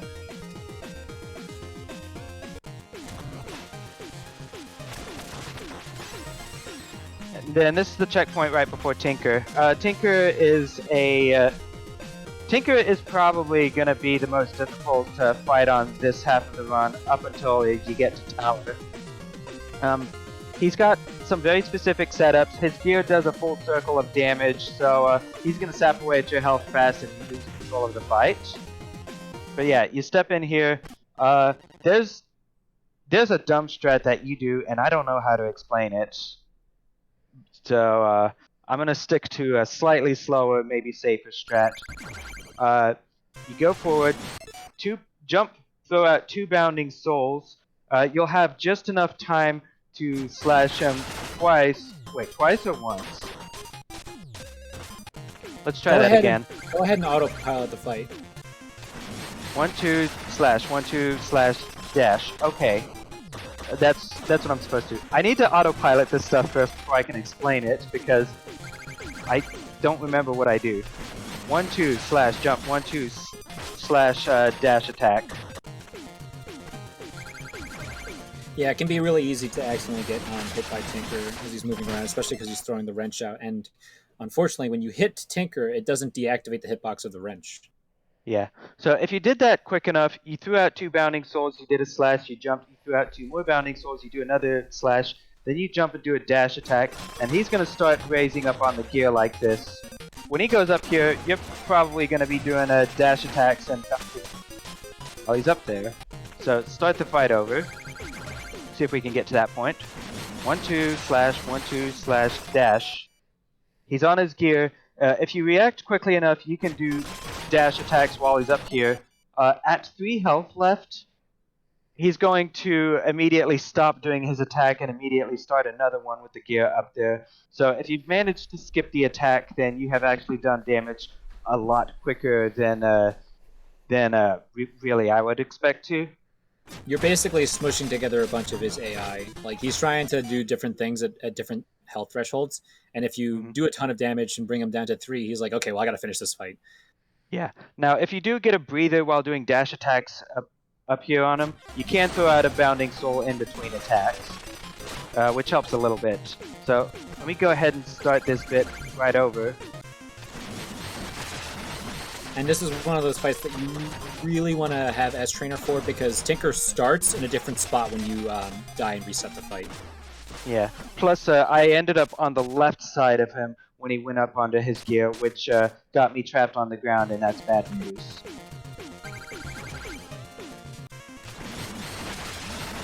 Yeah, you're not going to have the same fight because Tinker does not jump back in surprise on the rematches. I meant to go back to the tower there. Oh well.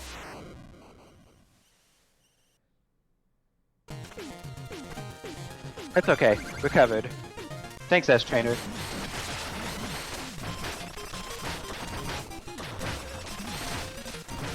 And you can see that a lot of these souls are bouncing off the wall and hitting Tinker multiple times. Yeah. Very nice. If you did that fight just right, then Tinker will be on the right side of the screen, which really helps you with the setup for phase 2, which gives you just enough time to slash this. 1, 2. He's going to start floating up into the sky on phase 2, but since you're right next to him, you can actually go up with him with dash attacks. 3 attacks on him will cause him to go to the other side of the screen.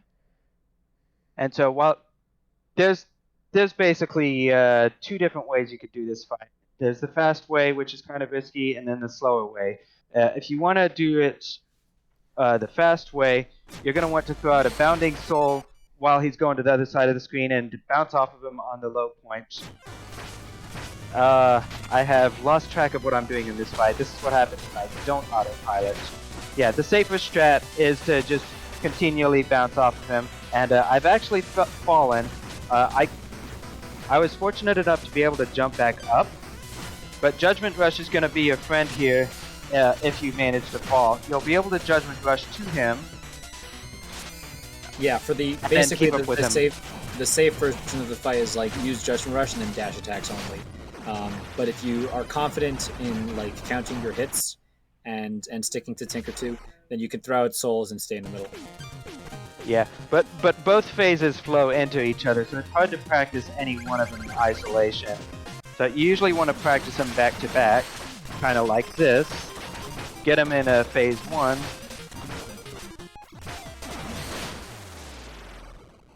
He's on the right side of the screen here. Take the heal for free. Go up with him. 1, 2. Soul, hit him. Wait, hit him again. 1, 2, hits. I fell.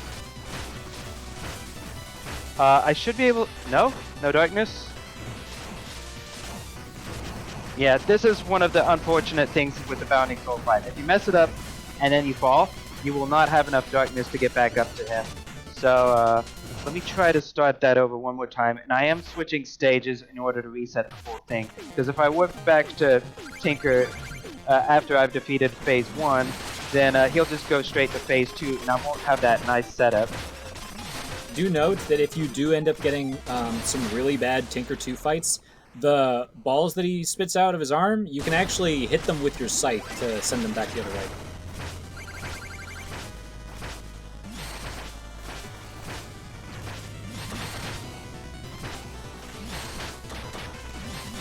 That's a lot more like what an optimal fight might look like. Yeah, there's some very specific... Yeah, there's specific timing on the Bounding Souls and the hits on the dash attack, so that they just happen to hit him when he's on the left side. You have recoil off of him, gets you back onto the tank. It's a fairly difficult fight to pull off. If you manage it, it's super fast. If you But if you have difficulty with it, then we go back to some of the simpler strats, which is, again, deal with phase 1 normally.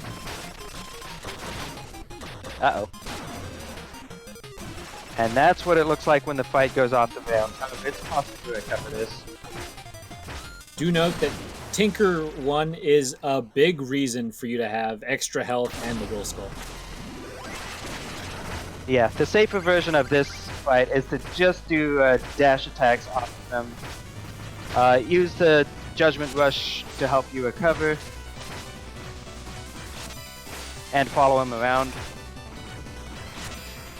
Yeah, it's best to hit him to use the Judgment Rush right before he gets back into position. That usually sets you up to target in a position where you will end right where he is and you can dash off of him.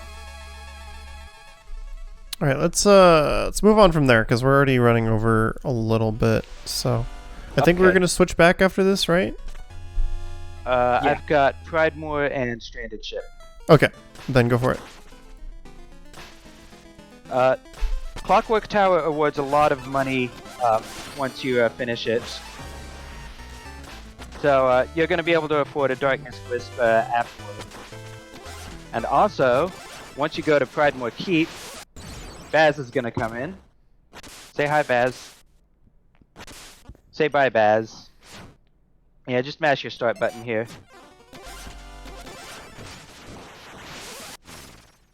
Alright, so Pridemore Keep. This is a stage that I think is really fun. I don't think... It's a very let me just straightforward stage, and yeah, we're definitely it's pretty straightforward. We're definitely at a point where a lot of what you see is what you get from this point of the run. Yeah, so you start off with your rail. You will be able to clear this jump. You don't need that lantern to help. This Beto will help you get through faster. This Beto right here, you're going to do a Judgment Rush off of them. When you Judgment Rush off of them, it's going to place you right next to the wall here. And then 2 ways up. You can either bounce up safely and down slash the unicorn. That was not safe, but...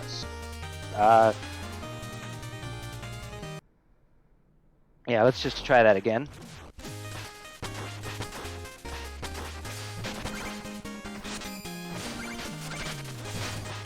Yeah, that's the safer way up, but it is possible to slash the unicorn as you come up here and then go right through it. You do want to get through this room as quickly as possible. These pots are on a cycle when the room starts, and you're trying to get through it as quickly as you can.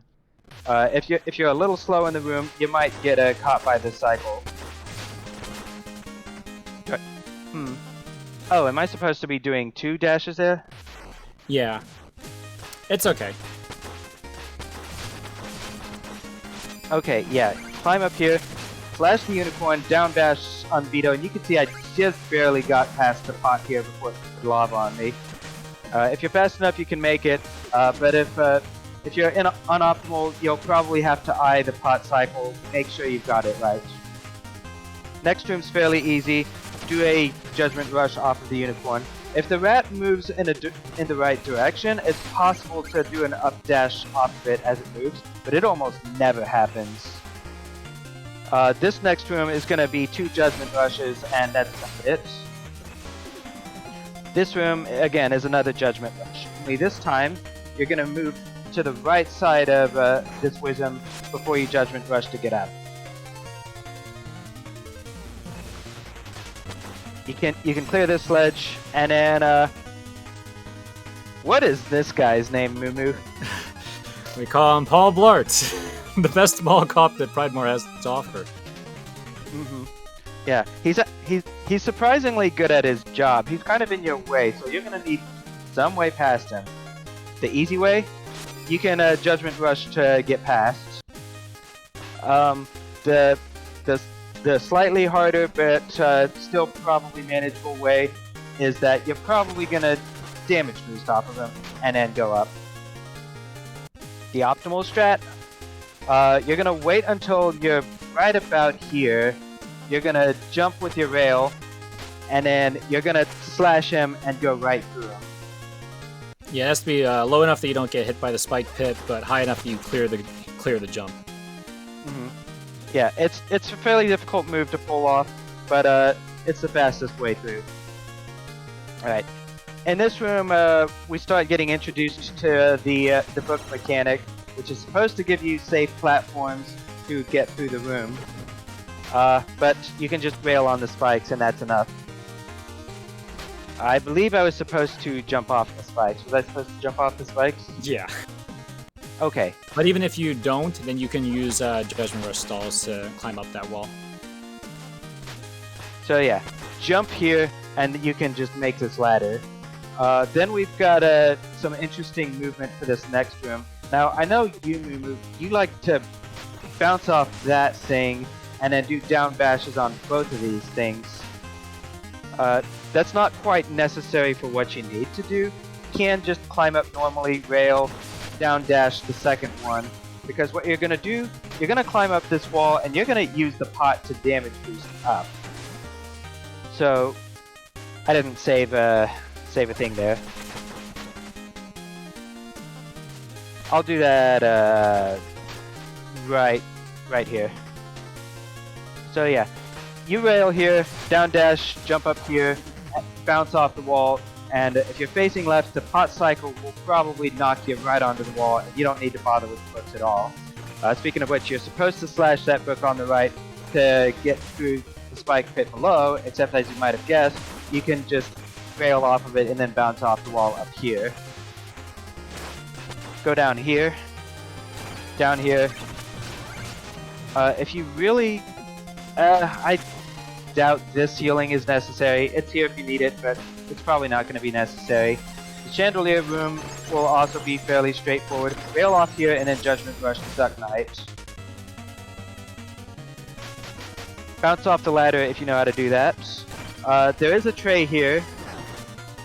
You do want to slash this tray, and you do want to hope that it has healing, and in my case it does, but sometimes it has a bomb. Some days you can't get rid of a bomb. Going up here, you're going to rail again, and you're just going to down dash on this unicorn, followed by a Judgment Rush to get through this griffin. You don't want to fight him, and then you end up right here.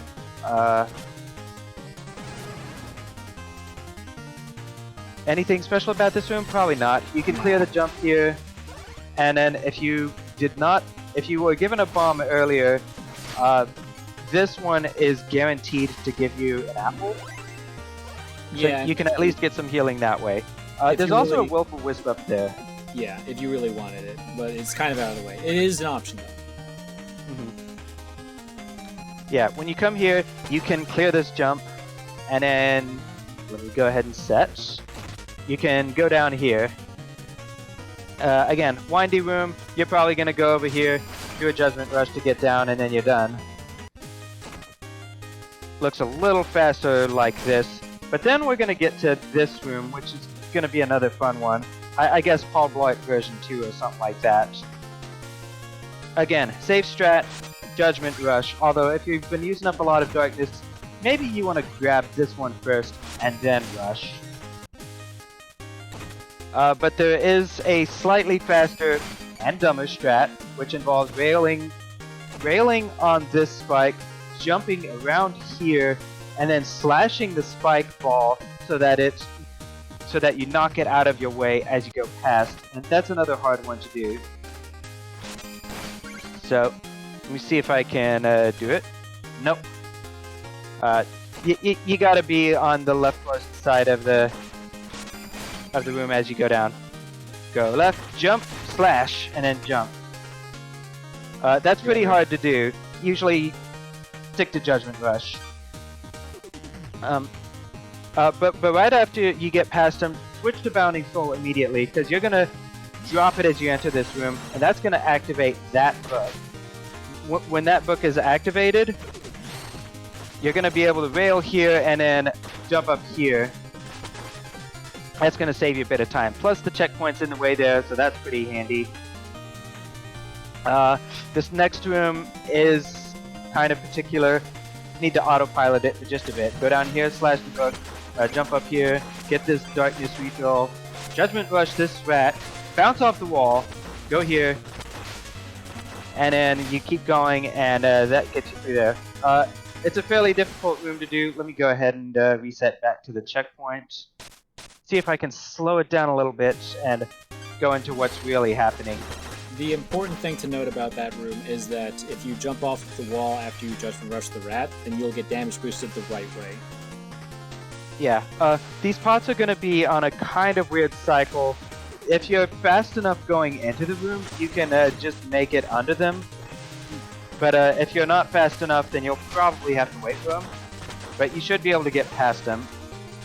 You do want to hit this book as you go by, so that the platforms will be there through the rest of the room. As soon as the rat's visible, you're gonna Judgment Rush it, and I didn't wait. Yeah. There were no books for you. It's alright. I'm right here. Alright, you go down here, you slash this thing, and you go through, you hit the rat, grab the wall, bounce off of it, and I was actually a little slow there, so I missed the pot cycle. One more time.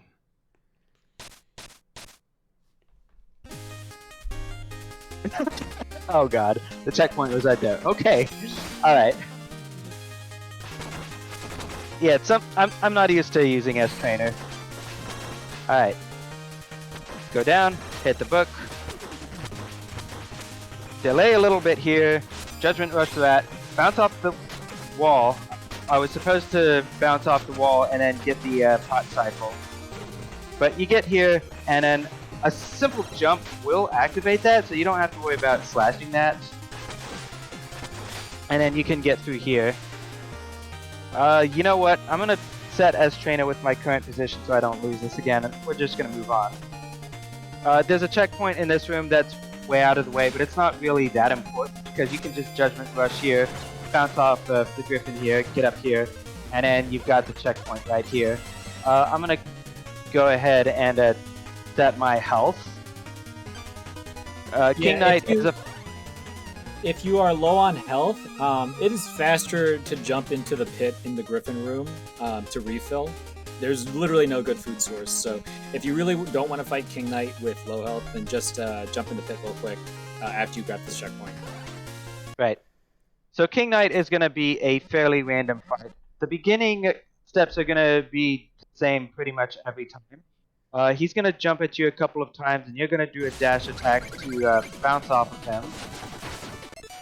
But as you're coming down, you're going to throw 2 Bounding Souls, try to dribble off of him, and then hit him as he goes to the right. He's going to hit the bottom of the stage to create hits at this point, and at this point you're improvising the fight. You throw out a couple of Bounding Souls to hit him, you're slashing him while he's on the ground.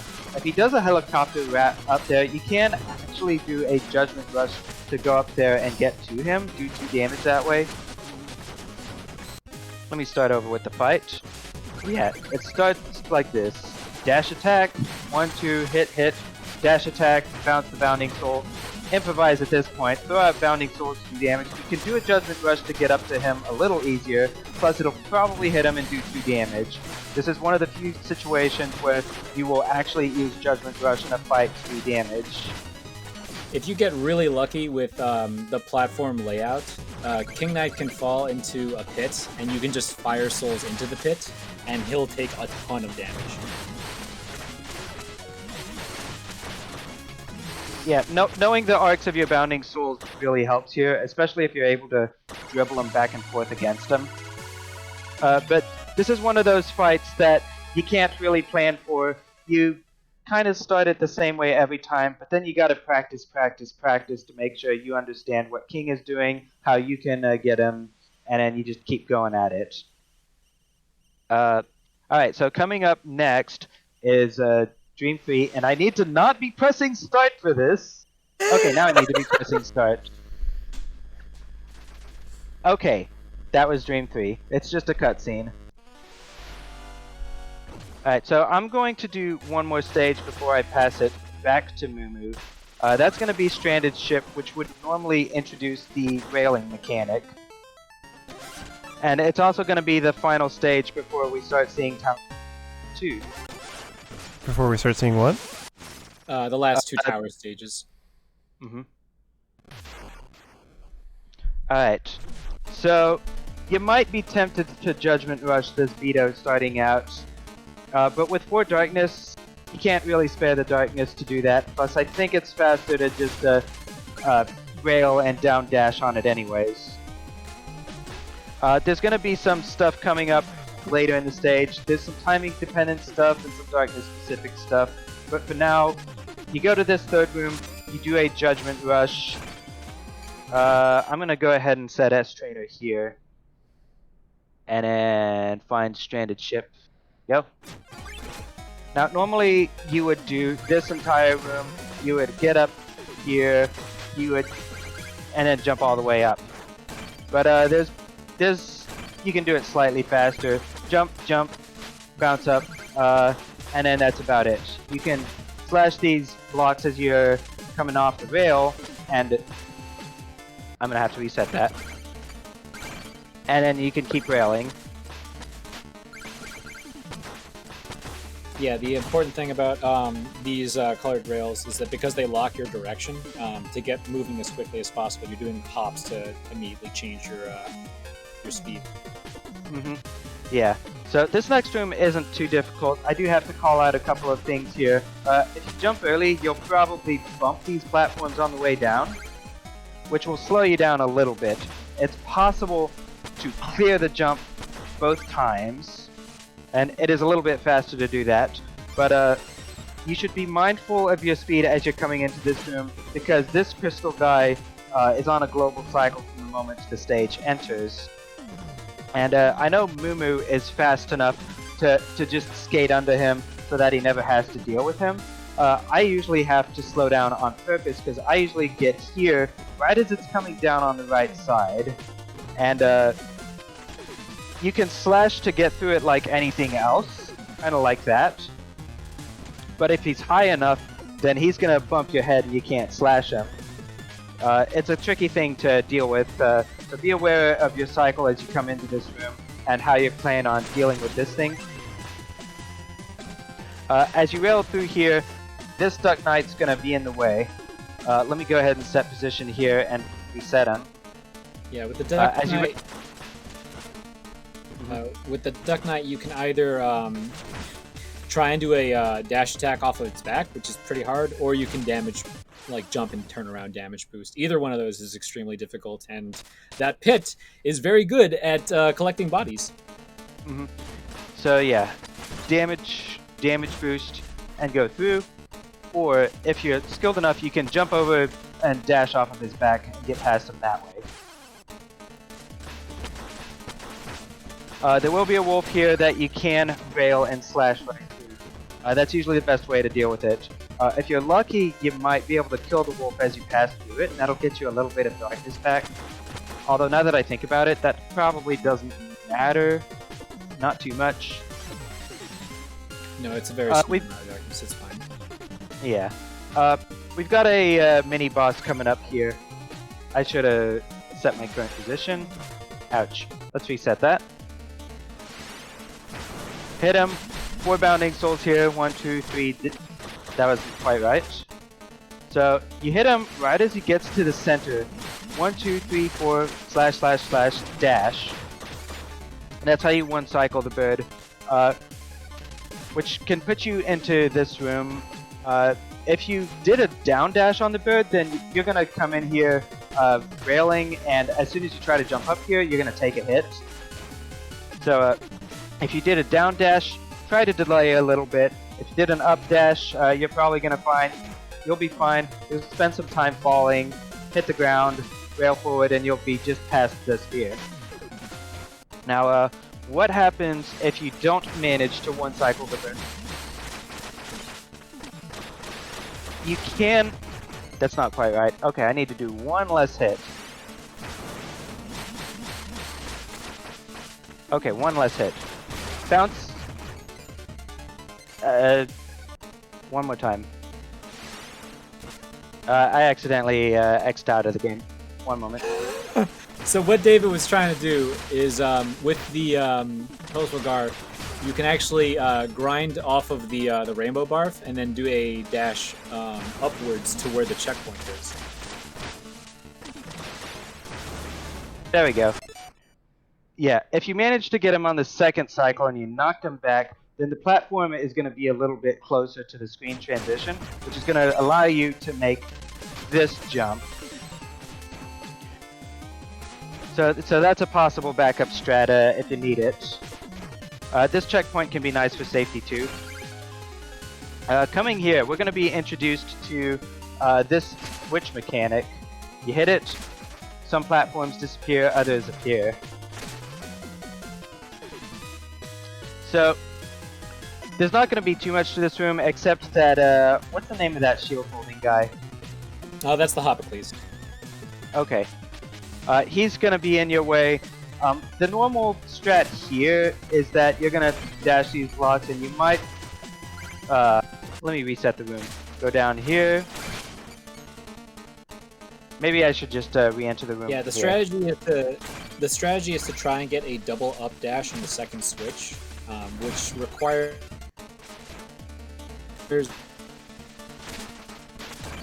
What's that, Mumu? You're lagging out specific. on Discord?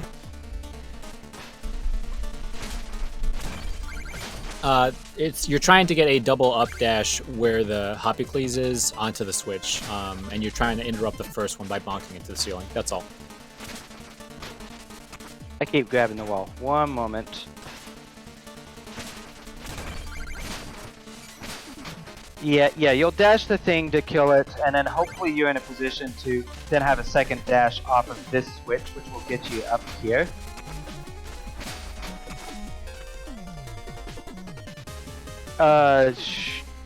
Let me try one more time, but if I don't get it, then I'll just leave it.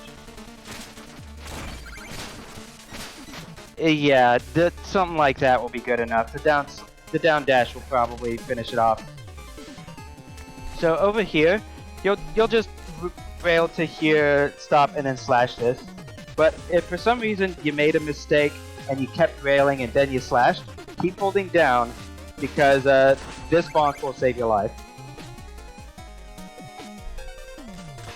Don't hold right, just hold down. I don't know why that works either. It's just hilariously terrifying. Mm-hmm.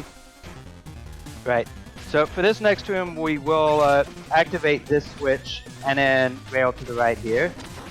Now we don't want to have to go all the way up and around to activate the switch on the right.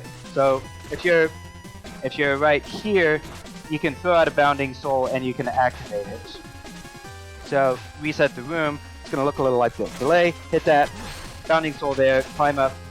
Climb up quickly because sometimes the bounding soul is in a position to hit it again. So you want to get up before it gets hit again.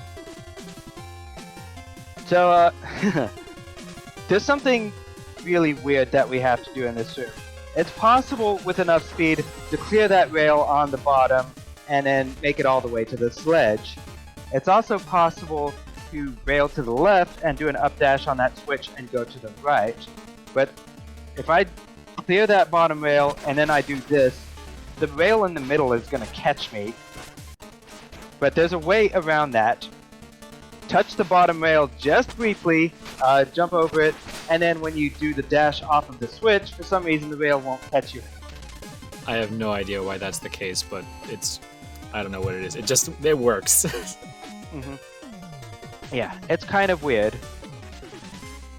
We've got a couple more switches in this next room on rails. There's 2 bounding souls you can throw out that will basically shorten this room. You can throw one right here, and that's going to activate the switch down there. That's one I don't normally throw out because I usually don't have enough darkness to spare for that bounding soul. Management is important, but if you can spare it, you can throw it down, and then you can just go up here.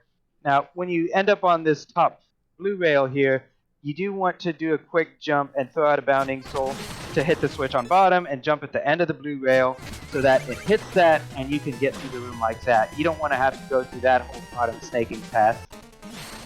Yeah, bounding soul right here, jump, and that gets you through the room. Now, if if you don't have enough darkness to spare for the bounding soul right here, it's not too much slower to go down, throw up, and then throw it here. You can just do that. Another interesting room here. You're gonna hit the bottom left switch.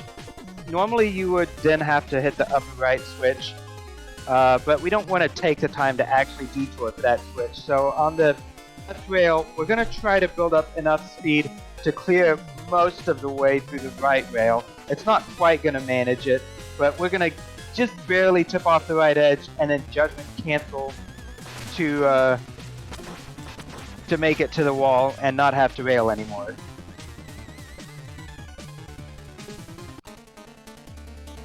I probably shouldn't have loaded that. Oh well. But yeah, one more time for these two rooms. We'll just go right down here, hit that, jump, rush cancel, go up here.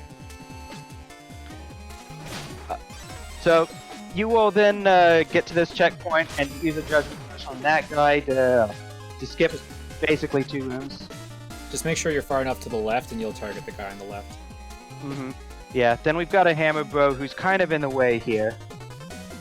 There's not a lot you can do about this guy except damage boost off of him. Now, the optimal strat is going to be damage boost and then dash. That was not the optimal strat. Let's reset the room then. Yeah, if you just run into him and then you let go of directions, you can just mash attack and you'll dash upwards. That's a handy strat, I didn't know that. Rail through here, slash through the wolf. Then we got another noob movement in the next room. So again, we've got a snake way here. We don't want to go through all of that. There's a convenient enemy there that we can Judgment Rush. But Judgment Rush is not going to be enough to finish him off. Plus, it's going to place us on his right side, right up against the wall. So what we're going to do is Judgment Rush, grab the right wall, and then immediately do a dash attack downward in order to finish him off. Kind of like that. It's fairly quick, but it's not too hard once you get it. Oh boy. I have to show multiple strats for this next room, don't I?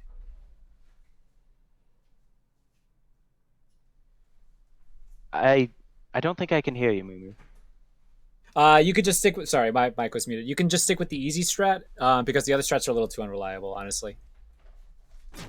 Okay. My normal strat is to down attack off that guy and then throw a Bounding Soul as I jump over the middle one here. There's a slightly safer strat where you wait for this second guy and you down attack off of him so that you can then get both of these guys. Dash attack here. That's the strat you would do if you don't have any darkness. I prefer to save darkness for this so that I can dash attack here, throw it out behind me as I go down here. Yeah, there are other more nonsensical strats. If you really want to see the more ridiculous stuff, I do have very advanced guides on YouTube that you can check out that actually go through frame advance on a lot of these and show off like all the pointers and markers and stuff. Yeah, the long rail room is pretty straightforward. Just slash through anything that's in your way. Maybe you might get a down shot thing, but otherwise it's a straightforward room. Except right as you slash the last guy here, just before you actually clear the room, you probably want to do a jump. If you jump early enough, then you will land right on the checkpoint. It's not strictly necessary, but it's a lot safer. And then you can rail on your way, get your food here, move on to the Polar Knight fight. What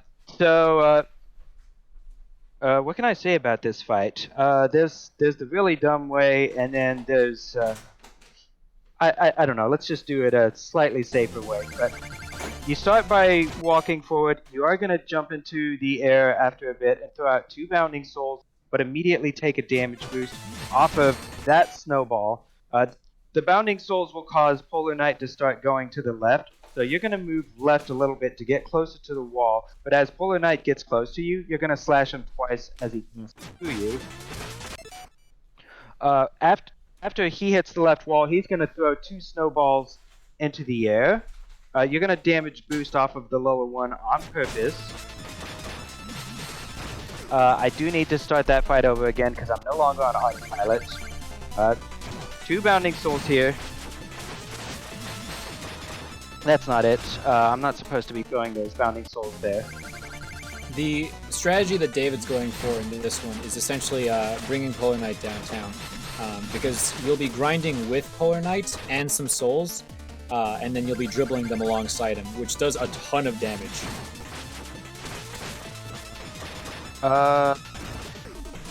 So there's something I'm not doing right, and I don't remember what it is.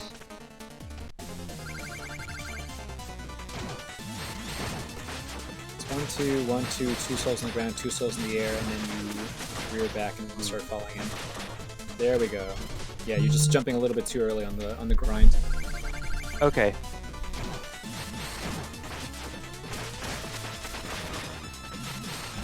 There we go. That's what it's supposed to look like. Kind of. And that's essentially that's good enough for people getting started with Polar Knight, because there are, again, way more stupid versions of this fight. But this one will definitely deal enough damage to Polar Knight that he won't be a problem to you.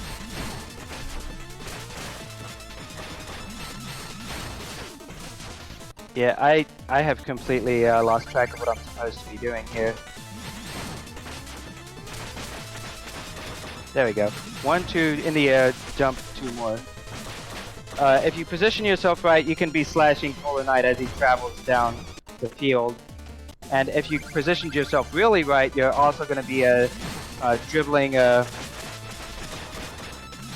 Bounding Souls along the way. Now the nice thing is, if you happen to be unfamiliar with the Polar Knight fight, luckily he is one of the fights that you can kind of get away with attacking him repeatedly, because one of Polar Knight's primary attacks is negated by the fact that your slashing pushes you away from him. So you can just kind of duke it out with him on spikes and you'll be fine. Mm-hmm. Yeah, one last time. 1, 2. 1, 2, 3, 4. Jump. 2 on the ground, 2 in the air. Rail down the court. Bounding Soul will hit him in the air. Rail down the court, nice. Mm-hmm. But yeah, that gets you through all of the main stages, which is going to bring up the 2 final stages next, and Mumu is going to take over again for that last portion. Okay, yeah. When we do that, we're going to take a quick break. So just encourage everybody to stand up, stretch, refill your water, take care of yourselves. Should hopefully be in the last stretch here. And then we'll wrap things up. So we'll be back in just a few minutes. Stay tuned.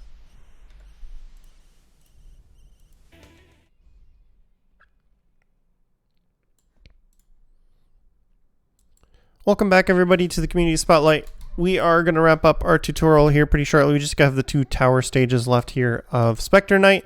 Just as a quick reminder, we would appreciate it if you would consider subscribing, as Hotfix is funded in part thanks to your subscriptions and bits. We've got shows pretty much every night of the week starting at 7 p.m. Eastern, and weekends most of the time at around 1 p.m. Eastern. If you're interested in catching out more, you can go to gamesdonequick.com/hotfix for more information. Tune in tomorrow at 7 p.m. Eastern for Game Masters. We're going to be doing a rhythm game showcase followed by Time Capsule, where they'll be doing a part 1 of a Final Fantasy IX speedrun. So check all that out tomorrow. It's going to be a lot of fun. We're slipping back to Mumu for the conclusion here, the last 2 stages, and whenever you're ready.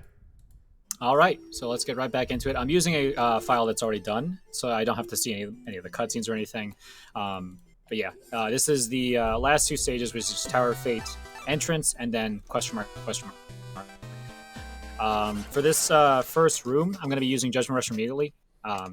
Mash to get out, and then don't hold any directions, and you should end up here. Make sure that you're Judgment Rushing past this pillar in the background so that you target the Wisdom in front of you. Mash again so that you target this Fleeto, and then you just got to do 1, 2. That should, if you do all of that, you'll end up right here with these 2 lava pots. Wait for 1, damage boost off the other. That's the first room. Not too difficult if you can, because it's just mostly a lot of judgment rushes. For this next room, the biggest trick here is if you hit this, and then when you're up here, if you just grind, you should be able to up dash as you're falling off of both of these charflanders, the fish enemies. So 1 and then 2, and then you actually can just skate right over. It's really easy. Just hold down right, and you'll actually land on the bookcase, like the appearing books. So you don't actually have to worry too much about. You don't have to worry too much about beating the book timer if you just hold down and then you get underneath it, so you don't have to hit it twice, which is one of the things that eats up time in that room. So yeah, you're just hitting the you're skating over that gap by holding down right. 1, 2, up dash, skate. And your money doesn't matter at this point, so if you do die, it's not a big deal. For this room, you can actually just Judgment Rush if you want to get across. The other strat that you can do that's a little bit faster is you would jump off of this under here and under there over the top. That's pretty terrifying, but you can definitely do that with enough practice. For this room, you can use Judgment Rush on the right if you so desire. Sometimes I will jump off the wall. But the more important part is that you have a lot of darkness going into the the Crusher room. I'm just going to set up my trainer right here. You can grab this darkness if you need to. Otherwise, you probably don't have to, so long as you can Judgment Rush this guy. And then this particular like gap jump, just hold right, and you don't have to worry about like you just kind of flip into that area. Down, down, right, down. Judgment Rush here.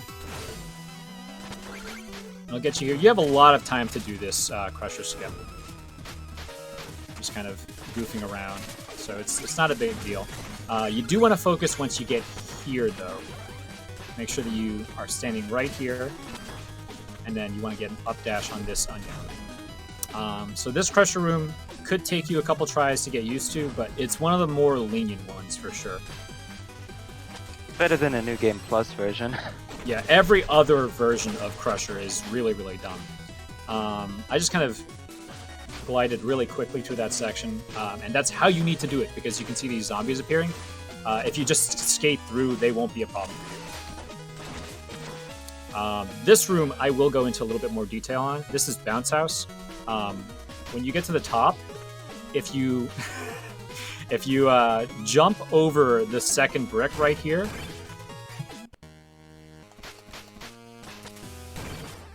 gotta be careful. 1, 2, 3. You want to be able to jump over and then swing to the right to get across the other goo blocks. 1, 2, 3. And getting that grind is really difficult. Obviously, you can die very easily in this room. So there is an easy strat for the room. Just hold left to win. I will go with your hold left to win strat right now.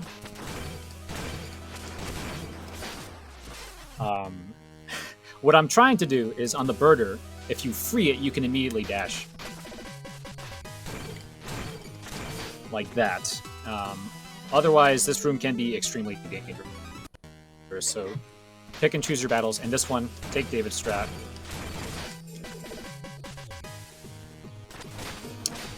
Now for this Bertha room, you lunk her off. The most important thing about this room is that once you get past her, use Judgment Rush on the gold armor, which should get you out of harm's way. If you get smooched, you'll have to be a lot more careful.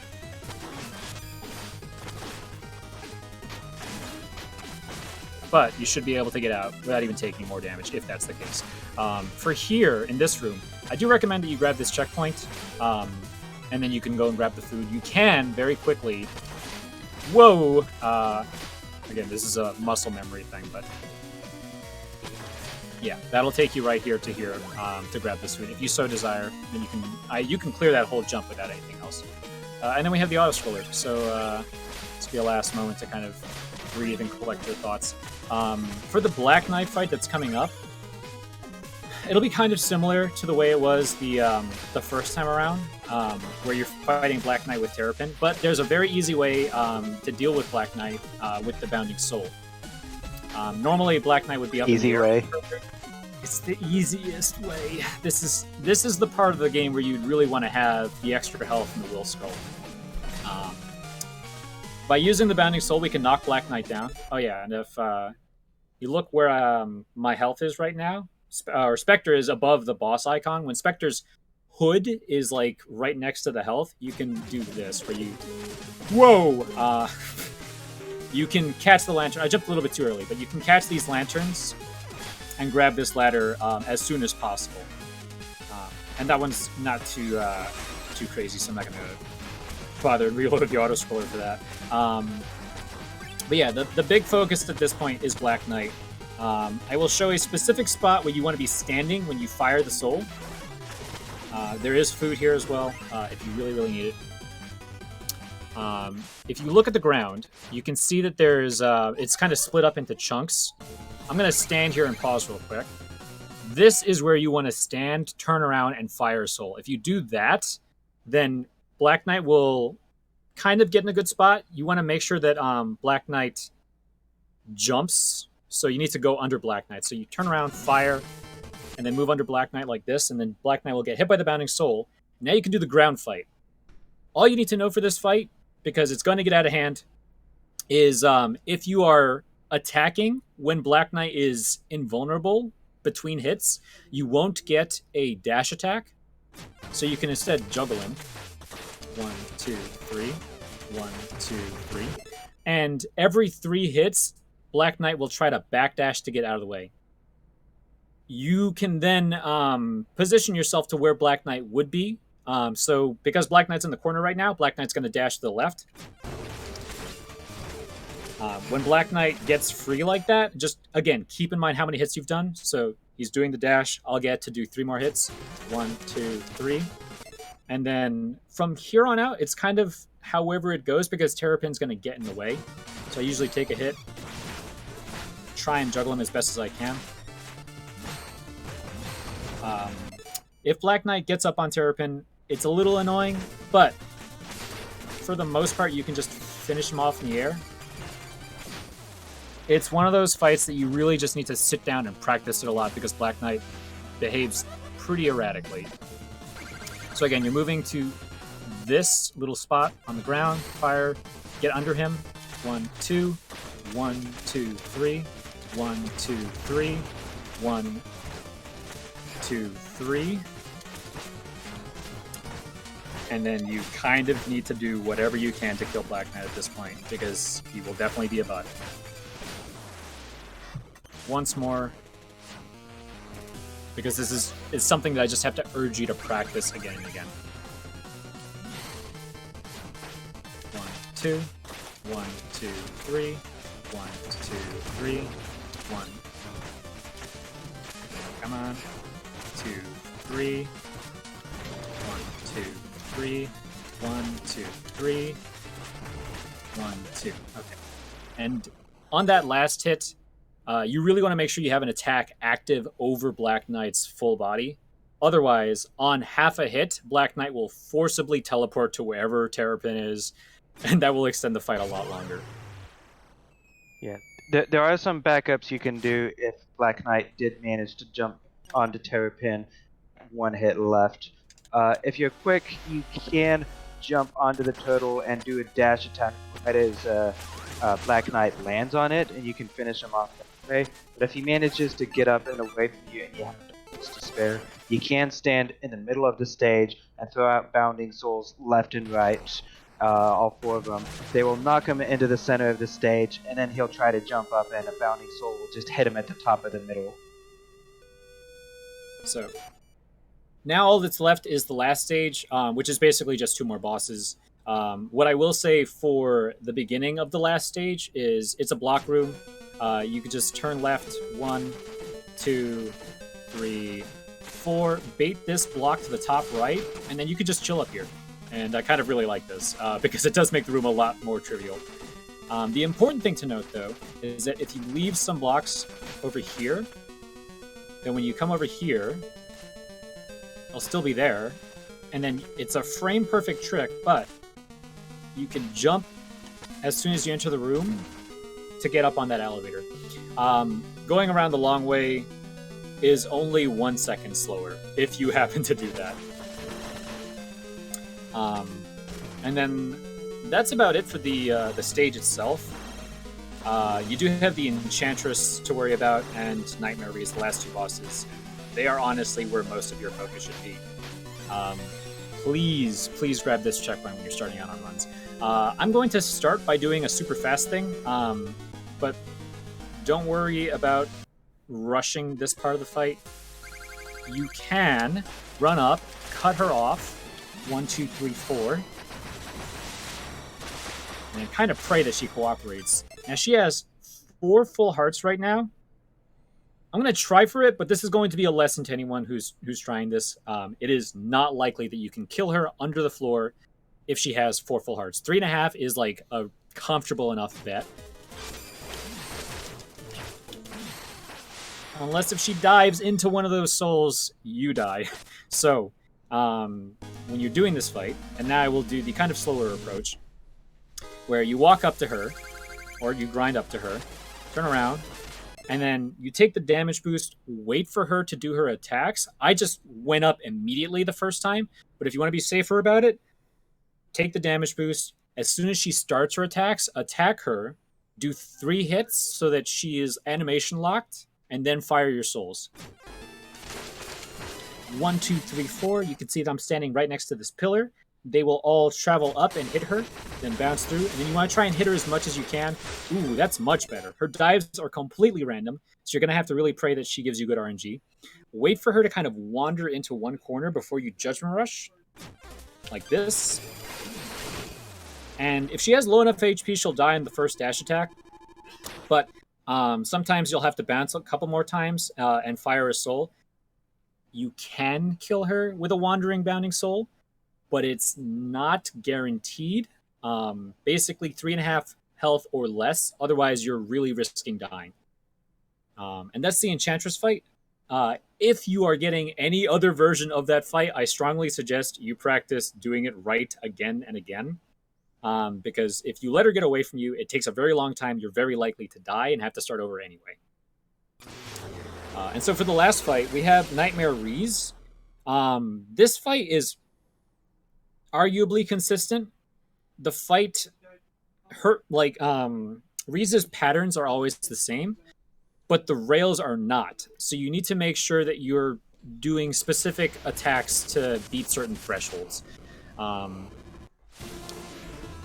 will start by trying to get Reese to 5 hits at the beginning of the fight. This soul will help, but is not necessary. So now I only need to do 1 hit at this point. And now from here, I'm trying to get Reese under 5 health left, so 4.5 preferably. If you can push Reese from here under half health, 2 of those phases will get smushed together, and that'll save you a ton of time. So I'm going to fire 1, 2, 3, and then try and get in a good position. Not good enough. Again, those rails were super high and kept me from actually doing anything to Reese. So I do have to deal with 1 whoosh, then catch up to Reese again, and then do 1, 2. So that's the amount of time that you would have saved, just having to run back to Reese. I can do the same rail thing patterns again. like different every time? They're different every random. single time in every phase. It is kind of a frustrating part of the speed run. But thankfully, if you get to this part of the run and you are in really good shape, 5 to 10 seconds on this fight is what I typically account for in terms of like what I can give up on Nightmare Reese. Mm-hmm. And that's not going to be an issue for someone who is like just getting to the run. Like the first goal for anyone who's picking up this speed game is like sub 50, sub 45. And if you want to go for higher than that, then Reese will start to be more of a problem. But you practice this fight and you'll kind of understand like where you need to be. That is Not going to be good enough because at most you can deal a heart and a half at this point by jumping, firing 2 shots, and doing a slash. So now Reese only has 1 hit left. So I'm going to jump in a pit real quick and try one more time on Nightmare Reese. I could sit here for hours and hours. I'm not going to do that. But I have had streams where I'm just like, I'm going to do some speedruns. And they just turn into Nightmare Reese practice. Okay, so now I did 5 hits. I don't have to hit him. In fact, I don't want to hit him. I'm going to jump straight over him. 1, 2, 3. Again, I couldn't get it because the rails just weren't in a good spot. Whoa! The rails are not in a good spot sometimes. You might just die. Yeah, that happens sometimes. That's certainly happened before. This Many is times. not good. Let's do a soul here. Oh, man, that's really not good. Let's see how much damage I can do this time. About the same amount. So yeah, rails are basically never going to cooperate. If you want to see the like perfect, pristine example, I do have it up on my YouTube. Try and deal as much damage here as I can. That's so much health left. So let's This do 5 fight- hits and then try and do as much as you can in one phase, and if things behave, you can skip some. Yeah, this is honestly, it's super RNG, and like, ideally you'll be grinding next to Reese's face to do a ton of damage. Again, I have bad rails there, so 3. That was close. You can see that Reese has 5.5.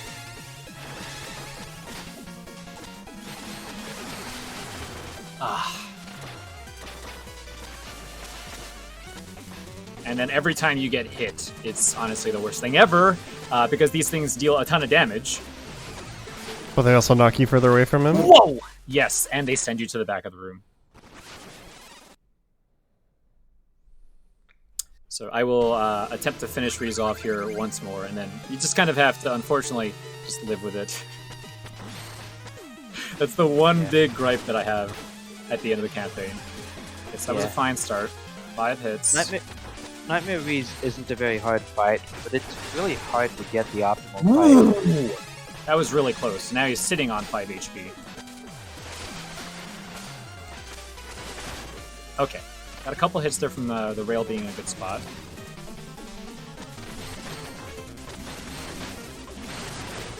Not good enough. Again, I'm not going to be able... But you could kill Reese right there with a double shot and 1 slash. Ooh! But that would be about as much as you could hope for. You'd be saving 5 seconds by killing Reese before that last bit of grinding. But that would be the end of the run. I will sincerely pray for you and wish you all the luck in the world. The last 3 bosses are some of the most difficult, just because they're uncontrollable in a lot of ways. And that's with Bounding Soul. Yeah. I would recommend New Game Plus, because you deal so much damage and you have so many tools that there's a lot of RNG that just gets cut out of the fights. But any percent's a great place to start. You don't have to deal with like too much weapon juggling. It's got a kind of low barrier of entry. Again, I have guides on YouTube. You can come join the Shovel Knight Speedrunning Discord. Which is your YouTube? Let me, it is Mumu Strats. And you're looking for the Bounding Soul Any Percent guide. Okay. You could also join the Spade Brigade. That is the Shovel Knight Speedrunning Discord. And ask us questions. We have strategies and guides for all 4 characters. And you can also go to speedrun.com, watch other players' runs, and definitely learn off of their strats as well. Yeah, thanks for both for coming on and giving this in-depth tutorial. I think both of your Twitch are just as they are on the screen, right? Mumu Akai and David TKI? That is correct. So you should follow both of them. David does stuff other than Shovel Knight. All sorts of stuff, so expect to see things that are not just Shovel Knight on his stream. Yeah. I don't know what you've been up to recently, Mumu. I haven't seen you too much recently. I haven't been streaming as much because I've actually switched over to game development rather than speedrunning. If you want to try it, I have an itch.io with the project that I've been working on, a very spooky themed project. It's going to be kind of like a mix of Mega Man 0, Specter Knight, and Mega Man 11. Yeah, that's what I've been working on. I will stream every now and then, but for the most part, I'm just nose deep into this in programming, which has been a lot of fun. And I've been having a lot of support as well. So thanks everybody who tuned in. This was our Specter Knight show. Probably going to wait a while before we do King Knight, because King Knight might require some cajoling to get people to be on board with that tutorial. Oh, yeah. But thanks everybody who tuned in. Make sure you tune in tomorrow for Game Masters and Time Capsule. It's pretty late, so we're going to keep this wrap up rather short. Do either of you have any final shoutouts before we wrap things up? Also, that link just got filtered, Mumu. Oh, sorry. Let me drop that link for you in the Discord. I dropped the link in the Discord. Ah, yes, the itch.io, and then the itch.io. The speedrunning tutorial. So yeah, shout out to Yacht Club Games. Shout out to all the lovely community members. They've made speedrunning this game super fun. Shout outs to David for joining me on this. Thank you so much. Shout outs to Mumu. I basically learned all my strats by copying you. and then they got dumb enough that I stopped copying. Yeah, my bad. Some strats for swag, some swag You cut out became there. optimal. There we You know go. how it is. Anyway, thank you, Railkun and GDQ, for having us once more. Yep, thanks for coming on. So we're going to call it there for tonight. Make sure you tune in tomorrow for more hotfix action. We got stuff almost every night of the week starting at 7 p.m. So stay tuned. Our Awesome Games Done Quick coming up January 9th, but we will see you tomorrow. Thanks, everybody.